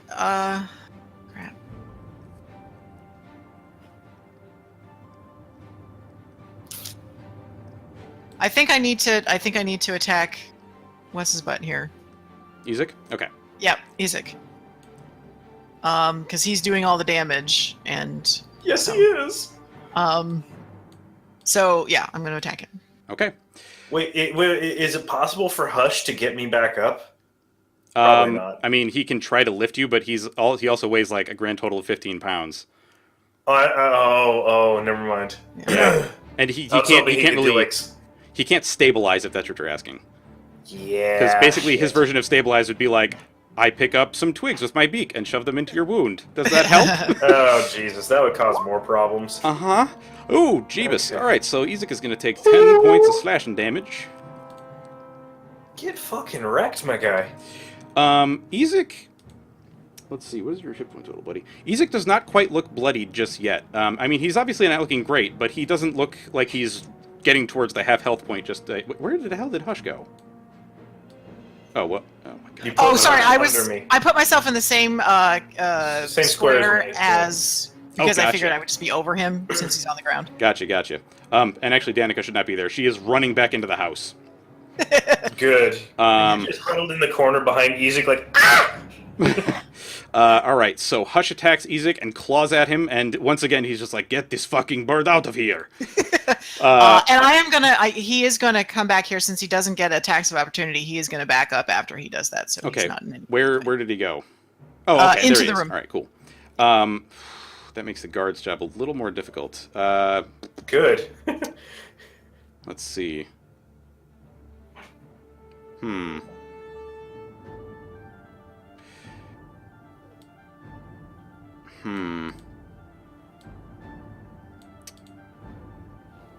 think the guards are going to move forward. This one is going to step over Thoden and move towards Garth. This one is going to occupy the same space as Thoden, so I'm going to move Thoden out of the way. I mean, that's fine. I'm basically, like, Yeah, his you're eyes crumpled on the are ground. open, but he's breathing heavily. There's a light snore to him. He's out like a light. You're You ever just see the fine. video of Knoxville getting knocked out in Jackass the movie? It's that. He just a gentle, like he's barely there. Let's see. Guard. Where is the guard stats? You have a +3 to hit, which means that is not going to, because Garth's AC is 16. So, one of the guards manages to hit Garth. Actually, hang on. They just moved into his into Garth's sphere of. They did, but... wait, when the hell does Garth act? Where the fuck did Garth go on the initiative? He was never on the initiative. What? God damn it. Give me a second here. I gotta find Garth's roll, because I could have sworn I rolled for him. Oh, no, that's right. He rolled garbage. He rolled a 3. Oh, his initiative is tied with asshole. All right. Or no, I'm sorry. It's Karis that rolled garbage. Garth had like an 11, I want to say. We'll put him at a 10. Okay. I don't know where the hell he went. I thought he was on the turn tracker. All right. Garth, you got a 10. Just because. So has Garth... Does that mean that Garth has acted yet? So, but don't they? If the guards all move into Garth's sphere of badassery, doesn't he get to hit them? So here's how it works. I'm just going to reorder this really quick, and it was the guard's turn, so we're just going to fast forward to the guards. He does not get his reaction back until he acts again. And you only get one per turn, so he does not actually get to hit them as they come in. Let's see, so that was a 3 plus, I want to say it was like something not so hot. It was like +1. Guard. You have +1 to your damage. Alright, so that is 4 damage to you. Now it is Garth's turn. Man. Fuck. Doesn't Garth have like a healing potion on hand? He cannot. Well, he does he have healing potions? Let me see. He has Yeah, rations. we all picked up. Oh. Unless he wrote it in his loot somewhere. I think Yeah, you guys 'cause we- did hand him a healing potion. Yeah, we picked up healing potions, Yeah. and I think we distributed them. So I think what he's going to do is he's going to take an attack with his glaive, and he's going to do sweeping strike. Well, he's going to attempt. Oh wait, sweeping I'm strike. inventory master. I can tell who's got the potions. All right, so he is going to strike Ezek, and then he is going to use his sweeping strike to strike one of the guards. Man. All right, so Ezek takes 14. And the guard takes 4. Oop, no, not you. Oops. You take 4. And then he is going to use a bonus action to drink a health potion. So let's see. 2d4 plus 2, so he heals 6 hit points. So he's at 17. All right. Thodin's turn, and then Karis. Just gonna casually stroll past Thodin. Let's see. 10, 15, 20, 25, 30, 35, 40, 45, 50, 55, 60, 65. Okay. Oh, no, actually, he can't get that far. He should be at roughly the same distance you guys are, so he's going to be back here. Oh, Jesus.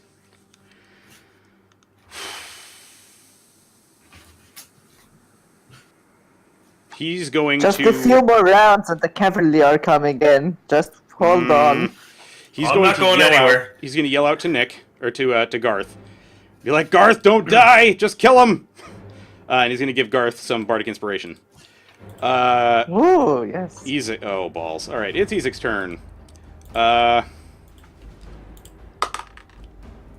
is a hit, and then his second attack is also a hit. That is 8, 12, 18, so 30 points of damage total. Oh my god. Garth goes unconscious.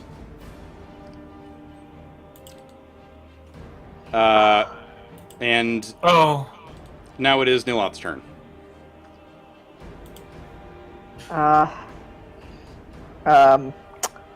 Nope. So, at this point, I need to ask, which one of you is taking the reins and controlling the horse? I mean, we moved technically along with Sitka, but I mean, I'm Yeah, right. you all go, but behind one of her. you needs to control the horse. Okay. Well, I can get off the horse, and can I move till here? If you're going to get off the horse, you're going to need to make an acrobatics or athletics check to try to land without breaking Oh your wait, face on if the I ground. get, Because if you guys I are going real get off fast. if I get off the horse, does that mean that ends my turn? No. It depends. Basically, it depends on how good you roll. Okay. If that's what you want to do. Or you can take the reins from Sitka and move the horse forward. Sure, I'll move the horse forward. Okay. So let's Here. see. 5, 10, 15, 20, 25, 30, 35, 40. There you go. That's where you can get, just moving once. If you want to dash, which would take your action, you can move another 40 feet.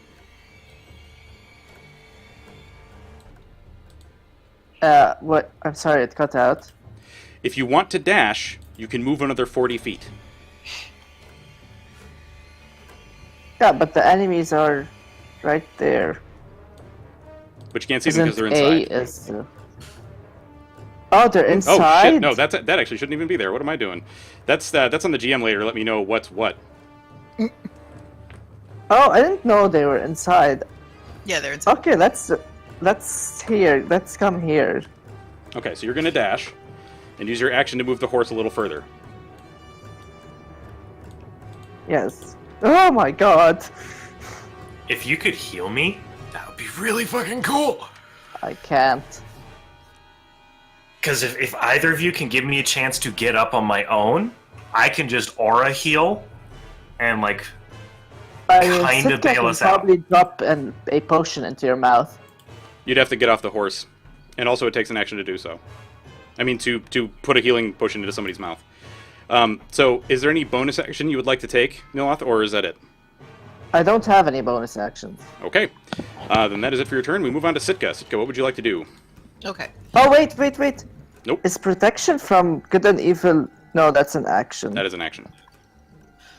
So is getting off the horse considered an action or no? It is going to be part of your movement. Okay, good. And All right, so whether or not it takes part of your movement that to was get the back wrong up, button. it kind of depends on how well you roll by for dismounting the horse. Because you are going very, very fast. okay. Well, Nyloth didn't stop the horse? No.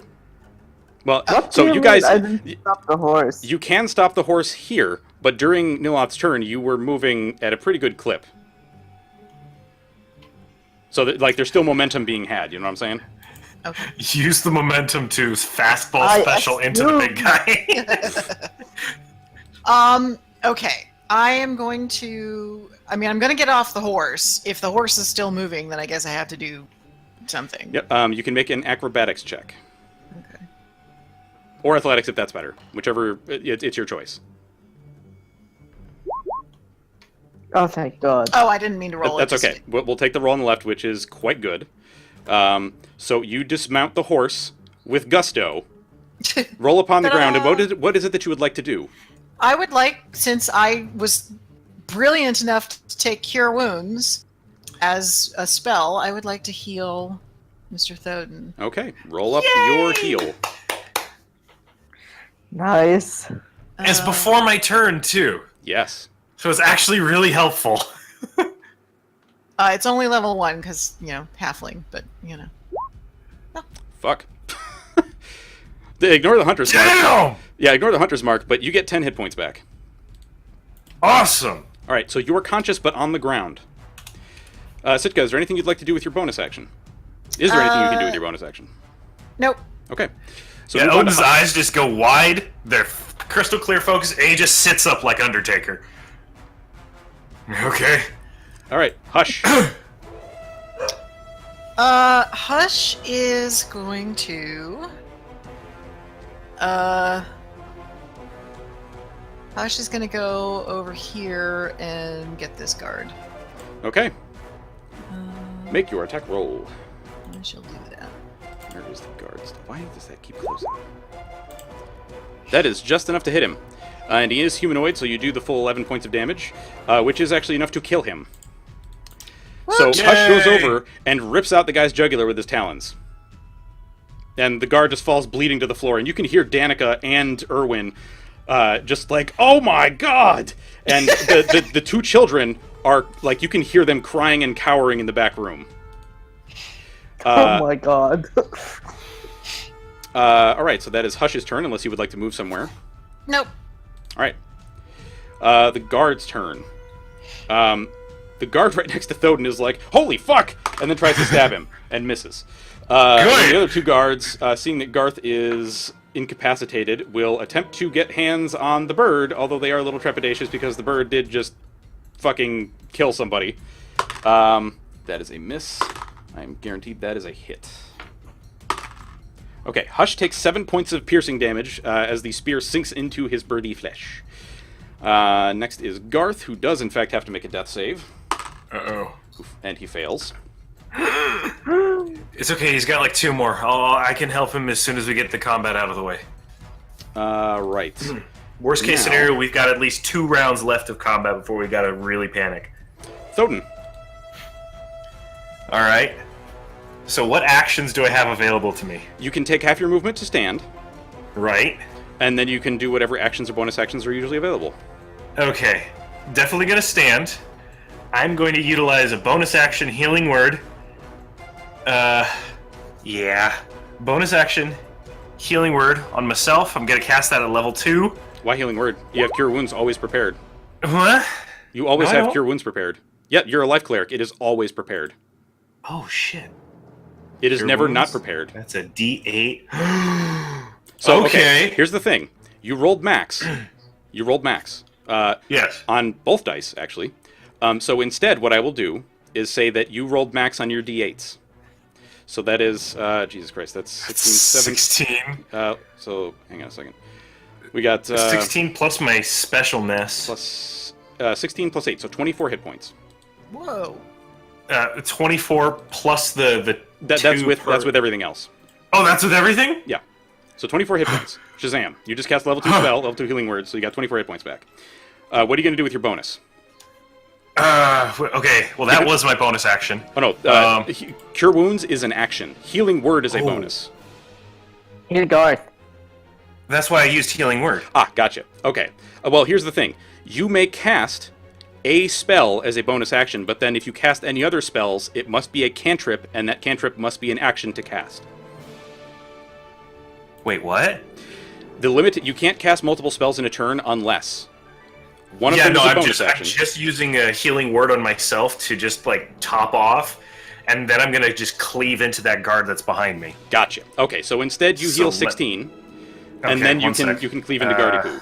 So minus 24 You should plus- be at That 26 hit points. plus 16. Yeah, you should be 26. at 26. Yes. Okay. And then the asshole next to me, I'm gonna just bash over the head. I'm gonna as I'm standing up, he's sitting down when he says it, he's like, "Come on, you asshole! You want to live forever?" Are you two-handing or are you And- one-handing? Oh, I'm two-handing. Okay. Fuck this guy and the horse he rode in on. Hey. Long sword. The guard, not you. You're fine. Long yeah. sword, two-hand.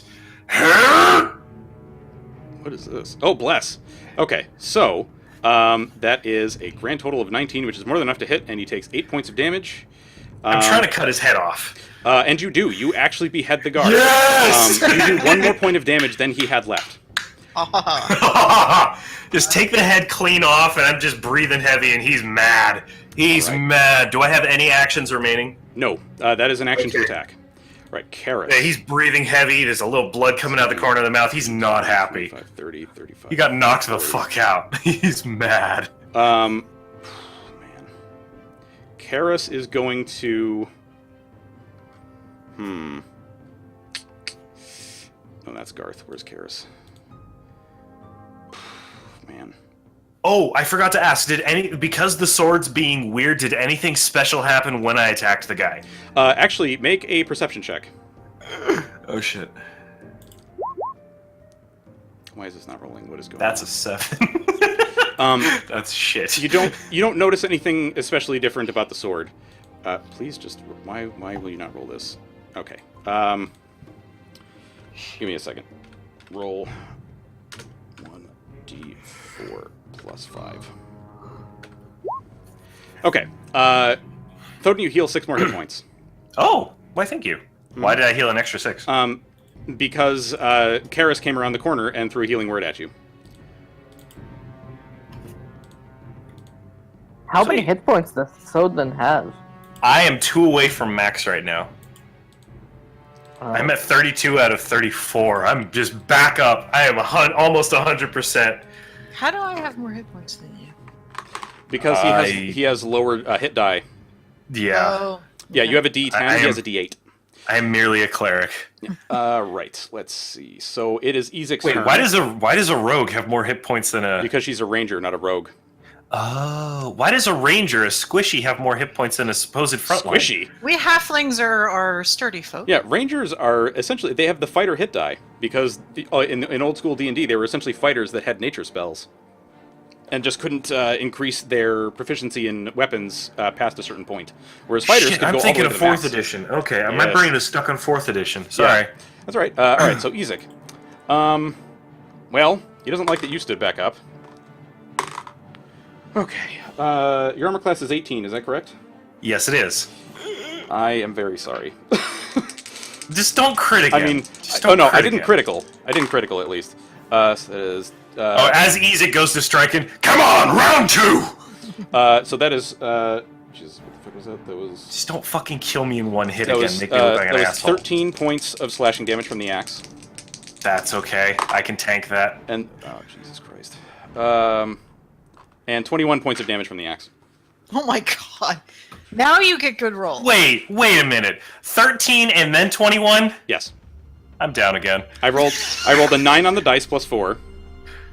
He hit me so hard, he put a fucking spin on my ass. Yeah. All right. So I just crumple. at this Okay. point, from the skies come swarms of some black creatures that you don't identify right away until they get much closer. Oh, And great. the cawing Oh. and quarking Oh. of ravens Oh. descends upon you. They obscure your vision, but for you folks that are still that are still conscious, they are not attacking you. What? Sitka and Nyloth, you hear a human voice say to you, "Run." A human voice? A human voice. Do we know this voice? No, you've not heard it before. One sec. It sounds like the dogs downstairs are getting into shit. I'll be right back. Okay. Sitka and Nyloth, Downstairs. make perception checks. Cool. Yes, okay.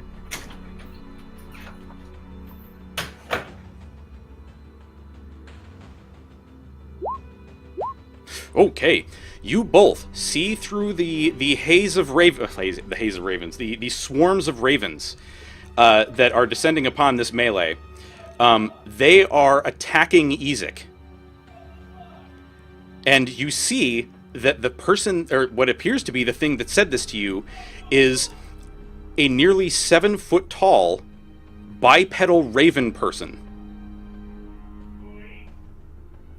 A bipedal raven person? Yes, it is. It is as if it is a human given slightly, somewhat raven form that is standing next to you, and is picking up Thoden. And you can see another one through the swarms that is also picking up Garth. Okay, so... And you can also see through the swarm that Ezek is flailing around with his axe, and he incidentally strikes one of these raven creatures, and his axe appears to do to not cause any damage whatsoever. Like it actually glances off the feathers of this creature. Okay, so it's obviously a distraction for us to get out, so... Everyone on the horse. Alright, so Karis... if I can... It would help if I actually did it on the right window. Karis rides up. Nyloth, for your action, what would you like to do? The raven creature is handing Thoden to you. I mean, I'm not strong enough to... I mean, I want to stop the horse... He's pushing Thoden up onto the horse. Okay. I mean, I just want to leave. Karis can get others, right? Maybe. I mean, the horse can only carry 2 people, so if you get on the horse with Thoden... Yeah, I mean, it might have trouble carrying Sitka and you and Thoden, because Thoden's also wearing heavy chainmail. Yeah, so I mean, Okay. that's pretty... You're full. So we're going to get out. Yep. We're going to get the fuck out. All right. So you are pulling Thoden up onto the horse, or helping to pull Thoden up onto the horse, and you are leaving. Yes. Yes. Okay. So I mean, is there any this way. indication as to where should we go? This creature did not seem to mention anything about where you should go. We should probably get Ismark out of the stocks, I would imagine. Yes. And so the other raven creature picks up and runs outside with Garth, and tries to shove him onto the horse with Karis. Now, Sitka, this leaves you kind of in the lurch. However, Hushkin. there is another raven creature you had not seen, which you feel these fairly massive talons pick you up by the shoulders without harming you, and your feet are lifted from the ground. Hush, sensing that you are leaving, does in fact follow suit, and is not going to get stabbed to death by the guards, or is not going to stay to get stabbed to death by the guards.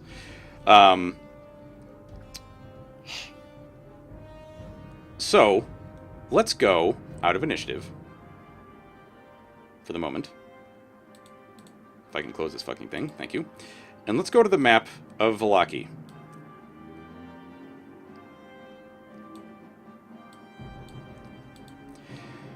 You can see there are many people below you that are staring and pointing as you are being hefted into the air by these raven creatures. Is there anything that you would like to do? Are you trying to resist? Do you want to stay?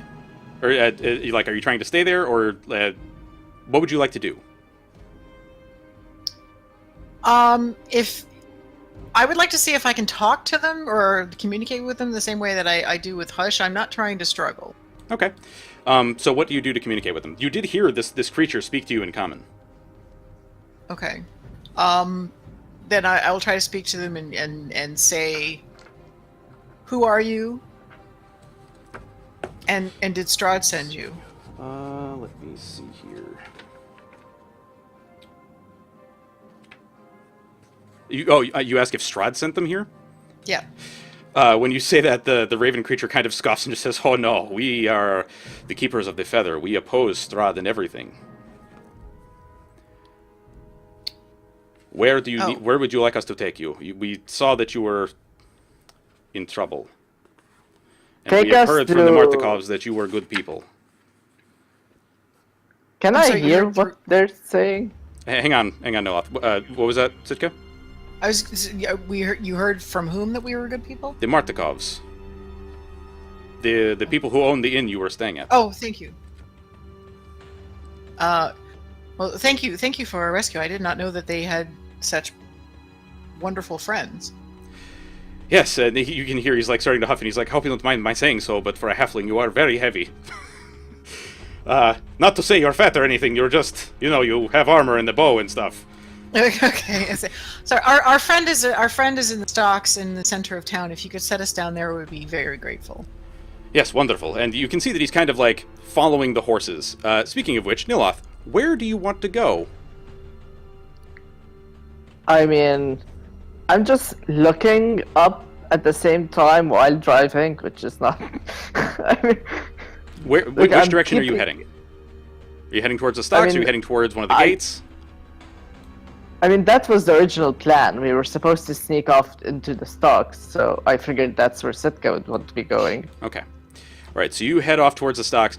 There are townsfolk scattering everywhere as you bolt your ass right through the middle of town. Let me get to the center of town so I can give you the description. Where are you? All right. As you approach the center of town, the shops and homes that enclose the town square are decorated with limp, tattered garlands and painted wooden boxes filled with tiny dead flowers. At the north end of the square stands a row of stocks, locked in which are several men, women, and children wearing crude plastered donkey heads. In the center of the square, peasants with pitchforks, with patchwork clothes eye you suspiciously as they use cups and vases to draw water from the crumbling stone fountain. Of course, they're also eyeing you kind of with wide eyes because you're storing in the middle of town with a horse. In the middle of the town center is a gray statue of an impressive man facing west. All around the square are posted proclamations. Come one, come all, to the greatest celebration of the year, the festival of the blazing sun. Attendants and children required. Rain or shine, all will be well, the Baron. And Sitka, you can see behind you that there's another one of these raven creatures that is carrying Garth, and appears to be having a very hard time. Such a hard time, in fact, that he ends up not necessarily like collapsing through a roof, but he kind of collapses onto one of the roofs back before the town square. I'm actually going to put Garth roughly where he drops him. Kind of drops him onto the roof of this building and stops and like collapses on all fours and is huffing and huffing. Wait, the Garth is not being carried. Garth is... oh, no, I'm sorry. My bad. It's Sitka is being carried. Garth is on... wait a minute. Yes, Garth is on a horse with Karis. My bad. So Garth is actually... Retcon. Sorry about that. Garth is being carried on a horse. So you guys make it to the middle of town. Sitka, the Raven, sets you down. All the people in the town square start to scatter as they see these raven creatures appear. And you can see Ismark by his clothing. You can't tell by his face because it's covered with a plaster donkey mask. Okay, so while we're heading there, I'm going to use Mage Hand to to remove the mask so he can see what's going on and that we're there to rescue him. The range is 30 feet. Okay, so we get 30 feet to him. Okay, so you can make an intelligence check because we're going to use your spellcasting modifier as the modifier for this because it's the mage hand instead of something else. Because it's kind of on there. Okay, you Nice. deftly pop that thing right off of his head, and he sees you, and he kind of looks in a panic because, for one, you have these 7-foot tall raven creatures standing behind you, and he's stuck in the stocks. And all the you had seen as you were running up, there were like children throwing stones at the people in the stocks, and all those children and people seem to have scattered once you show up with the horse and also the Okay. raven creatures. So, so we scream.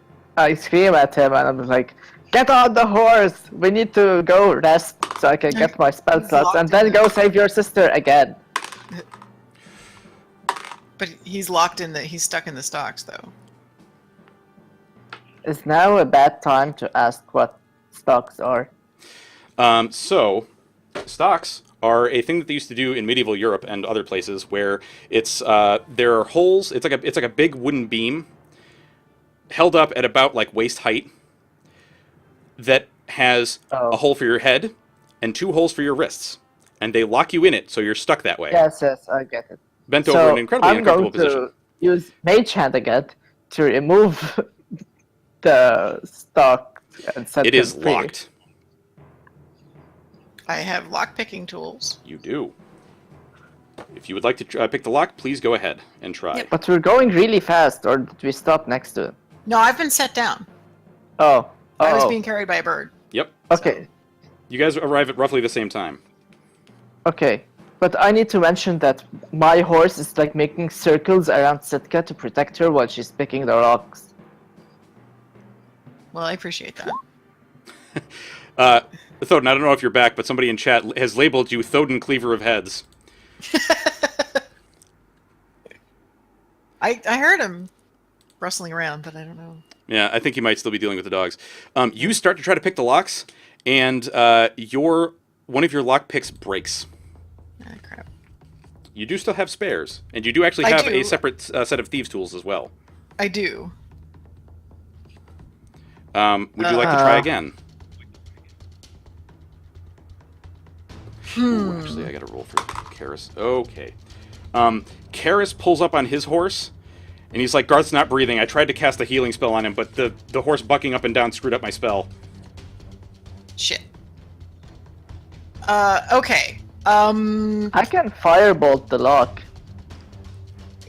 Okay. It's not... Firebolt That's- doesn't really do that kind of stuff. You're not going to melt the lock with a firebolt. Does Karis does Karis have any sort of blasting spell to get that off? Oh, boy, let's see. Or would Hush be able to wrench the top part of the stock off? Let's see, Karis. Oh, I can There it is. use magic missile on it. That would blow it up. Possibly. I'm guessing.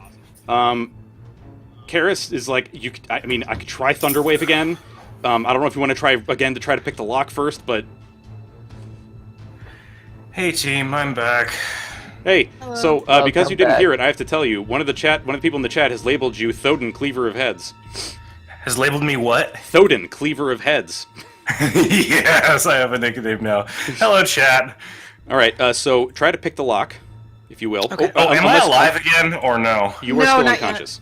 Although, okay. actually, I do need you to start making death saves. Oh shit! How do I do that?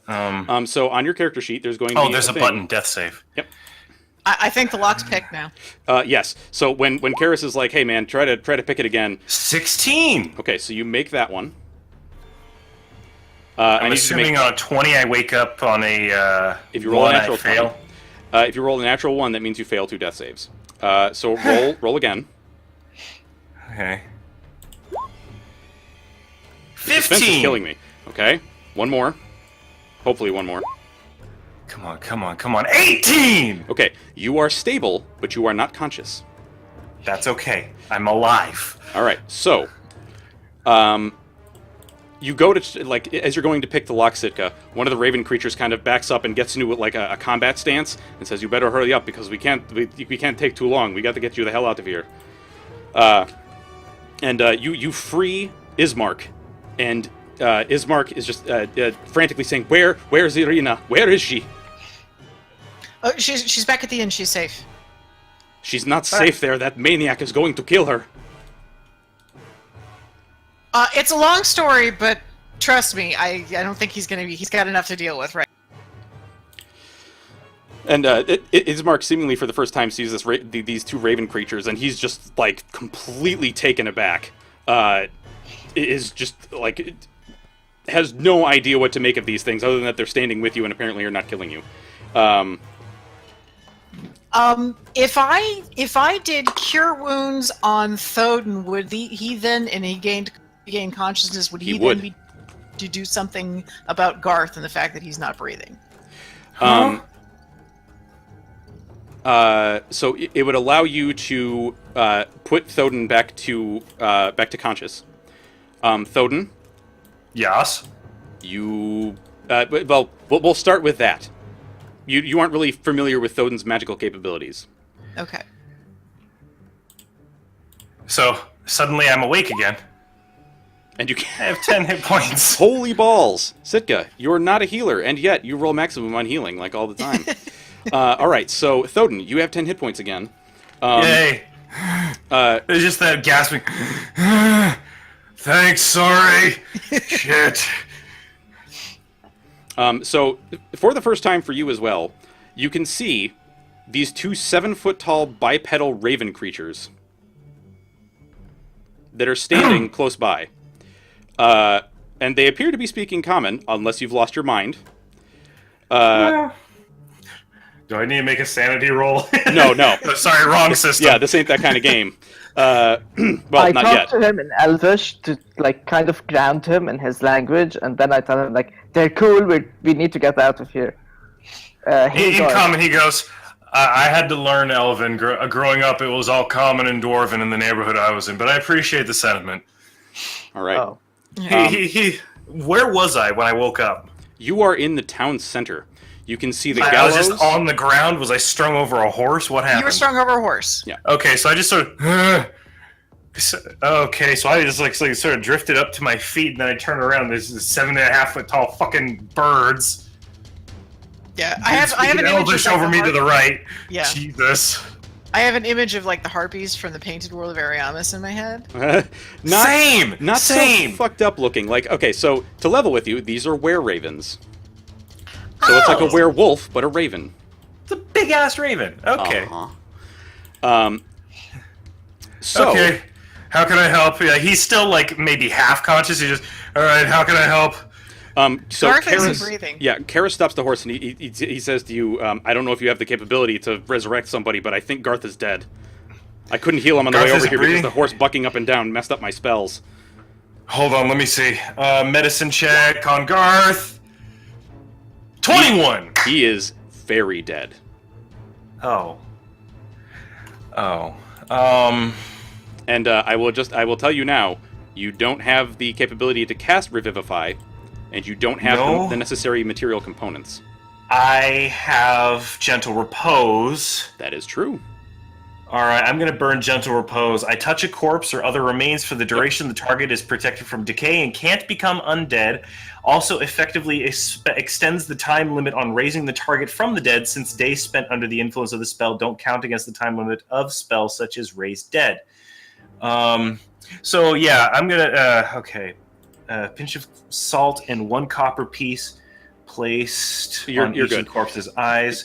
Basically, Yeah, every I have the cantrip. necessary components. Yeah, basically so the way components work in 5th Ed, unless it states a monetary value, you always have those components. Or if you have a holy symbol, Okay. you can channel through the holy symbol and negate any of the material components, aside from the Dope. ones that cost money. That so burns my last. That does burn my last spell, 2nd level slot. Okay. But yeah, I just kneel over the body. Yeah, sorry, Garth. Let me see what I can do in the meantime. And Alright, I so- reach into a pouch. There's like a bit of salt, and I just sprinkle it in what looks like a upside down cross, but it's actually a sword. I promise. On his chest, while also placing 2 of the copper pieces I have on his eyes. There's a light gust of what almost feels like wind around him, and you definitely see that cross of salt. You can see what looks like a shield glow underneath it, and then the salt seems to be blown away by an unknown dust. Thoden takes the coins back from his eyes. We've got 10 days to bring him back. And just hoists... how heavy is Garth? Garth is extremely heavy. Garth is He's- like 6'5" and probably weighs about like 250, and then he's got he's in plate chainmail on armor. top of it. He's a very big boy. I do roll 17 to pick his ass up. Oh yeah, you're good, and you can even add your athletics onto that as well. But Garth is actually on a horse currently. He's draped over a horse with Karis. Oh, I So had you're to good. get him onto the ground and lay him out properly. This is true. to So do the you ritual. you pick him up and you flop him back onto the horse. Those of you who are let's see, Nyloth, make a perception check for me, please. Is anyone else hurt currently? I don't know. Team, I'm asking, is anyone else hurt currently? I mean, No, we're fine. Hush my and- perception, my Hush and I passive are is like- 14. Okay. yeah, Hush and I are partly damaged, but Little scraped. From But we're down not, the like, road, Nyloth, bad. you can see smoke. Not from where Yes. the inn is, but from where Lady Voctor's house is. In addition, Shit. you see Izek Strahd marching down the street. Is he still look beat up, or is he looking burly again? He looks pretty beat up, and he's like covered in feathers and blood, and part of his armor is on fire. Oh. But he doesn't seem to care. Okay, so he's coming back this way. Yeah, he is like not full running, but he's like jogging towards you. Everyone get on horses. I Yeah. mean, Is everyone on I want to do a horses? Can perception everyone- check. Does he look like we could actually kill him? Because if we kill him now, Given your experience previous, 14. trying to kill him now might just end up with you dead. Yeah, I'd rather not risk I mean, it. He's a killed you very twice. big boy. He knocked me out once, almost killed me the second time. Third round, I just wouldn't survive. Unless, well, I have a crossbow. I could cheese him. No. Hey, Okay, so I'm not going to discuss this with anyone. I'm just going to look at everyone and they're like, get your shit together and follow me. And I'm going to head in I'm going to head in the direction of. Hold up. Guiding bolt is 4d6. What's the range? Let me look. Range is 120 feet. He's not quite that close yet, but if you think if you stick around for a little bit, he will get that close. So what were you saying, Nyloth? I want to go to the camp. I want to get out of there. I Okay. want to go to the place where my uncle is. Okay. well, we need to collect Arena. No, When you say arena, the raven, the were raven turns to you, Sitka, and is like, "Who?" no one even knows she's there. She's hiding. And as you're saying that, the raven, the were raven's eyes go wide, and he goes, "Oh shit! You're not the woman they were talking about. Oh fuck." They said that was a pretty girl that I needed to take back. Wait, thank you. Ezekiel saying that? No, this is the were raven Raven. is saying this to Sitka. Oh, for fuck's sake, Ali. Go back and get the pretty girl. She's hiding in the hideout. And No! Take her. What? He's helping. The She'll be take safe. back. Where did he? Take- Where he? There was a pretty girl that he needed to take back. Take back where? No, Oh, to the rescue, raven. like I'm doing to you. Pick you up, take you Oh. out of here. I see. Oh, okay. Go Yeah, get sorry. her, and we'll head and meet us at the what's the camp? What are these hippies called? The Vistani? The Vistani camp Yeah, we're just outside gonna the casually fort. call Well, them just at the- hippies. Jesus Christ. We need to get the other two horses and Arena. They don't obviously the Ravens don't need to get to like carry the horses, but if they could just let them out and He's get coming Arena on for a us. horse and like guard her on her way over, he can all just leave. No, there are two ravens. One of them can go get Arena. You can hop on the other one, and we can keep the horses and go to the camp. What I'm saying, there are two other horses in the stable. We'll can't- get oh, the some more horses- from my. We'll get some more from my uncle. We need to get Okay. out of here. Ezek right is now in range for guiding bolt. Shit. All right. Guys, how about we just hop on the how about we just hop on the horses and figure it out when we're outside of the walls? Meanwhile, I don't have any second level. That's what I'm saying. I spells, just so- the horses that we have could only carry. 15 to hit him. You no longer have bless because when you were unconscious, you could not concentrate on the spell. Oh, that's true. My mistake. Let me turn okay. that off. Would So you like you me to got- re-roll it? No, you're good. So you send the guiding bolt careening down the road, and he sees it coming and kind of moves to the side out of the way, and it just slams into a signpost on the road. And the signpost is looking real bad. Like, it's in a bunch of pieces. That was 18 radiant damage. He got fucking annihilated. So I'm sure he looks back at me. I just give him the ranger salute, and then like hop onto the horse with Garth on it. Let's just go, people! All right. And just yaw the horse to just fuck out of here. Okay, you guys can go, but we have 8 people and 2 horses. We need to get the other 2 horses. How do we have 8 people? There's 5 one... of you. Ismark. Okay. Irina. All right, 7 people and 2 horses. And there's an unconscious body on one of them, so 6. Yep. So Okay, so here's what we're going to do. And Irina the horses, if I remember going- correctly, 2 at a time. Yes, but here's Right. what we're going to do. The Irina is flying off with a bird. You, Sitka, are flying off with a bird. Hush is going to help Ismark to hold him while he kind of balances himself on the horses while we hold him as well, and we're going to go into this pyramid form and get out. Why can't we just let the horses get the horses out of the barn? Because they're back with Irina anyway. The ravens can just let the other horses out. That makes sense. Irina can guide the horses and Nyloth, bring... the horse that you are on suddenly bucks as you look behind it, and its rump is on fire. And you see back behind you, Izek Strahd has conjured a ball of fire that he is going to chuck at your horse, and it appears that he's already done this once.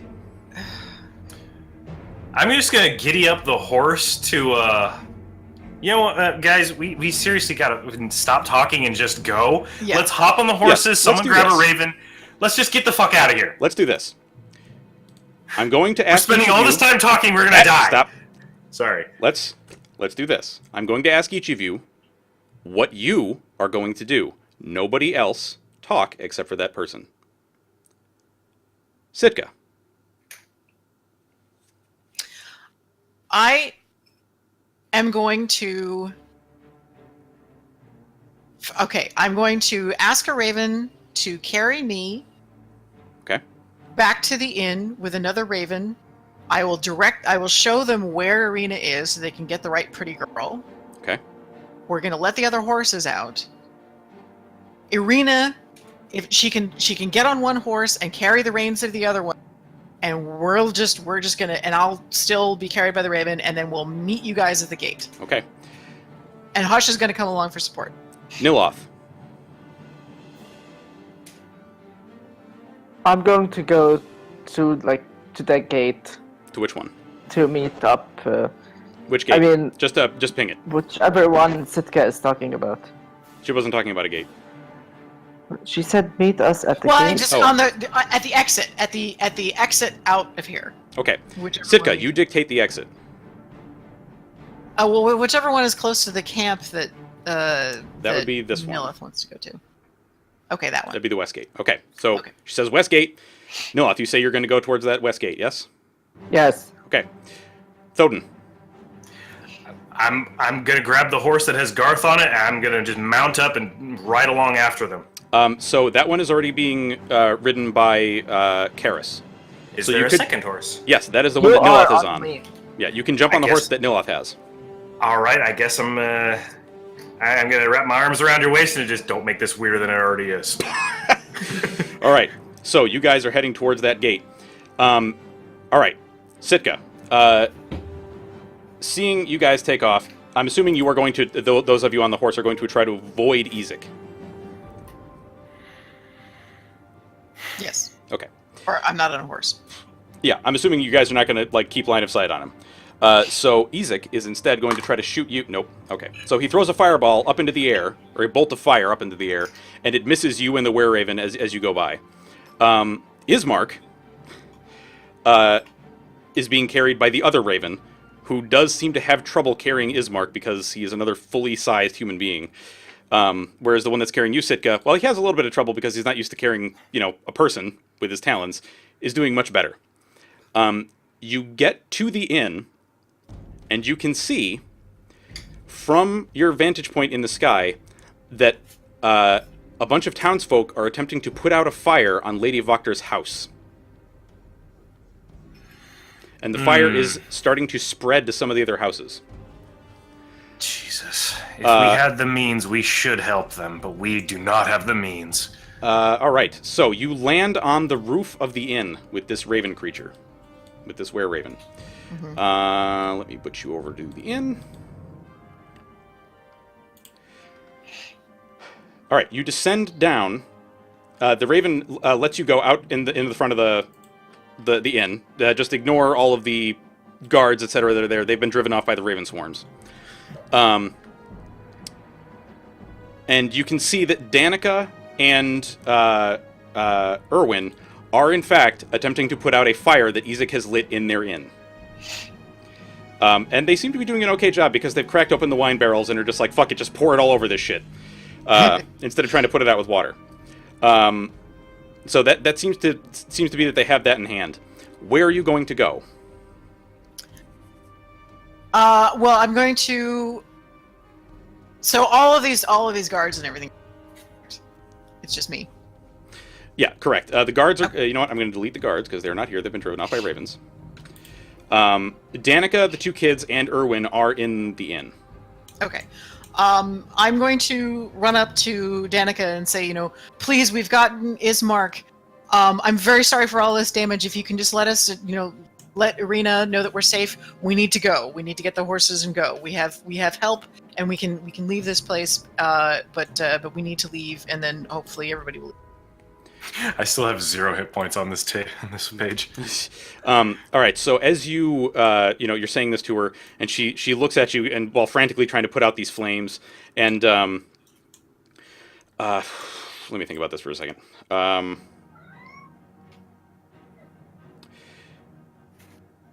She says, "You're very lucky that Rictavio has such faith in you. She's upstairs in the loft." And she's like, "Erwin, show her where the fucking loft is." And Erwin comes and takes your hand, and he starts bringing you upstairs. And as he's bringing you upstairs, he's like, "It's going to cost you more than a couple barrels of wine to fix this, right?" Yes. Good. As he brings you up the stairs, Rictavio is standing in front of the doorway. And Erwin's like, "Rictavio, get out of the way!" And Rictavio just says, "A moment, please." And he pulls out a piece of paper, a rolled-up piece of paper, and he hands it to you, Sitka, and he says, "It's for your friend." And he just steps out of the way of the door. I hope it helps. Thank you. How do you know about my friend? It would take a blind man to not see that maniac nearly cleave him in half with his axe. I just hope it helps. Okay. So Erwin all but bodily shoves the door open and brings you into his room, and he goes over to this corner. And you can see him fiddling with the boards, and then finally he pushes up, and it opens up to a darkened room that smells of birds and hay. Oh. And he looks up and he's like, "Irina, get down here. We need you to come right now."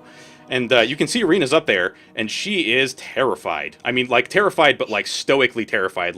I'm scared, but if something comes at me, I'm gonna stab it. And so he leads her out of the attic, brings her down, and you can see that the two were-ravens have actually walked into the inn. And Irina sees them and it's like, "What in the fuck?" And Erwin and Danica don't seem disturbed by this whatsoever. In fact, as you walk out, you notice that the banisters are flooded with ravens. Oh, Just and this is standing in on the the tavern? banisters. Yes. Just standing on the banisters, and they're all staring at you. Are we there? Am I there? No, this is just Sitka. Oh, Yeah, you guys are Christ. bolting the hell out of. Oh, we're heading out of town. Yeah, we're going to get Okay. to you guys in just a second. And so the one that had been carrying you, Sitka, sees Irina and is like, "Oh, I see the difference now. I'm very sorry." And actually holds out his hand and he's like, "I'm Falcon. What is your name?" And she's like, It doesn't matter, but I'm Irina. Let's get the fuck out of here. And the Wareham's like, yes, my apologies. And the other one was like, well, short one, you coming with me, I guess? Hopefully. So they both pick you up with their talents, provided that you accept the assistance. Yes. Mm-hmm. All right. Horse. Get a horse. Yes, Irina only needs to. We only need to get Irina to the horses. Ah, to the horses then, and then they bring you over to the stables, and both horses are sitting there like, "Yep, I'm eating hay," as if nothing's happened. So you guys mount the horses, or do you both take one horse? Are you taking all of the We could take. We actually both get on one horse, and then I'll hold the reins of the other one. Because I don't really trust myself to ride on my own. All right. But Irina can drive the one that we're on, and I'll hold the reins of the other one. And I'm assuming they know how to ride. Ride. So when you look kind of unsure, Irina's like, "It's okay, I've got it," and she jumps onto the horse, helps you up, and it does as you say, and grabs the reins of the horse, and you guys take off towards the gates. Sweet. Okay. Oh, and Ismark actually also. Ismark can get on the other horse. He followed us. Remember? Yes, he did. He will get on the other horse and bring it along with you. Thanks for the reminder. My memory is terrible. TFO. All right. Some of the guards look as if they mean to stop you, and I would like. Let's see. So, Thoden, you are on the horse with Nyloth. I'm going to say Karis is probably leading on his horse. Oh shit, I haven't healed. One sec. While we're riding, is there any way I can use I don't have anything left, do I? No, wait, I can utilize... I have Healing Word. Right. Wait, no. Neil, the guy I'm on the horse with. Who am I on the horse Nyloth. with? Sorry? Is Nyloth hurt? Me. I'm not Nyloth, hurt. are you hurt? Nyloth is very good at avoiding being hurt by staying in the back. Smart man. All right, I'm going to just use Healing Word on myself. Okay. I don't stay in the back always. I came face to face with Strahd. You did. It's true. You Yes. showed no fear. Oh, and you got a door mimic. You opened a door mimic. Okay, that's an extra 9 plus the one thing? That should be calculating correctly, because you didn't do the upcast, so it should just be that. Yeah, so it should be adding correctly, because I see the 3 and then the 4, so you're good. 1d4 plus 3 plus 4. Okay, so 9 extra hit points. Yeah, because you rolled a 2. All right, so that's fuck all of anything. All as, right. as you are proceeding, like, you guys are right behind Karis's horse. Karis has Garth kind of strapped down. And Karis uses Thaumaturgy and just yells out extraordinarily loud, "Get out of the way, idiots!" As there's all these guards like trying to block your way, and also townsfolk, and they fuck right off. The problem comes when you get to the gate, and it is closed. And it is 15 feet tall and made of iron. So our horses couldn't knock it down. No. So you get there. The guards back up, and some of them look kind of puzzled. And you get those of you who are there, so not Sitka, not quite yet, get the impression that they have not been informed of what the fuck is going on. I'm gonna jump off the horse. I'm gonna try and utilize a bullshit check. Let us persuasion. This is like ordering / yelling. Get these. I'm gonna try and just shout to them. Get these gates open! We're on official business for the Burgermeister! Alright. Yay! Okay, let's see. Insight. My god. Okay, so that is a 19 with no bonuses. They see through your ruse, and they're like, "You're outsiders. You don't do business for the Burgomaster." Alright, then get these gates open so we can get the hell out of here and stop causing trouble, please! Can I try persuasion for that one? We're gonna keep the same persuasion roll, but they still don't believe you. Let's see. I think... Those of you who know Karis, how impatient is he? Very. Quite. Very? Okay. He will ride up on the horse and thunder wave the gate. Yep. That sounds right. Okay. Just want to make sure. Get Want to make back sure I'm on the not. horse, Want to make sure I'm not putting spells in his mouth, Peter. hands. I mean, whatever. the only other thing he would do some sort of mind control. Yo, But he you can put the sniveling guards to worms, do sleep, you know who I am? guess. All right. I will leave it up to you guys. Do you think he would try to use suggestion, or would he thunder wave the gate and just be like, "Fuck this shit, we're out of here"? Thunderwave. It's been No, a long wait. day. He would probably Wait. Thunderwave. Okay, wait. We need to wait for Sitka. No.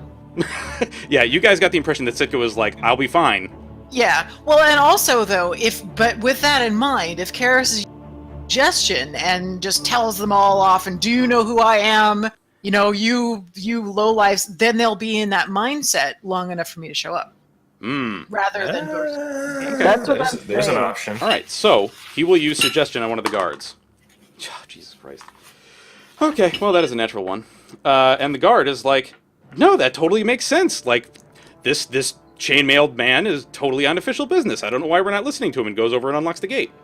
Oh my god. Okay, And all the other so guards we are just, like, are you an idiot? They're yelling at this guard, and the guard's like, no, it's fine, like, for real. So, Sitka, as you exit the inn with the horses, you can see down the road, I don't want to say poor Ezek, but poor Ezek is huffing and puffing and trying to catch you. And he cannot.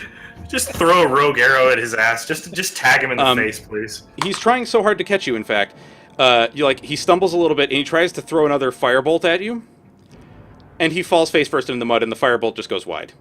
Thank the Emperor.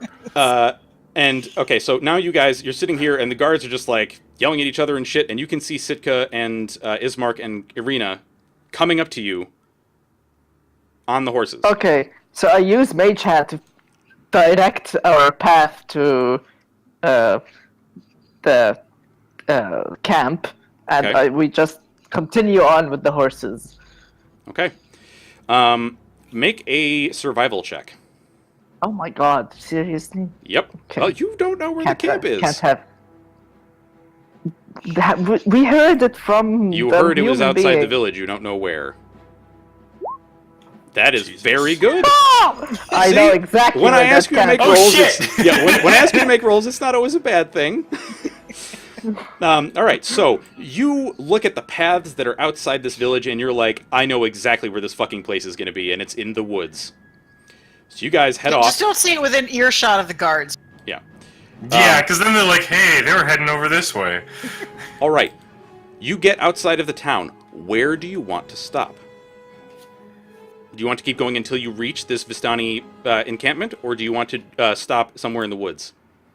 Ugh, we gotta rest, y'all. I mean, how far... Nilla, since you know so well where this is, how far away is it? Where is this place is exactly Q. It's about a mile. Yeah. It's like maybe a half a mile or a mile. Oh, we're into, out? Cool. Yeah, it's maybe like a mile and a half a mile into the woods. Oh, then we can totally continue going there. Okay. Mile and a half. And... That's assuming that they'll like us. You That's a did pretty hear. big. That's a pretty big fucking if. You did The hear that horses outsiders have are not names. welcome. Oh, But- so you're leading us right to the maw. Well, here's the thing. They're not welcome because the Vistani and the people of Vallaki don't really like each other. Or at least these Vistani. Of course, the ones you met earlier, well, the ones that not Thodin met earlier, Madame Eva, she seemed fine. We'll just talk. I'll just go and I'll ask about the elf with no ears, because they know. Anyway, Okay, put it up to a probably a vote. drow like me. Put it up to a vote. Who wants to stay? Who wants to take a rest in the woods before you get to the Vistani camp? Yes. Yes. Okay. Why would we Let's get rest far in enough the away woods? from the town that they can't find us easily. The woods Take a have minute. wolves and mists. Bro, I am at. Let me look at this. 19 out of 34 hit points, and I burned most of my spells. I have no second level spells, one first level spell left, and my cantrips. Yep. I haven't used Channel Divinity. That's my oh shit button. Also, Thodin has gained a new nickname. Pincushion? Thodin, Cleaver of Signposts.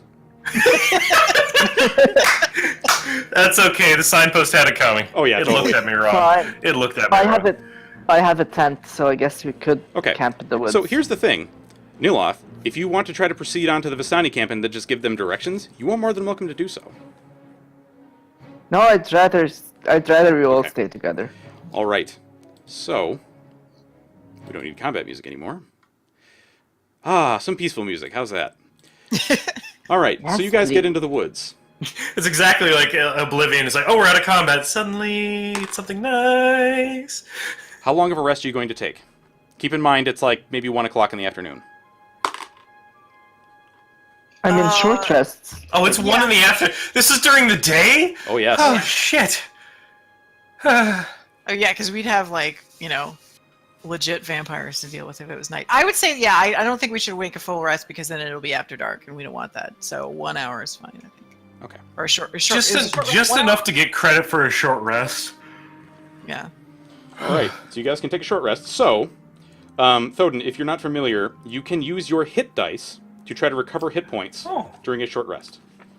And even if you don't roll very high, now here's the thing: you can keep rolling. You don't have to just say I'm going to use 1 and then it's set. If you roll garbage, you can try again. But whenever you take a long rest, you only regain half of your maximum hit dice.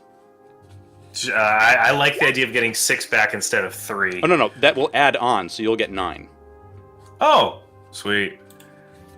Plus 9. I'm okay with a little over half health. 4 hours. No. Do I gain any spells back, or is that a full rest? Long rest is what will give you spells back. And Nyloth, no, a 1 hour rest is not a short rest, or is not a long rest. So you may but not. I can use Arcane Recovery. Absolutely. Okay, so how many that spell second hit slots dice was does for that Hush, give me? sorry. Okay, gotcha. I'm sorry, what was that, Nyloth? How many spell slots does Arcane Recovery give me? That is a good question. I believe it gives you... I think you can get like up to either 2 first level spells or 1 second level spell, I think. Let me check really quick. Let me just check your character sheet. Arcane. How many times do I get to roll that hit die? How many hit dice do you have? 4. You can go 4 times if you wish. Oh shit. 2 But more. remember, that means that the next time you rest, you'll only have 2. I'm gonna just take this 8 and call it a day. Okay, so you've done 3 of them. All right, so Yep, that's after 3. the next long rest, you will have 3 hit dice. Let's see. Okay. Once per day, when you finish a short or long rest, you can choose to expend spells. Oh, that actually got my health back up to full. Level that is equal to less than half of you. Okay. All right, so you can recover a level 2 spell slot or 2 level 1 spell slots. And then your arcane recovery is used up for the day. Okay. Well, I'm going to recover 1 level 2 spell slot. Damn, that's a cool ability.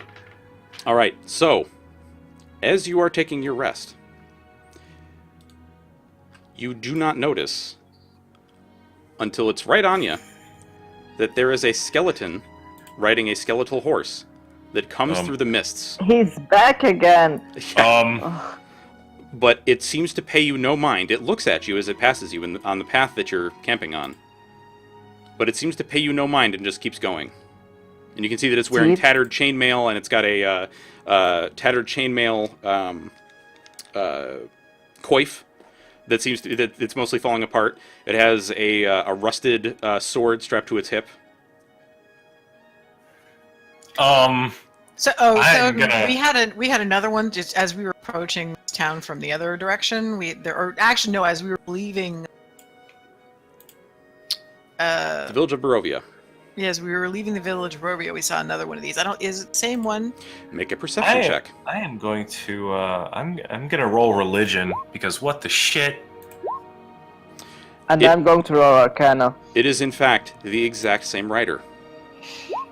I got an 18 religion. Never mind. What the shit? Sitka, would you like to give Nyloth your reroll? Sure. Okay, Nyloth, you can reroll that Okay. because you rolled a 1. And because I have a feat where I can let people have my luckiness. Yeah, it's super cool. All right, so what are you trying to figure out with your religion check, Thoden? What the shit is it? It's a skeleton. That's riding a skeleton I'm gonna horse. throw a shoe at you across the digital space. Well, Nyloth, what are you skeleton. trying to... Yeah. What is there's got to be some sort of significance of just a fucking skeleton dude who's like, yeah, I'm just here riding along in the woods. Well, not all animated undead are evil. Clearly. Those of you who've been here a little longer than Thoden may wish to inform him of certain things. What are you trying to figure out with your Arcana check, Nyloth?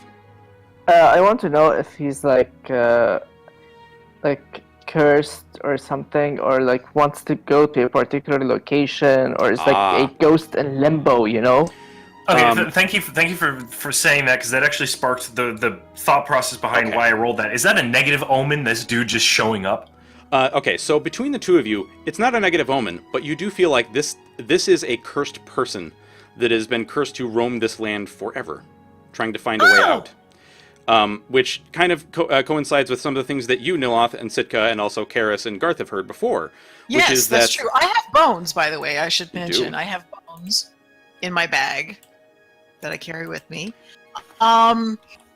So yes, I should let people know that before all of the shit ever went down, I opened up a chest which contained my fabulous sunlight sword and also this bag of bones. And yes, also remind the folks that were there and let Thode know who wasn't there. We had there were some bones. We were in a house previously where there were some bones that were less than restful. There were bones of children who had been starved to death in their What the room. fuck? Yeah. But those were when we ghosts, took them, not undead. Like, but they were bones, and they were ghosts that were sort of manifested out of the bones that were lying on the floor. There were these two dead children lying on the floor. They were just their bones. We picked up their bones and delivered them to their resting place, to their coffins in the crypt, and then they were freed. They said thank you, and then they left. So that's why I took. That's polite of them. So, Yeah. Sitka, this isn't something that we talked about in too much detail previously, but with most magic items, you must attune to them to be able to use them on a regular basis. And usually that takes the course of a short rest. So would you like to attune to the Sun Sword? Oh yes, please Okay. praise it. All right. So you guys finish your short rest. And Sitka, as you stand up, you feel this emotion of relief that doesn't come from you. Uh-oh. Is it coming from the sword? Yes. is the sword sentient? You don't know. Arcana Uh-oh. check. Well, Well, it would be hard for you to she would determine since have you're not to- actually holding the sword. Yeah. And she would have to be like, she would have to tell us whether or not we know for a fact. Hey, the sword is This sword has emotions. What the hell? By She the hasn't said way, doodly I shit. just have to mention No, I'm that still not. I'm still not saying doodly shit. Although I do have a very compulsion to take the sword in my hand and then raise my arms to the sun in a praiseful manner. And talk about the gross incandescence? Yes. oh my god. Holy cooperation. Indeed. So no, I'm still not saying anything. I think this is a private moment that Okay. the sword and I are having together. I would like somebody who has a little bit more, and maybe we could use the religion/arcana checks to examine the bones that I was just reminded of by the skeleton walking by, to see if they can detect any sort of similar sort of like cursed, restless, needs resolution type of feelings off of those bones, or if I've just been carrying dusty bones around in my bag. Suddenly, like, when she attunes to the sword, we just hear this. What's this? Yeah. Oh my god. I have a Dark Souls soundboard on my phone. Hell yeah. Alrighty. Sorry. All right. So, I'm sorry. You are taking a Sorry. moment with your sword. Yes, I'm I was not having so a moment with the sword. comfortable with like sunlight out of a sword that Yeah. close. That So- is one problem. Is that the sunlight to Nyloth is nearly blinding. Oh shit. The light that comes from the sword. So, because you have attuned to it, I'm going to give you the information on it. Give me just one moment. Oh snap. So, Okay. You're getting some the of this full stuff, deets. some of this stuff is semi-secret until you attune to it. So, you don't necessarily learn the origin of the sword, but you do learn it is in fact sentient. It does have a personality, and where did that go? Let's see. It sheds bright light out to 15 feet and dim light another 15 feet past that. The light is in fact considered sunlight, which explains why Strahd's skin was boiling, or at least smoking. And while the blade persists, you can use an action to expand or reduce the radius of bright light by 5 feet each, up to 30 feet each, to a minimum of 10 feet. Well, damn. Okay. You don't necessarily know what the personality or like how smart the sword is, because you haven't really had that much of a chance to talk to it. Okay. But you do get the feeling that it understands what you think. And also what's being said. Okay. Because well, I would. you're sitting there eating jerky or something, and and you get a feeling of like, not longing, really but like, putting that man, shit that in looks your kind mouth? of like that looks kind of tasty. Okay. So I would like to welcome the sword as my friend. I want to make sure that Hush is okay with it. Is Hush like freaked out by this thing at all? Hush has no idea. Okay, so Hush is not like. Oh, the whole Jesus. sun is coming out of your hands now. I mean, it sees the light, but it doesn't know that you necessarily have this mental connection with the sword. Oh no, I'm not saying is like Hush like jealous of the. Yeah, Oh, fucking no okay. one knows you have a mental connection to the sword yet. Yeah, no, but I'm just saying is Hush freaked out just by the sword in general? Like, do I have to Nope.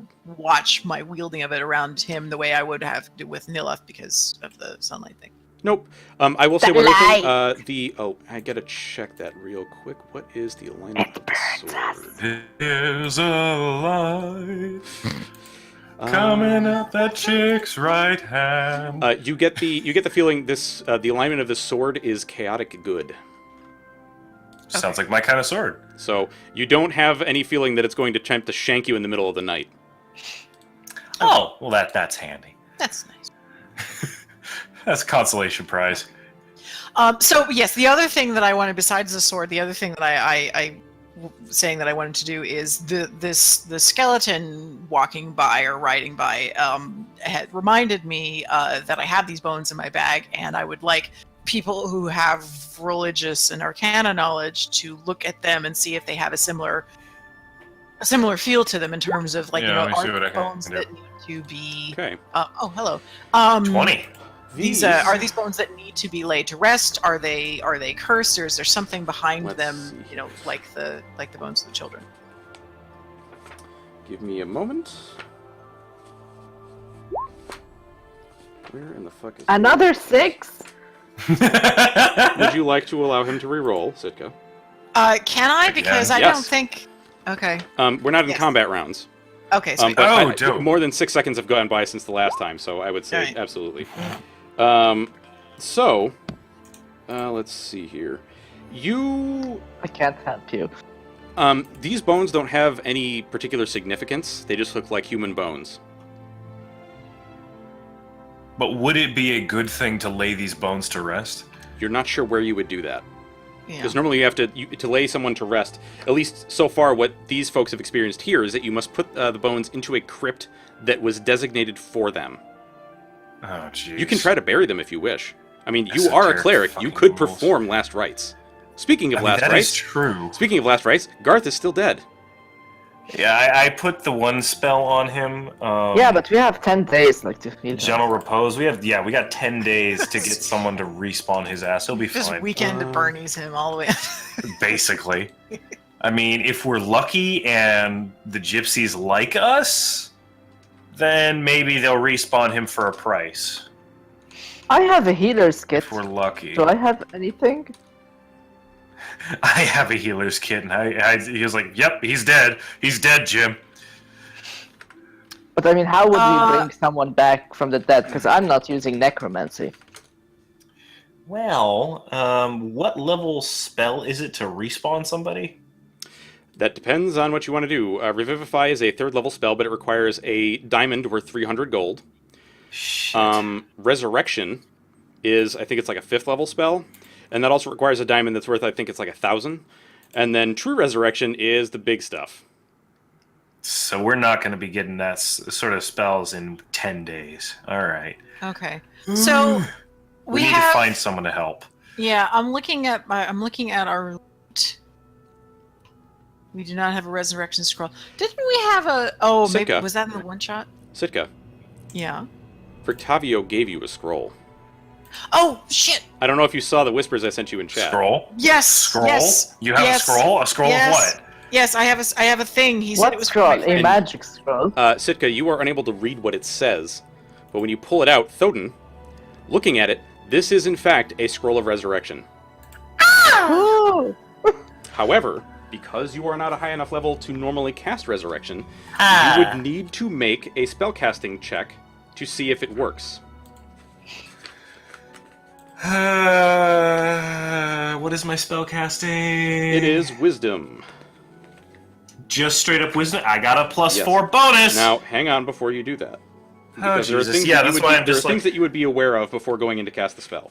For one, yeah, you could bless yourself. which would give me a bonus. Karis could give you bardic inspiration. A stacking bonus. Okay. Although We also have a scroll of bless in our inventory. that would probably be better because actually, Thoden, bless does not last as long as it takes to cast resurrection. Resurrection takes 1 hour to cast. Yeah, give him the scroll then. Yeah. If someone could pop the oh Jesus, this is gonna be a fucking chore. Yeah, I have. Alright. Yeah, in our inventory, and we have a scroll of bless. Actually, let me see. Does Karis have guidance? No. All right. Actually, I think that's a druid cleric spell anyway. I also have a scroll of spiritual weapon. That is probably something Thoden could use. Ooh. Not that it's going to help you here, because, yeah. I mean, tenderizing Garth's corpse, while funny, would not really help. Oh no! I'm just saying. Yeah, spiritual weapon. Oh, it didn't do anything helpful. Oh, that's unfortunate. Would my I'm ray of frost help keep the body No. fine? No. Although Thoden has been I casting appreciate- Thoden has been Thoden casting a just spell looks called Gentle over at you Repose. and just gives you this look like you're a fucking idiot, but then he just like he stops for a second. He just, I appreciate the thought process, but that would cause more problems. Now, I will say, there is a magic item that some people refer to as the Bag of Colding that is essentially a refrigerator. There have been cases where I've had players throw bodies in there to keep them preserved. Jesus, So take the wheel. your idea is not out of the realm of possibility. However, No. with See? Gentle Repose, you might want to stick with Gentle Repose because it won't result in frostbite. Yeah, he kind of needs all of his toes, his fingers, his penis. Let's not and say Oh we yes, didn't. the most important areas. Yeah. Okay. That's coming so, from someone whose vice, whose only flaw is City Vice's bordello. He needs it, okay? All right. Jesus. So, are you going to take the hour to cast this spell? Yes, let's get all those buffs though going. Okay. Bardic Inspiration, which one is that? Bardic Inspiration is a D6 currently. At least if I recall correctly, it Please. is a D6. Please. Hang on. So, because Karis is a bard, and he will eventually get access to spells from any class, he is able to assist you and give you advantage on your roll. Hell yes. Yeah, just look over to Karis like, want to learn something new? Come on over here. Hey, Notorious. Yes. Um, What's up? What's up, dude? never mind. No, Never no, mind, 'cause what's I up, need what's up, 4 let's hear it. hours. You need what? I needed 4 hours to transcribe invisibility. Yeah, you're not going to And have time to you're only transcribe this spending shit. 2 hours here. Yes, it's fine. Yeah. All right, so you may go All right. ahead and make your roll, and you can add a D6. Add a d6. And Resurrection All right. actually is a level 7 spell. So is he making the roll from advantage? Yes. So 1d6. That's a 4. Roll your Wisdom check with advantage. Wisdom with advantage. Shit. That's a 16. So, let's see here. So my other bless doesn't roll. feel You're like saying enough. you want to? Oh, you're gonna throw. Okay, yeah, you can throw bless, or rather, you could have Thoden throw bless in the middle of this casting. So if you wish, you can add a D4. Yeah, okay. And I'll roll a Bardic d4. Inspiration. Yeah, Bardic Inspiration's already used. Oh, okay. Okay. 16, 17, 19. Okay, because you are going to be casting a spell in the middle of this, I want you to make one more Wisdom check. Wisdom? To With see if you advantage can- or without? Without. So to see if you can Okay. hold concentration on bless while you are trying to cast this resurrection spell. Oh, come on, dice. Come on, digital dice. Very 15. good. You are able to hold on to concentration. Oh, Garth's eyes open. Yay! Holy shit! But he wakes up in a cold sweat as if from a horrifying nightmare. Which I will Do you tell want Nick some about. fire? Which I will tell Nick about. So Nick is conscious at a single hit point. One of the things that Thoden was taught, like, in this sort of situation, he has literally never done that before. It was one of those, like, he's learned about it in books, he's been trained how to do it, this is the first fucking time he's ever done it, but he's not telling any of you that, because he wants to look awesome. He literally, one of the things he was trained, though, was Garth is awake, and Thoden literally just, like, full-on hugs him. You know, When you just do holds that, him. you hear the popping of bones, and Garth is like, dude, that fucking hurts. So Okay, I'm gonna use my make last a religion healing check. word. Make a religion check. Religion check. Yes. Okay. Oh shit. Religion. Where's my religion button? Religion. Okay. 17. He is suffering from resurrection sickness. It is something that Okay. happens when you are raised from the dead, which Yeah, seems to it's be not slightly true amplified resurrection. here. Garth looks pale and weak. And Yeah, not all of his wounds have closed completely. Yeah, I am going to use my last healing. Oh wait, do I have? No, I don't have any third level anymore. I am going to use my last healing word, first level, because that's all I got left. 9. All right, I have one Karis. more cure wounds I can. 9 healing word, and he's just, it's going to be okay. You're back. It's going to be okay. I mean, he can always drink a potion like this. He needed it. Karis is going to Believe toss a me, cure wounds he at. did. My God, the sirens! Why, God, why? I Oh, heard Lord in that heaven! too. Oh crap. All right, so that he was at 1. You gave him 9, and then 6. So that's 16. Yeah, I'm going to cast a cure wounds on him too. All right. That's my last one. Oh, yeah, how many people do you have watching right now? I BLT? don't know. I don't usually check during this. I usually just check chat from time to time. Okay, because chat, I joined chat, and which is why you got technically 4 people watching. Mhm. It's been dead freaking quiet, but I love you guys. You guys Yeah, are awesome. That's the thing. Thank you for During being these here. during these streams, I don't much care about how many people are watching because it's more about you guys. This is more to let other people watch what's happening. Skeletal hand, thumbs up. Yeah, the Twitch chat in BLT streams is generally pretty chill. So Yeah, That's cool. And usually a lot of the views come in afterwards on YouTube, but that shit doesn't matter. So, Okay. Garth is alive. If only because of the resurrection scroll that Rictavio handed you, Sitka. So keep that in mind for the future, I guess. Let's see here. Thank you, Tealport. Let's see. So, Still enjoying the screen. Awesome. yeah. Let's see here. Rick Tavi is the guy's name? Rictavio. that was The half-elf gentleman that you saw who revealed himself to be human to Sitka. Van Okay. Helsing. Yeah, but yes, he is Van Helsing, not Van Helsing. All right. Oh, actually, I gotta roll some more. Just spend some more time. I swear to God, if you roll the same thing again. All right, good. Yeah, my only note in the notebook, Rick Tavio bailed our ass out with a respawn scroll. We owe him. Yeah. That is just like, damn. Let's And I am see. officially out of spells, so So all I have am I. left is my oh shit button with Channel Divinity. As you finish casting You this guys know spell, now. Mm-hmm. Sitka and Nyloth, or I think Nyloth, your passive perception is 14, is it not? Nyloth, Yeah, I believe it is, as is mine. where you at, dude? Yes, it is. Okay. Off in the woods, you see a man or woman, you're not sure, with crudely constructed wooden antlers staring at you. And there appear to be a bunch of something that's rustling in the bushes. I have a passive of 14 as well, dude. You are very occupied in finishing up with that spell. Okay, that because was in the middle of the spell. You are Okay. also very tired from casting this spell. That You're not makes sense. you're not suffering negative modifiers like Garth is, but you are still very tired. Yeah, that shit's exhausting. Yes. I crack into one of my rations, actually. Because while you've heard that sometimes casting Resurrection can take some of the life force of the caster, You didn't expect it to feel the way it does right now. And those of you who are looking at Garth does, or not Garth, Thoden does look a little gaunt. Yeah, I'm positive he'd be breathing heavy.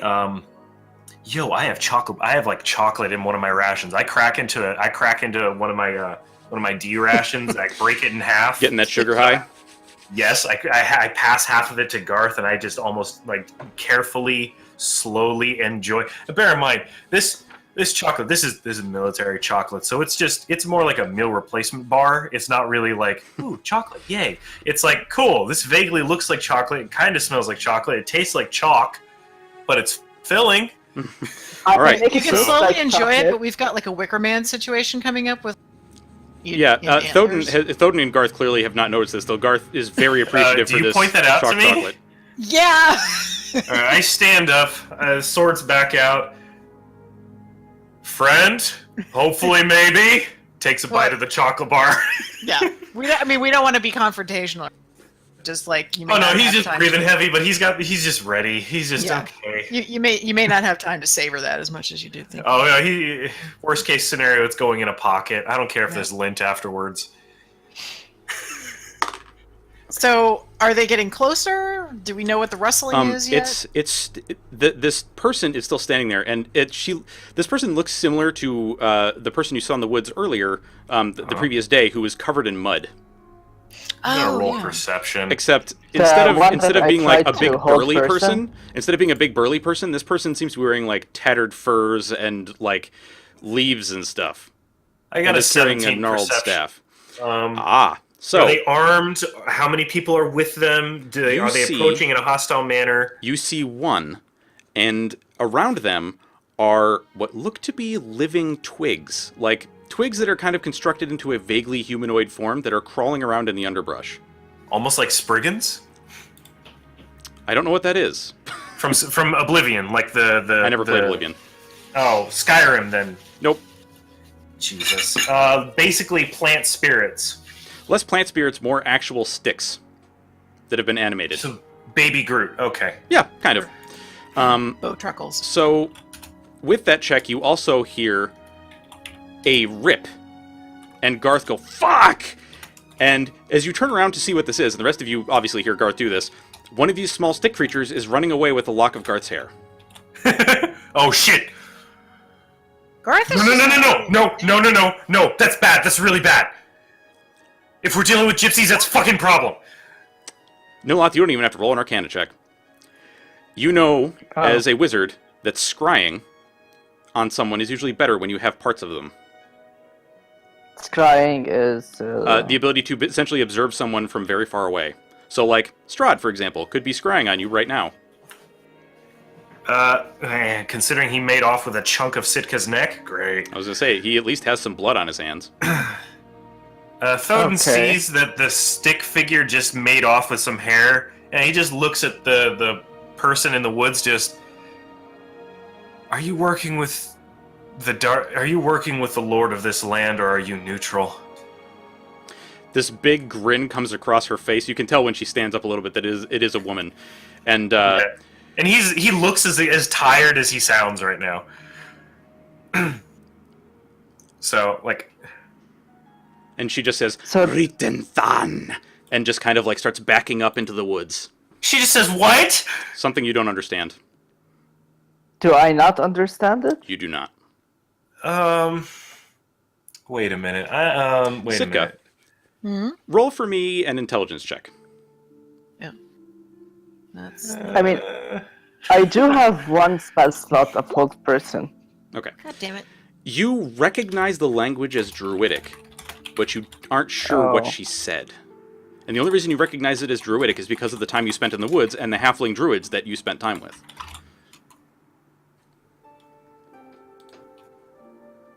Okay. That's unfortunate. Druids. So now, Sitka, you do see this small creature running away with this lock of hair. I mean, I could send Hush to grab it. Okay. Okay, yeah. That's not the thing. All I right. mean, You could also try to pop it with your bow if you wish. I could try to pop it with my bow. How close am I to it? 'Cause we don't exactly want to kill it. I mean, it's moved a pretty good distance away from you. Let's see. Where are you? There you are. I mean, I think, rather than just trying to pop, because trying to pull like a stick with a bow, like I'm good, but Well, I'm not here's the that thing. good. When this thing stands up, you see it's actually humanoid shaped, and it's almost the same size as you, Sitka. Oh shit, it's huge. Oh, I was thinking like those little bow truckle things in Harry Potter. Yeah. Oh, no. Okay. That's what it sounded like. My bad. Oh, Christ. That thing's terrifying sized. Okay. Big enough to have a health bar. If Sicky Yes. can't pick me up, then I can't pick it up. Okay. Then yes, I will try to shoot it. Okay, make an attack roll with your bow.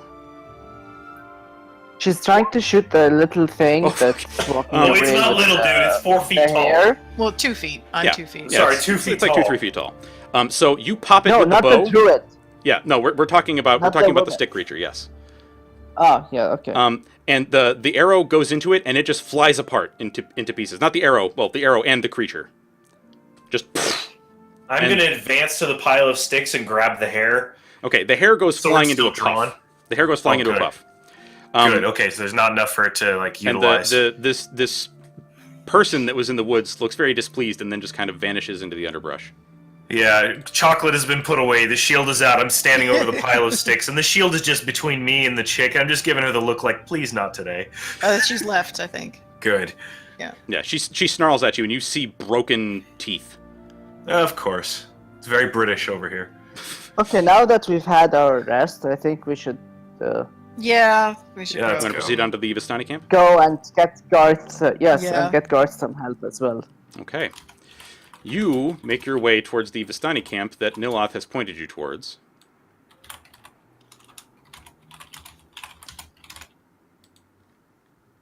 So now you guys, it's more like 4, you're getting towards 5 o'clock when you finally make it here, so it is starting to get darker. I need to drag you guys over. Where are ya? So, Mr. B, Mr. G, Mr. N, Mrs. S, and Mr. K. Okay, there's a wagon circle. You guys are up towards the top. Oh, yeah. Alright, so, Jeez. the Vistani camp. The woods part to reveal an expansive clearing, a small grass-covered hill with low houses built into the sides. Fog obscures the details, but you can see that these buildings feature elegantly carved woodwork and have decorative lanterns hanging from their sculpted eaves. Atop the hill, above the fog, is a ring of barrel-topped wagons that surround a large tent with a column of smoke pouring out through the hole on the top. The tent is brightly lit from within. Even at this distance, you can smell the odors of wine and horses that emanate from this central area. And boy, do you see horses. There's a fuckload Yeah. of horses. By the way, There's where are a you guys fuckload tying of up your wagons. horses? Speaking of. We should tie them a ways away. That way, in case Yeah. we need a GTFO, they can't use our horses against us. Yeah. What's this thing? That looks to be an elf. Oh. Oh! Okay. Do I see him as a drow? No, he's not a drow. He's an elf. He's an elf. He's So like if a. wine and elves, Nyloth, you should be happy. Okay. Yeah. Where should we tie up our horses? That is a good question. You guys have stakes that you can drive into the ground and just tie the horses off. They're pretty well behaved. Okay. You know, We they're- need I the mean, stakes. they also sat in the stables while that whole fracas was going on, so Yeah. they seem to be. Impressive. Yeah, they seem to be fairly. Well, also, I mean, it's not like anybody stormed in there and was like, "I'm gonna kill the horses," so that helped. Yep. Uh, Okay. I mean, yeah. Do we want to? I mean, there don't look to be any gates here. Nope. But Yeah, yes, that's I just agree. like the hill. yeah, that is to Yeah. give you the gradient of the hill. Oh, I see. So they're perched at the top of the hill, easily defensible, also easily surrounded. If they got a dude on the outside of every structure like that, then those are definitely guardsmen. If Yeah. we want to make a good first impression, we should probably approach one of those guys. Oh shit, we're dealing with Gypsy. What sort of trade goods do we Not have? all of them are gypsies. The Dusk Elves are not. Oh, The Dusk Elves are a completely different group. The Vistani are Oh. humans. we're dealing with Dusk Elves. Some of them. Now, you were told the Okay. Vistani are human, and they are in this camp at the top of the hill. The Dusk Okay. Elves, you were told, Nyloth, reside on the exterior of the hill, which is these structures that you're seeing. Yes. Right. Well, I mean, we should approach like calmly and collectively. Yeah. Weapons And sheathed. speak in Yeah. Elvish. I can speak Elvish, thankfully.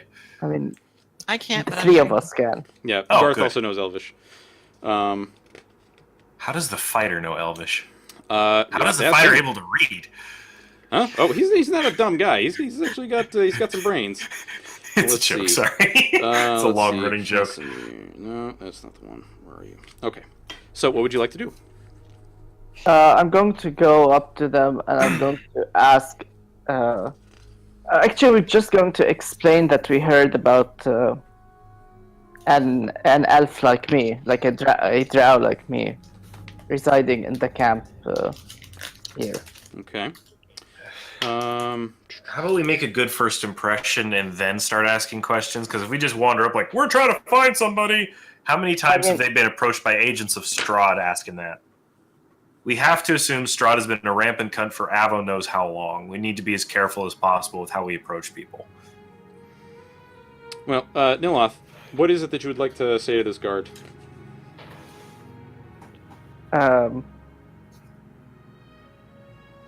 Hello, I'm looking for a lost family member. Jesus. All right. So the Dusk Elf he turns to you. This man, who he looks similar to other high elves that you've seen or wood elves, except that his skin is slightly more olive tone, rather than very pale. And he's got a very he appears to be a much older elf. Kind of wrinkled face, facial features, no facial hair, but he has a hood up, and he turns to you and he says, "Really? Are you... No, you would not be a family member of the Vistani, I am assuming." Not of the Vistani, of someone who is like I am, as I point to my drowness. There's no one that looks like you. And I'm assuming you're not talking about Luvash, because he's an idiot, and you appear to be much smarter than him. No, probably not Luvash. Well, Can we at least meet Can we meet the Vistani members? The Vistani? We can trade. Oh, jeez. This is going to go sideways so fast. So, the elf kind of like puts his hands on your shoulders. He's like, "You may not be of the same skin tone as the rest of the Dusk Elves, but you are a brother here. You can speak freely. What is it that you want?" I heard of an elf with no ears, and I'm seeking him out. He kind of like He might be related to me somehow. his face kind of goes like he frowns, and you can see there's like a sadness in his face, and he says, Yes, "Well, losing one's ears is. it's pretty not sad. that. It's what else he lost. You're looking for Casimir Velikov. He resides in the tent, or the structure down towards the south. Go to the very south of the camp. You will see that it is the only structure with 2 guards. And just ask to see Casimir. No one will stop you." Okay, great. Thank you very much. How many of us like, are involved in this conversation? Like, As I you want actually to. sort of. Nyloth I'm doesn't staying out usually of do it. this, I'm sorry, what was that? but Nyloth, what? yeah, Nyloth doesn't usually do this, but because he was helped by a fellow elf, and he hasn't been in that scenario in a lot in his life, so he's just going to bow to him a little bit, and he's going to thank him, and well, yeah, basically that's it. But in like really high elven thanks. Okay. As Nyloth is walking away, are you done talking to him? Nyloth? No, I'm going to also ask him. Shit, we're just teleporting. Okay. Yeah, I'm moving No, around. I was gonna ask. If you knows don't of mind a me asking, healer. sir, what happened to this gentleman my friend is looking for? Do you know? He'll tell you. Well, thank you for your time. And he just bows politely and continues on with the group. All right. So you get to this. I'm assuming. Well, do you want to stop and visit the Vistani, or do you want to go and visit Casimir? No, I want to go and visit Casimir, but I want to check if the Vistani might have a healer. So I'm going to ask the guard if the Vistanis could have a healer. Okay. And when you ask the guard, he's dark, like, you know? "Oh no, they are. All the magic these Vistani know is death magic. There is no reason for you to talk to them about things of that nature." Oh. Well, that's lovely. Okay, we're gonna go see my uncle now. That's great. Okay, bye-bye. You noped out of there so fast. Yep. Last time I saw somebody eject that fast, they were flirting with a chick online and they found out she was 13. Oh, that's gross. That is absolutely he disgusting. found out she was he was flirting with a chick. She was like, "Oh my god, you're cool, you're awesome. Hey, you seem pretty cool yourself." She had bloomed early, and then he's like, "Yo, how old are you, chick? 13?" And he just bye and blocked her. It was great. That is the correct response. That is the correct Hell response. yeah. So anyway, you guys get to this hovel, and there are 2 guards standing in front of it, and a third is coming back, and you can see that his boots are covered in mud up to the knees. Ooh. And he looks at the other 2 guards and just shakes his head. And you can hear from this distance, he just says there was no luck. She's not there. Oh. That's not good. All right, so what would you like to do here at this hovel? He was covered in mud. Up to his knees, yes. To his knees. He's just stomping around somewhere. Yeah, Okay, Nyloth, so- you're the one. You're on point right now. What do you want to do? I'm just going to go towards them and tell them who I am, and that I'm seeking out this person who could be my uncle. Okay. Both guards, they're both male. Oh, They, like, they don't even look at each other, just like, when you say your last name, like, we know who you are. You can go in. He'll want to talk to Okay. you. I signal to everyone else to stay outside. Okay. Oh, So I So can just go here in. is your opportunity. Do you want to have this conversation be a secret? Yes. Oh shit. Okay. Oh shit. I'm going to show this to you just so you understand what this guy looks like, but this is not in any way... Alright. Damn. So, if you would come What the with fuck me, is up with his hands? if you would come with Oh, me that's into the just a secret weird chat, person. Okay, I haven't done this before, so how do I do secret chat? so the thing that Just says click D&D on it. secret chat on Discord, just click on it, and it'll move you over. I'll be there in a sec. Oh, there he goes. Are either of you going to try to listen in? He asked us to stay outside. You got 5 seconds. I'm gonna be respectful and I'm gonna respect his wishes. Sika? Nope. I'm Okay. going to listen. Okay. I moved over. I know, but I had to ask them questions. Go. On patience. Go back. Oh, okay. Go back, go back, go move over back. Okay. So you enter, and you see this man sitting at a table. Yes. What do you say? He does not turn towards you. He's just sitting there. Okay. Kind of admiring so a fire. I'm just going to tell him that this lady told me about you, like in the other camp, and I was surprised to hear what happened to him, and I didn't even know that I had another family member still alive. When you say that, he just like he breathes deeply and kind of shrugs. And if you give me a moment, I need to make a note of something on your character sheet. Let's see here.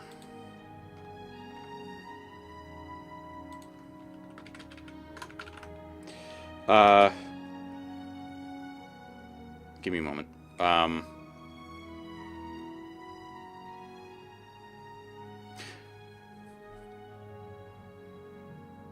Do you know your parents' names? I mean, I'm supposed to know my parents' names. Not right? necessarily, because if you grew up in an orphanage, you may not have ever known them. But I tried to bring them back to life from Okay. their So, graves. what is your mother's name? Iwina. Irina.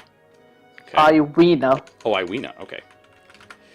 Okay. And what is your father's name?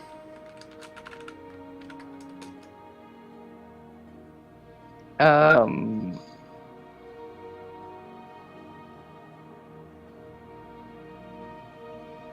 He was the drow. So do you want me to give him Yes. a suitingly drow name? Yes, that's what I'm trying to think of. Okay. His name, and some of you who are familiar with Forgotten Realms, excuse me using somebody else's name, but his name is Jarlaxle. Okay. So let me make a note of these.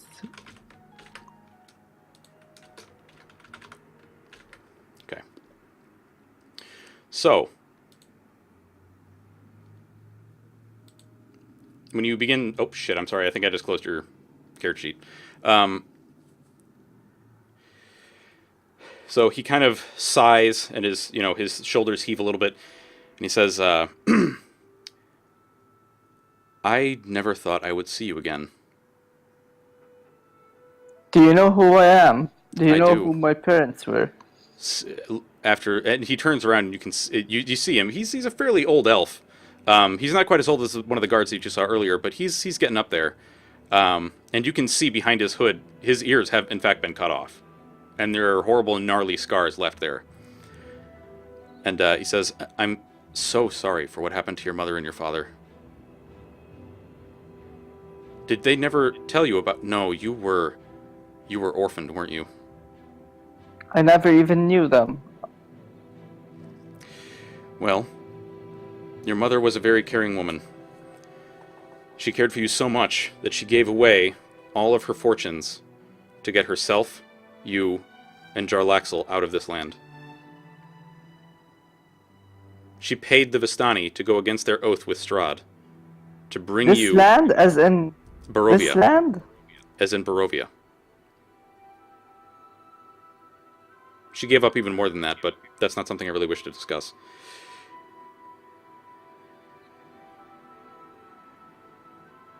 Why did you come here, of all places? We were just at a pub, and someone came to us, and he told us of this place. Someone came? Describe him. He had robes, and he gave us a note with a seal on it. I'm assuming you describe the man that... Yes. That son of a bitch.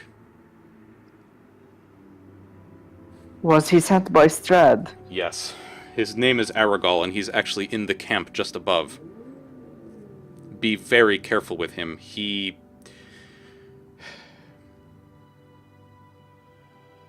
very familiar with the art of death. Yes, we heard from the other guards that they just deal with death. I'm not going back to deal with death anymore. I had heard something about... Well, less heard, more felt.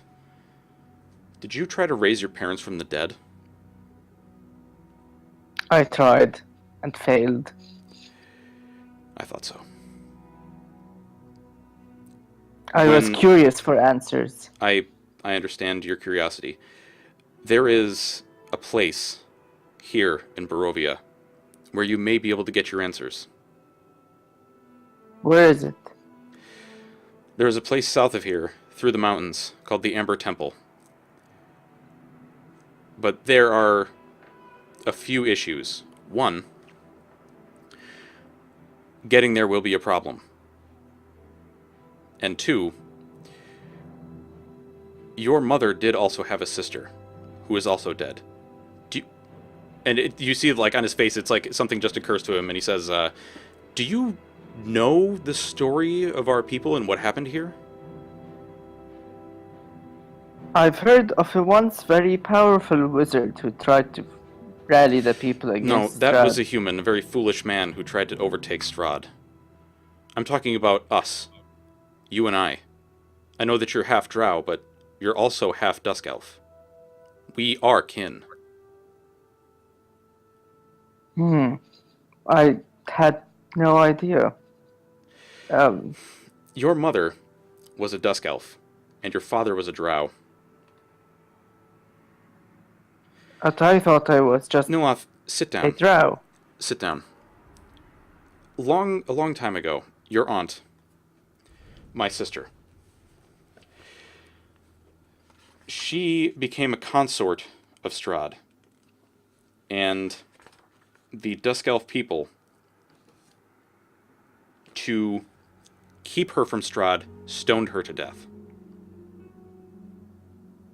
Because we did not wish for her to be corrupted by him. As vengeance, he murdered every female Dusk Elf in Barovia himself. As further penance, and he pulls off his hood, and he points to the holes where his ears used to be. He says, as further penance, he had his chamberlain remove my ears with his scimitar.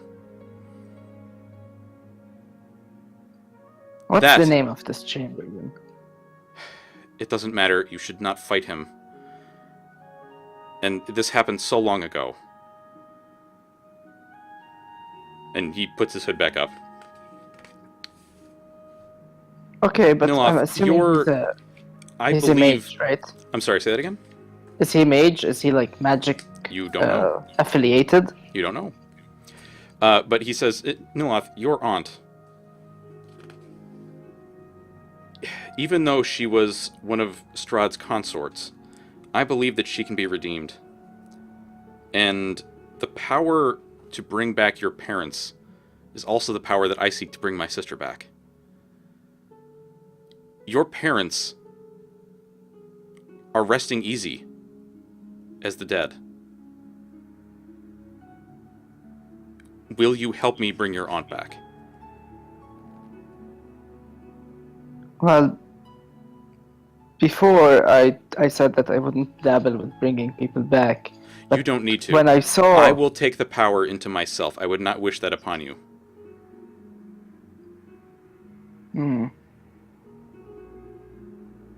Yes, I would definitely help you.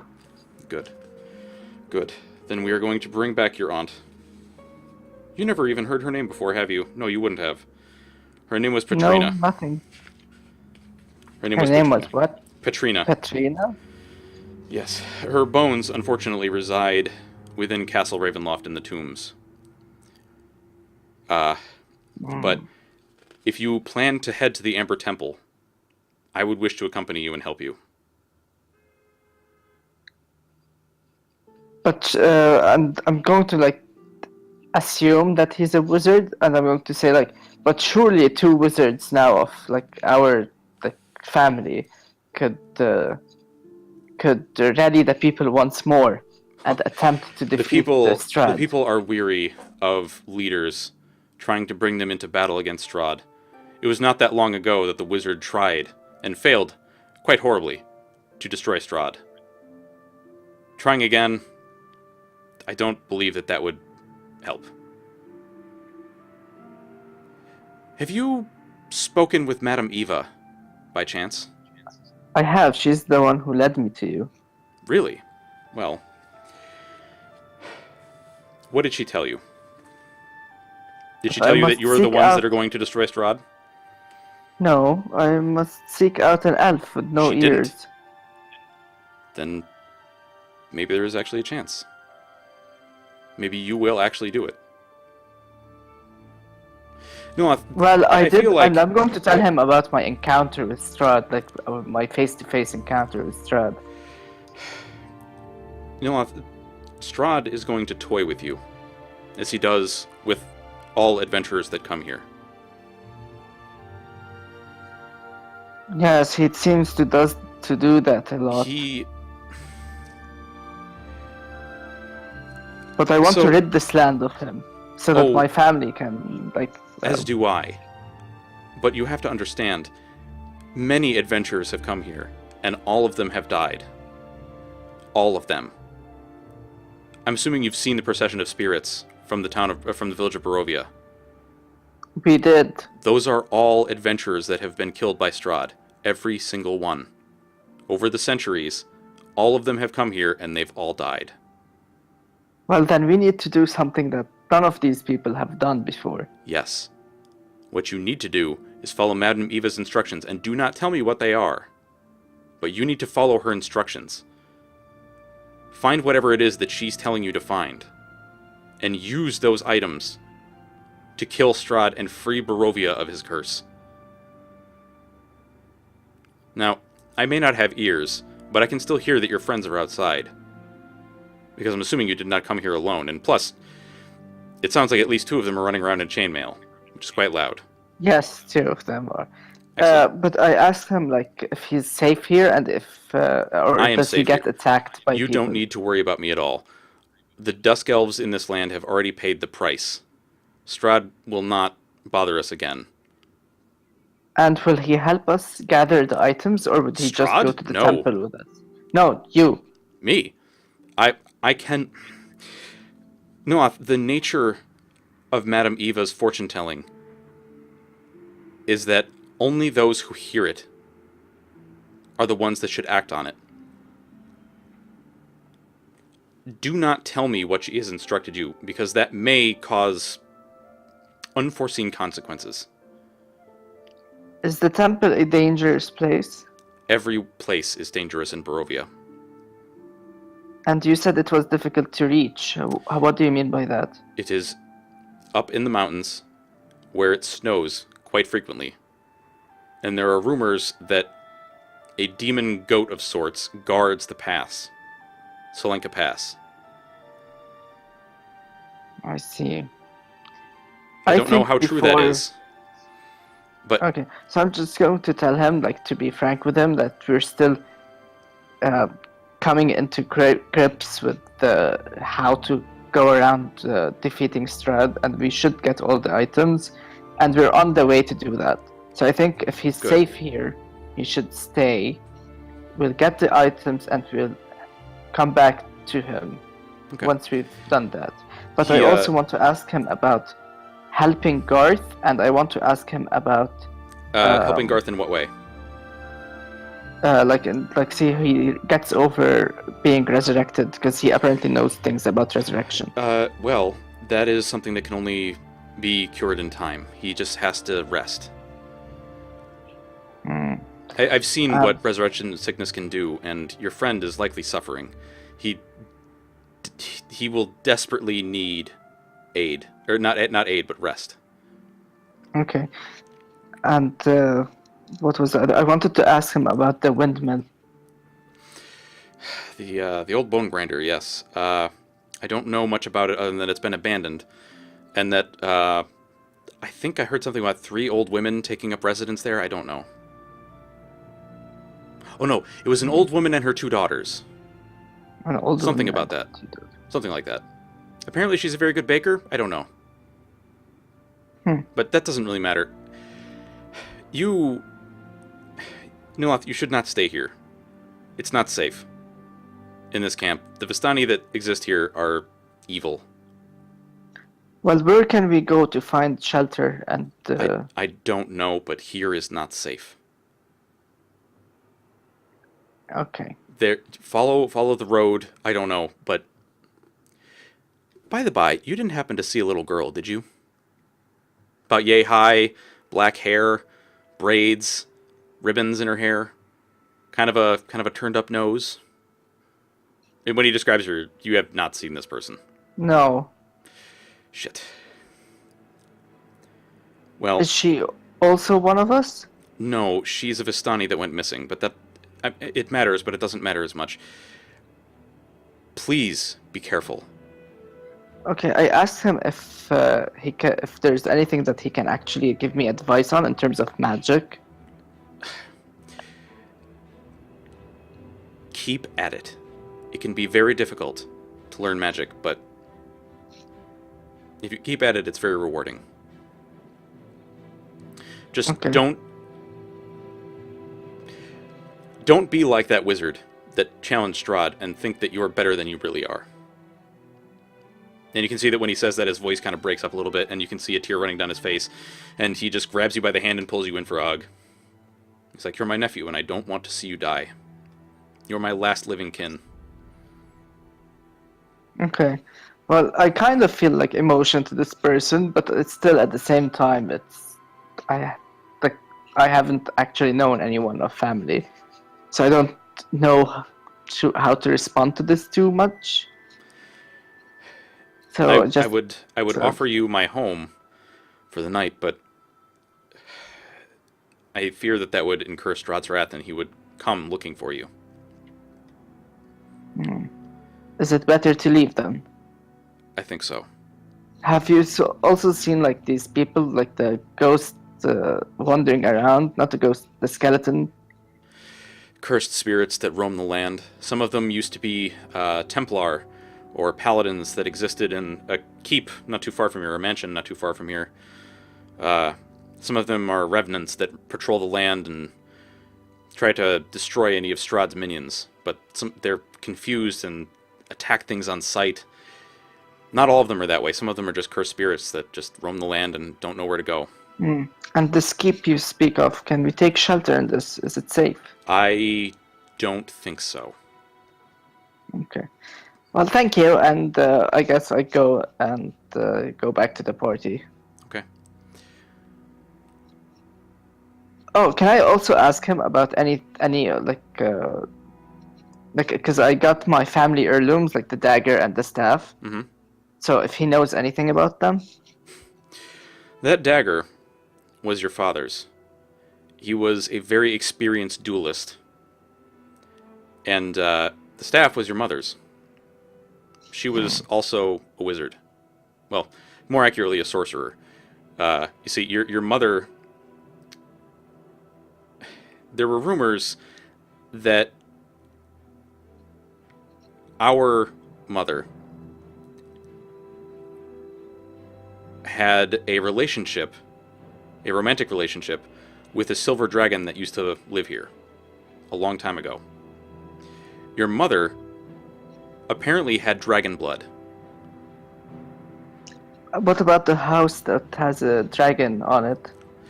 That would be Argynvostholt. That is, in fact, the lair of the dragon that Strahd killed. Interesting. So your grandfather may, in fact, be a silver dragon. Cool. I mean, that's pretty freaking awesome. So I'm just going to. Okay. So I think this is like where he ends it, and he just kind of leaves to inform the group, the party. Okay. And so let's go back to the other chat. Yep. He rubs the Hi. the little. Oh my god! I walked in and someone was saying he rubs. Oh, shut the fuck up. He goes to the spot like between the eyes and just like pinches and rubs that spot between his eyes. And just the events of that night are hazy. I woke up in a coffin. There was someone, Abbott and Clovis, I think.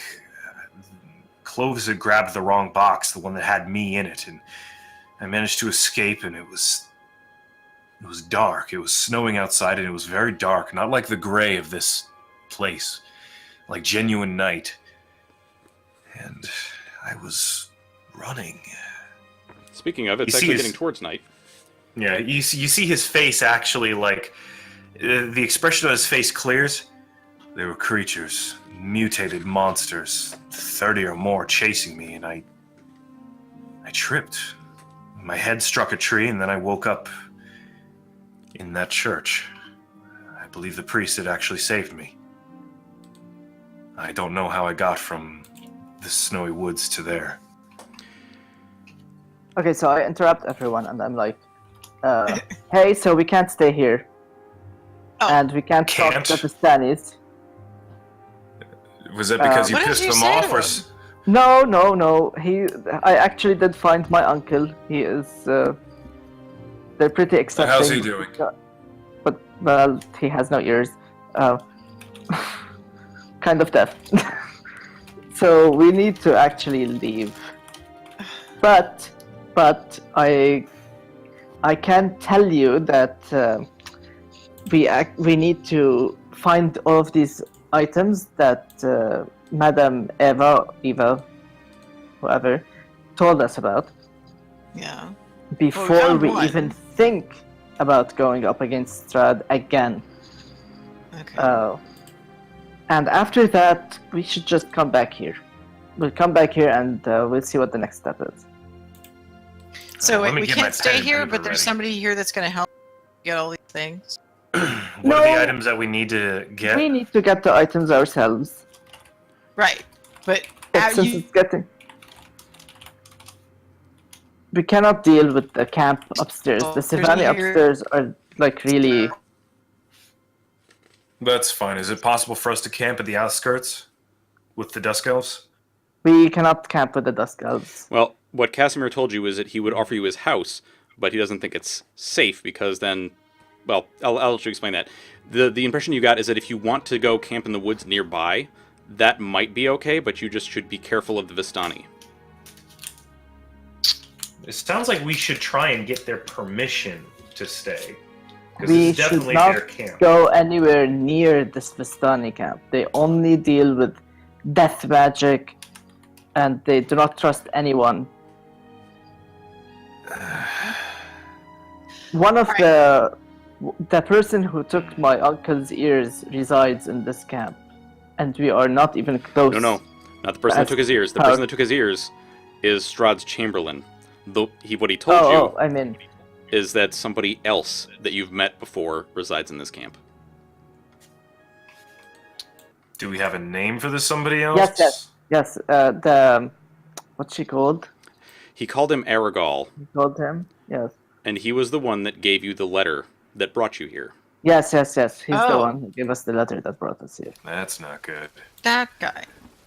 Yep. Yeah. And it's a death Vistani camp, so Excellent. that's... All right. Well, we have an issue in that as our DM has Oh, said. and Garth will Garth needs a long rest. Yeah, Garth needs a long rest. We also have this issue of we've got Arena with, Yep, Arena and Ismark. and it's dark, and you know what happens when Arena is outside and it gets dark. What Strahd- happens to Arena when it gets dark outside? Strahd comes for her. He's bitten her twice. I was about to say, He you're making needs it sound like she's a werewolf. Yeah. Which, that would be fucking cool, but no.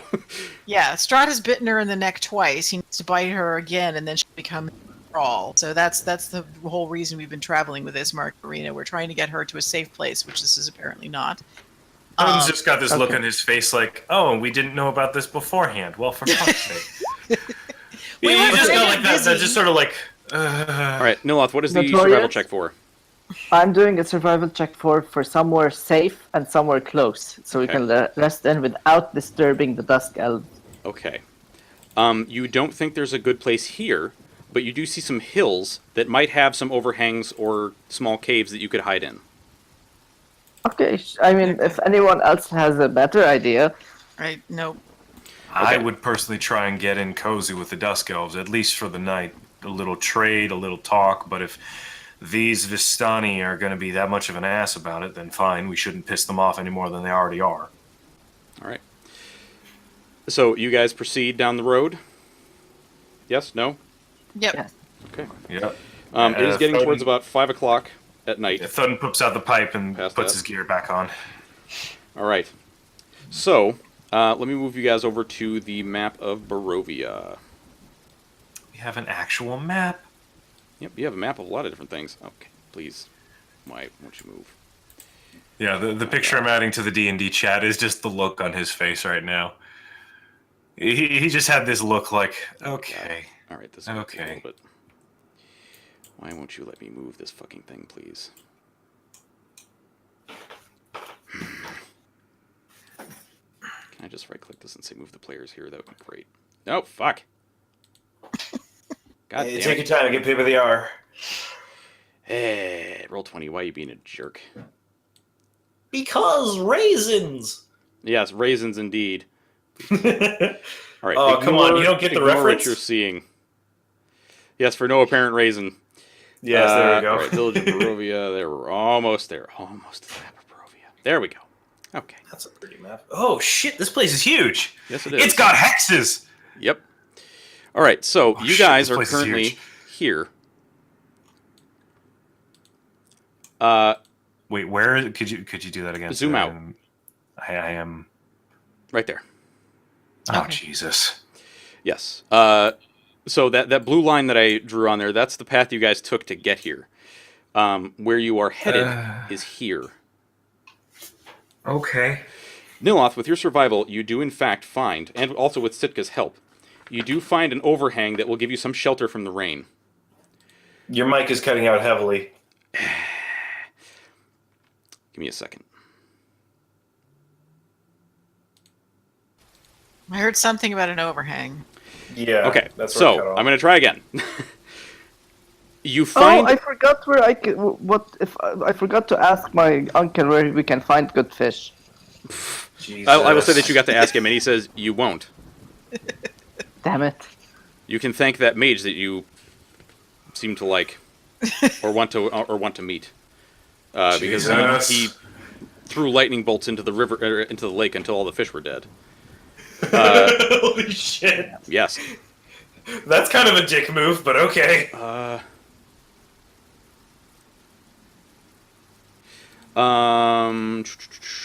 Dude, I'm a boss. This is, in fact, a full party of community members. However, in the future, we may do more games with different people. I don't know. Yeah, that'd be a hoot. So, in any case, you find on the side of this hill an overhang, like a big stone overhang that will give you some shelter from the rain and lightning. Lightning? Yep. Lightning and thunder. Great. And the rain Hey, let's go. is coming down in driving sheets. By the time you guys get here, you are all soaked. Yeah, I'm using my shield as an umbrella. Okay. So you guys set up your camp for the night and make a fire. I assume we're Okay, posting so we're guards. here. No. You are here. Oh, Roughly okay. a mile away from the Vistani camp. A little bit more than a mile. Okay. So you guys set up your camp. I would like one of you, whoever's gathering firewood, to make a survival check because it is raining and a lot of the wood you're going to find is soaked. Oh, crap. I have 4 in survival. I can try. I have 4 in survival too. That's a That's killing me. 14. You guys are fine. Okay. You find some and you bring it back and you're Thoden and you're like, does this work? And it's kind of soaked. And Sitka's like, no, hang on. And she good with digs that. up some plant roots and kind of dusts them off. And And Nyloth just readies a firebolt. yeah, basically. So you guys manage to set a fire and start drying off your gear. You may set watches if you wish. Yeah, I have a tinderbox. What order would you like to put your watches in? I'll get up in the middle of the night. Well, I need to rest only for 4 hours. Okay. So you guys could Only do for like you. a 2-hour shift and then a 2-hour shift and then Nyloth. If that's what you want to do. Yeah. I'm already, like, Thoden's tired, but he's not that tired. Or one of us can do, like, a 4-hour shift. Okay. I mean, Garth needs to sleep. Yeah, let's just let Garth sleep through the night because he's Yeah. flubbernucked. Okay. Yeah. And Ismark does not get his sight off Irina at all. No, he is watching her intently. Makes sense. Thoden looks to Nyloth. I guess you've been volunteered for the second shift. I'm beat. Yes, I'll doing take the the first shift one. so I can get my spells in case. Yeah, you're getting their 4 hours of sleep. I'll take first watch. No, he's taking. Nyloth is taking 4 hours of concentration. Yeah, like I said, I'll take first watch. Nyloth can do his 4 hours of stuffage. Then he'll take the second shift. And then I guess morning shift could be Sitka? Yep. Unless you want to change that around? Nope. Alright. Sitka.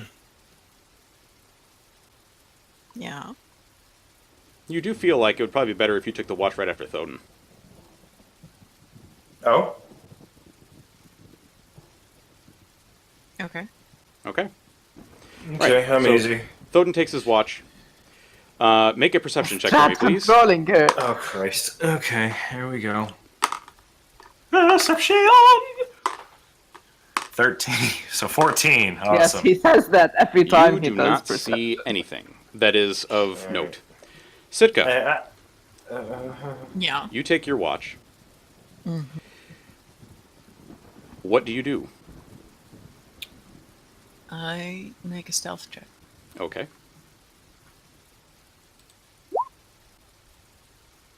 Stealthy. Yeah. Everybody's asleep, so you're pretty good. Okay. Damn, I don't have anything that says whether or not I'm a light sleeper, do I? Nope. Shit. Advantage on saving throws against being charmed. Also, Magic can't be put to sleep. After casting that spell, you are wiped. Yeah. It feels like you ran a goddamn marathon. So, Yeah. Sika, what else would you like to do? Or rather, what are you going to do? Not necessarily what you would like to do.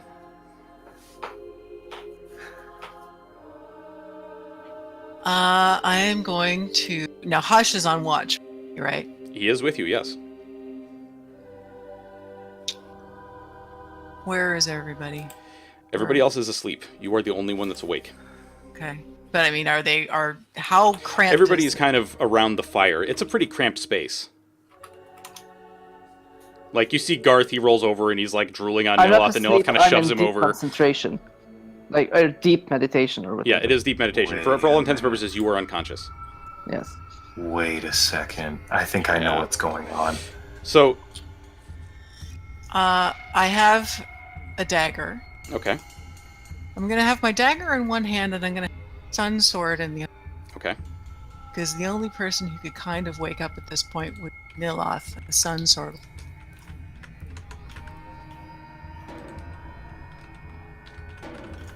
I'm going to creep over to Thoden. Mm-hmm. Are we about to have a Wilhelmina Harker moment? Oh, give it a second.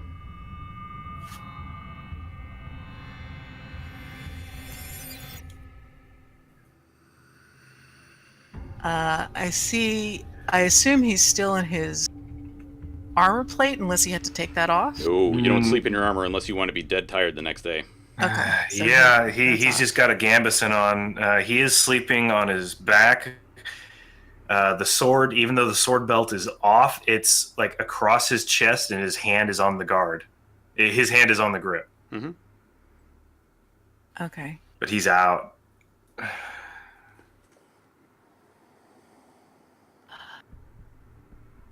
I'm going to creep around behind his head.